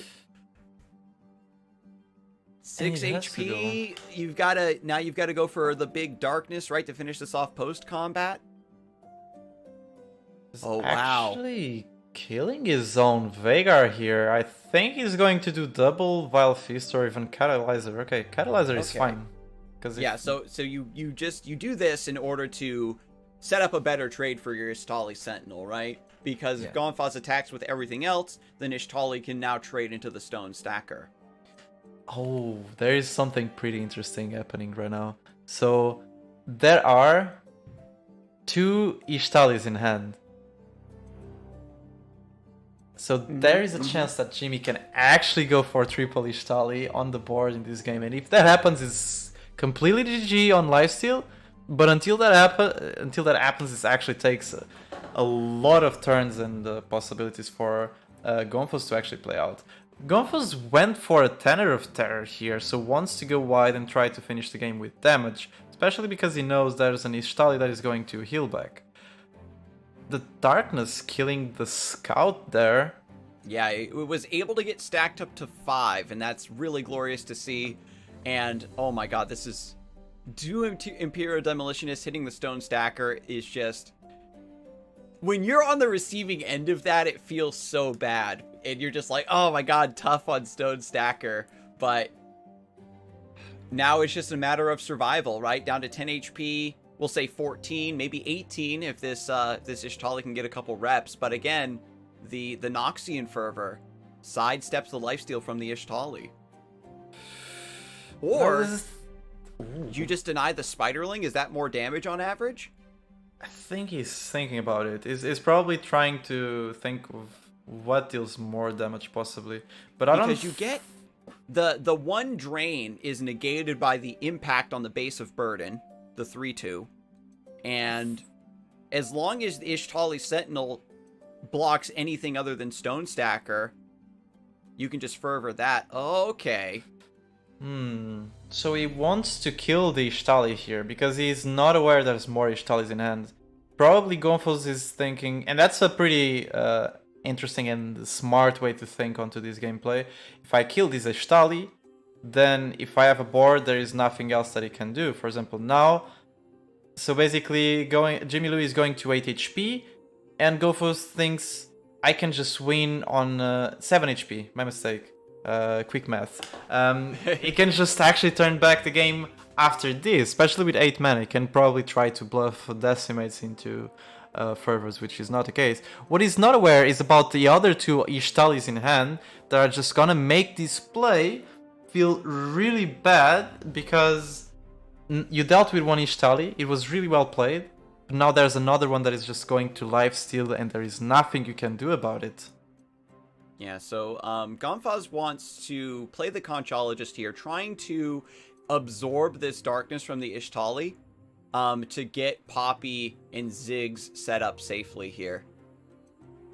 There's a world, I think, that if you can just take this 4 damage, and it's going to give a very, very loud signal to Jimmy that you do have Poppy in hand, and now you're suddenly prioritizing keeping a wide board alive. Whereas if you trade, maybe you set up a second Noxian Fervor to clear the Ishtali, but... Things are looking rough for Gomphos here. I think he has to do a lot of thinking on what he wants to do on the next rounds. Definitely this is going to give a good read to Jimmy, as you said. There is also the possibility of Poppy if he doesn't block. Besides that, I think what it could be is Gomphos trying to have the biggest board possible to try to open attack for the most damage possible. But it's still difficult because Ishtali is always going to block no matter what. So this is a very hard situation for Gomphos, where it just, no matter what it does, it's gonna be traded by this darkness. So there goes Ziggs, and there goes 5 damage to the face. The early opening from Gomphos was spectacular. The pressure was there. It was very difficult for Jimmy to navigate the stone stackers. A lot of damage was pouring in around the sides. But that play with the second Bandle City Mare to try to just double down on that value ended up, I think, giving Jimmy enough tempo to just restabilize and then get to the Ishtali Sentinel to a point where there wasn't a Noxian Fervor and a Decimate in hand that just goes above the lifesteal, you know what I mean? Yeah, and we already see the rally emote from Gomphos. Not happy at all to see the second Ishtali. In fact, the third one on the game. Triple Ishtali, that's how you do it. Just a little bit of extra lifesteal here. And the best part about Ishtali Sentinel is that this late in the game, you have plenty of mana floated to also cast the Darkness and just start dealing damage to the Nexus. And what this means that if Vhagar is played off the top of the deck, then you just have that final burst of damage to close out.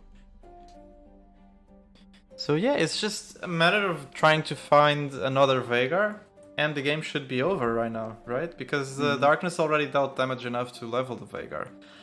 Things are rough for Gomphos, and I'm honestly saying, I don't see many ways for maybe if he plays for a route where he tries to find something else, but these Ishtalis are gonna heal so much.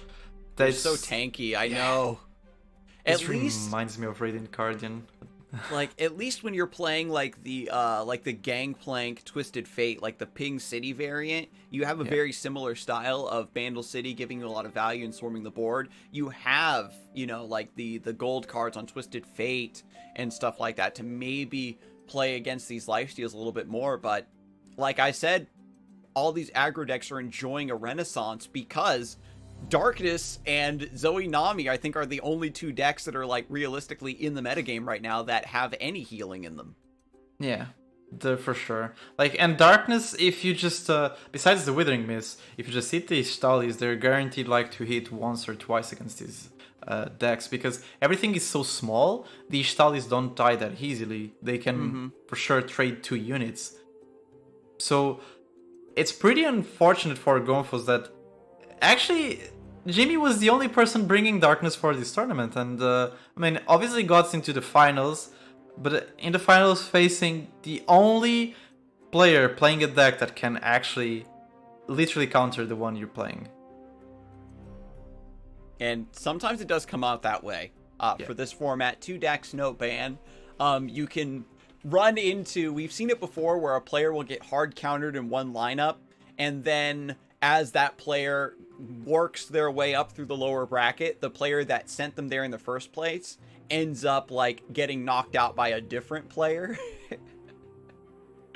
But game 1 is going to go to Jimmy. The triple Ishtali draw just sealed the deal on that game, but it was a very strong navigation of the early game and getting that Vhagar set up to survive a couple rounds and then just being cashed in, right? Just saying, okay, well, Vhagar's done his job. I have 5 damage Darkness now. I can answer. Any of the bigger threats are going to be coming out of this list in the future. And you just go from there. And the first Ishtali was even played just for the lifesteal, with not even enough mana for the Darkness. So Jimmy knows where the value truly lies. Not saying, I don't want to play Ishtali this turn because I want to get maximum value. And it's like, no, lifesteal is the value. And going into game 2, Gomphos playing Nami Zoe, switching things up. And Jimmy going to try to take a win with Draven Scion. We talked a little bit about this matchup, and it's pretty even. It comes down to a lot of draw factors here in the early game. It does. It does depend, especially if there's a Nami or a Shelly on the Nami Zoe side. On the case of the Draven Scion, it also depends on the Poro cannons. You definitely need those small little cute Poros to block the elusive units that Nami Zoe is always providing to the board. And Jimmy's variant is more aggressive. Was he running the Poro cannons? I don't recall. I think he is. He's running 2 Poro cannons, so he definitely is running. Okay. Especially with Legend, the Reborn Grenadier, you definitely need more things to just be able to discard those. The thing is, for sure, the Draven Scion needs to be aggressive to also be dealing with this matchup. And we see Jimmy is not having anything for the 1, so no Zonite, no Boom Baboon, no Fallen. Nothing. Yeah, and Jimmy kept the Draven and the Scion in the opening hand. Didn't want a mulligan for an aggressive start. Just wanted good card quality, good consistent value, and is just going to try to carry through from here. And we've seen this matchup repeatedly so far today. Nami Zoe going up against Scion Draven. And I think if trends are to be believed, the super cool star chart is going to get an Equinox, and it's going to hit the Twin Blade Revenant. There's a chance that might be the case. But for that first, this Lost Soul needs to be discarded, which is not going to be a problem with the Draven Swing creating the Hex that is going to be able to just discard this Lost Soul and creating the Twin Blade Revenant that is going to be sent to the void and never be seen again after that Equinox being played from the Super Cool shard. I mean, it's a chance, a possibility, but it's the most possible thing to happen. Unless it doesn't actually invoke it. If you don't get Equinox, then you just you pick up your Crescent Strike or whatever, and you use it to counter the Scion later on. For so sure. Here comes Nami, going to take advantage, of course, of the burst speed spells before you start cashing them in. Zoe is here to absorb a little bit of those buffs. Jimmy, however, is, as we see here, attacking on even turns, and that means that you can you have to play Scion on 8. So that's going to be massively delayed by a couple rounds. And This deck, Nami Zoe, is not a deck you want to give 1 or 2 rounds to. Gets Moonsilver just as another burst speed spell to keep things going. Especially with these invokes, like Moonsilver is one of my favorite ways to invoke into this deck. Because Moonsilver just allows you to do so much that you don't even know. For example, now this is basically a +2/+1 on any unit with a Nami on the board. And for example, in these rounds where you have 3 mana, you can play another Sunblast Viger if you wanted. You just Moonsilver it. This is actually one of my favorite picks for this deck. Yeah, Moonsilver was one of the invoked celestial spells that didn't really see a lot of play. It was very rarely the best option. It could allow you to enable some very cool stuff, but in this deck, it really fits it a lot better for just squeezing in that value. And there it is. And of course, the prophecy, the Equinox comes through onto the Twin Blade Revenant. It's 100% hit rate here. It was delayed one super cool shard, but it came out, so in the end, the predictions were strong. I mean... And so this is, again, one of the factors that allows this list to flourish in the matchup is the ability to consistently shut off the Twin Blade Revenant and that challenger unit from keeping your elusive units from sticking. And now Jimmy is saying, wow, you're actually going to block with the Nami here. Do I just try to do a Whirling Death and set up a kill here?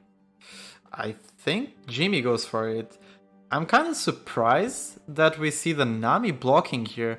I would be more confident on the Zoe being the block there, especially with having the gifts from Beyond and another Sparkle Fly in hand. There is no way you don't heal anymore here. So this is definitely a surprise for me. And this makes it so a Whirling Death, or any get excited that it was in hand, just deals with this Nami easily. So Jimmy's happy with this for sure. Yeah, I think so. Like you've got a lot of discounts here, and now of course Gomphos just sees that that Zoe is going to be the new win condition here, and is just going to get as much value out of Nami as possible before she goes down to this. And before Nami just goes out, just buffs the hell out of this board. 10-5 and the 9-6 Zoe. I mean, yep. I think at this point, playing, for example, a Field Rush to get 2 10-10 units is not as big as this. And so here we go. We've got a lot of elusive damage being threatened here. We've got some lifesteal also, just a little bit coming out of the Sparkle Flies. Zap Sprayfin just trying to pick up some more damage because Jimmy has seen the Equinox and has seen the Moonsilver. Is saying, okay, well, Scion can be played here. But now, oh my god, Zoe is huge. It all makes sense. Gomphos didn't care about Nami anymore because he wanted to level the Zoe. So everything gets elusive and not overwhelm. Lifesteal. Oh my god, yeah. So it was just Dunzo there. Yeah, it's just even with even with leveling up the Scion and attacking next round, you just have like a huge unit that blocks most of Scion's damage, and then you just chump the rally with a big lifesteal Zoe, right? Because as soon as that 10 attack unit gets lifesteal, you just completely nullify the Scion attack, and then there's nowhere for Draven Scion to go from there. They don't have a fallback pattern. If Scion doesn't end the game, and if Twin Blade Revenant isn't a consistent threat to grind out the game, there's nothing else the deck can really do other than have you down to like 5 HP and pray for Get Excited and Mystic Shot burn lethals. But Jimmy recognizing right away that the game was unwinnable, saving a little bit of that mental energy and taking us into game 3 of the grand finals here. If Gomphos is able to close out in this game 3, it will be a bracket reset, and they will play another best of 3 to determine the true winner. Meanwhile, Jimmy just needs to close out this game in order to take home that top prize. And it's not that hard to actually take out this game. The one thing that we know Noxus and PNZ struggle is with healing, so anything that goes to their face, it's just there for the void. It's just gonna be there. You take a damage, it happened. But in this situation, the Noxus PNZ just creates so much on the board that they can actually always deal with everything that is happening right now. So for example, now Gomphos develops the Bandle City Mayor. Jimmy can just, for example, just actually play the Boom Baboon. If he wants, he can discard the Grenadier with a Get Excited to clear the Bandle City Mayor and discard the Grenadier. There's a lot of things that he can do just to deal with these units. He's gonna opt for the Draven, which is safer, and he can go for the Axe into the Grenadier to have a blocker. Or if I he would wants definitely, I would definitely go for the Grenadier here. Just protect your HP as much as possible, because I think that's like pretty much your lose condition, is getting too overconfident, letting this piecemeal damage get underneath you, and then suddenly, when you're stable, you're just praying and crossing your fingers against Decimates and Noxian Fervors and stuff.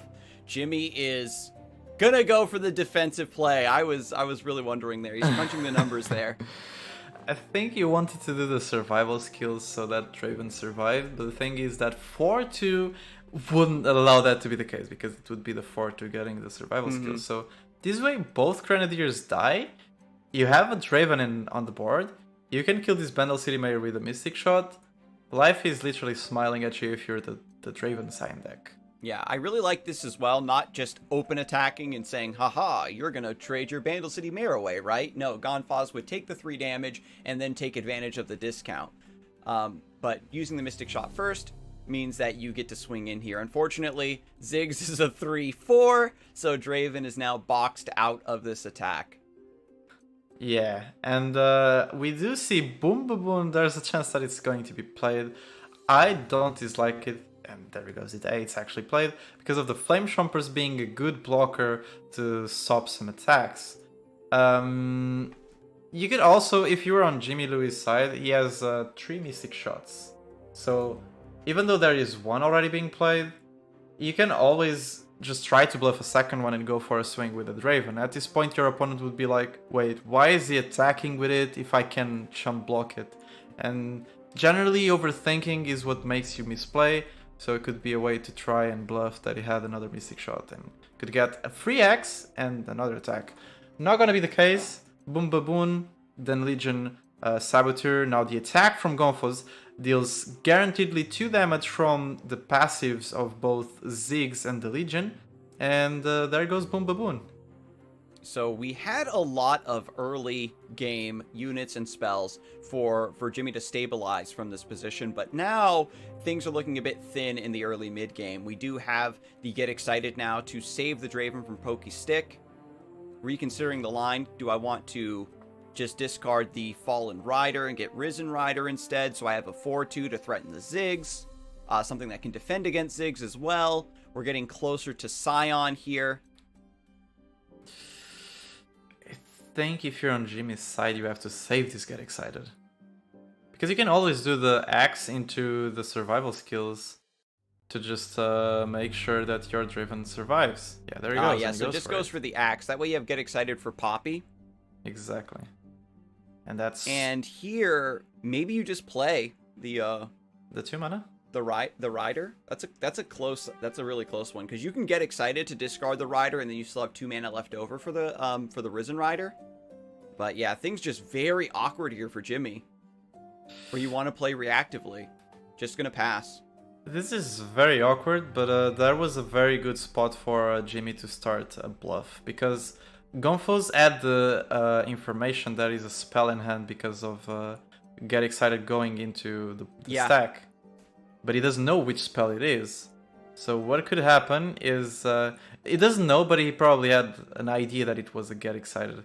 What could happen there was an open attack from Jimmy. Again, maybe Gomphos doesn't want to block because there's always the risk of possibly losing these Ziggs, and he actually could lose the Ziggs. Actually opting to kill now the Bandle City Mayor, being smart and going for a pass, because not only the Bandle City Mayor, the possibility of a Poppy can be very damaging for the Noxus PNZ Draven Scion. Getting now the 2 mana, the 4/2 with Fearsome, which is only blocked by Ziggs, is insanely huge for Jimmy. Because if this damage goes through, at this point, Scion is already getting close of leveling up. The more damage you deal, the more possible is for your Scion to actually just finish the game. The Gomphos has consistently, I think, getting punished for going for these mares, trying to get these double discounts on like the Poppy and stuff. To be fair, he is respecting Get Excited, trying to answer the Poppy, and now that that's finally been cashed in, Poppy maybe does have a clear line to come down. The Poppy Ziggs has been doing a lot of work with just like early rear guard stuff and stone stackers and burn at the top end, but now we're finally starting to see the champions come down and add a little bit of their power to the deck. And this is the attack that you were talking about, where Gomphos might not want to call out the Draven here. I'm surprised at one thing. Jimmy could play the Chompers, like naked Chompers just for 2 mana and pull that Ziggs to get the free Axe and get the free 4 damage. Yeah, I guess he's thinking that I'll get the axe anyway, and this attack just lets me set up Scorched Earth to just kill the Ziggs. Because, again, this hand is so awkward, and Jimmy is altering his line of play to, A, either take passes to just end rounds quickly and just draw more cards to fix the awkwardness, or take a line of play that turns your cards in hand into real cards. Yeah. And there it goes. Gomphos actually respected Jimmy's hand. Those 2 cards that he cannot see.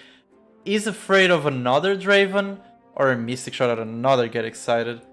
So this actually paid off for Jimmy, because Gomphos just values these Ziggs way too much, and makes sense. He gets a free trade into a Draven, gets the 1 damage into the face with an attack, so it makes sense that he doesn't want to just go for it. Now, there is a big problem for Gomphos. Only having 1 spell mana, there is no way he can answer anything that Jimmy might do. Going for an open attack means that almost everything on his board is dying. And this 6/6 attacking means the Scion dies, which gives a free attack for Jimmy. And having the second Scion in hand could be potentially a GG and an end game for Jimmy to win this one. Yeah, the Shark Trainer comes through, and you have to like press your advantage, right? Both we were talking about how Jimmy's hand was very awkward, but so was Gomphos's, right? He had the Ziggs and he had the Poppy, but he was trying to use the Vandal City Mare to you know, to like discount those champions so that he could have a wider board. And because Jimmy was able to just answer those threats 1 for 1 here and there when he could, Gomphos never set up the wide board that made Poppy into a really strong idea here. And so now with Scion going down, this is going to be pretty much a full board wipe into Scion returned. And with Flame Chomper still alive here, the Protoportal will get pulled to the side, and this is 10 damage coming through to close it out. Game 3 going to Jimmy, and we actually will not have a bracket reset. Just going to close out the grand finals. Draven, Scion, and Darkness ends up being the lineup of the day. Yeah, coming on pretty fast. Honestly, this was a very fast tournament. Once again, showing out why Darkness is one of the strongest archetypes to be played right now in the tournament. As you said, it was pushed out because of the Bandle tree lineups and decks. But if we think about it, unless the opponent is playing a triple Bandle tree lineup, which is possible, it is possible, there is that many punishes for the Darkness. You can, if you just know how to play with it, you can actually steal some pretty good wins. It's just about getting that Catalyzer earlier on, finding the Veigar, getting the Ishtali, like all those things matter. And in the end, I mean, this time it's not a second place, but we're seeing Darkness taking a win. Congratulations for Jimmy for bringing this deck and getting this win. Yeah, I mean, really great to see. I think the consensus around like a lot of the high level players is that Darkness is definitely solid and playable, but not all of them have the practice on it just yet. It's going to be one of those decks that's going to get better and better as time goes on, and players get even better at piloting it as the recipe is tweaked ever so slightly, as of course a Shadow Isles deck is wont to do. They want to see where the meta ends up so they know what removals and what heals and tech cards they want best for the meta at the time. But we'll get more insight into how Jimmy felt about bringing and building the Darkness when we get back to the interview after this break.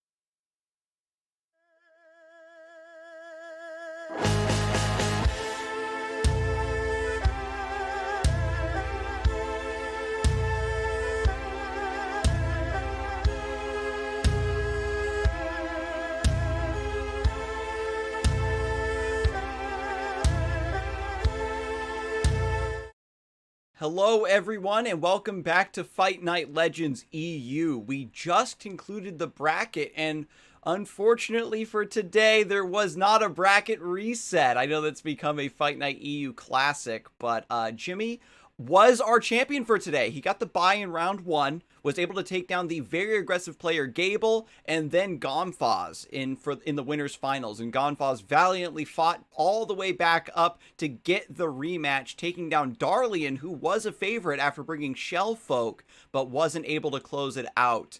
So overall, very, very strong gameplay from both players. It was a close 2-1, and, you know, I think that both of them had different lineups and showcased the diversity of the meta, and it just came down to matchups. But we do have Jimmy on the line now to give us a short interview and talk a little about his success and his experience so far in the competitive scene. How are you doing, Mr. Jimmy? Yeah, I feel pretty good by winning this tournament. Yeah, this is tournament, even it's a small tournament, but it have high competitive. It's high competitive and very strong player. and a very reasonable price. So I love this tournament a lot.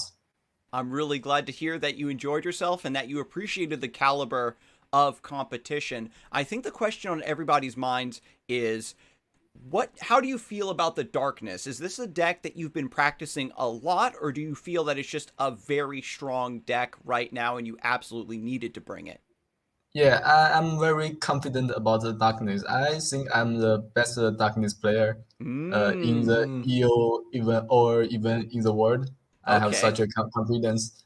Uh, so what I feel about darkness is it's a very strong control deck, which is only lose to the bundle tree Mm-hmm. and some Poppy Lulu decks. But I didn't see such a deck in this tournament. But I didn't expect it because when I was playing in the NA with my Smurf, I faced a lot of Poppy Lulu in the lower rank.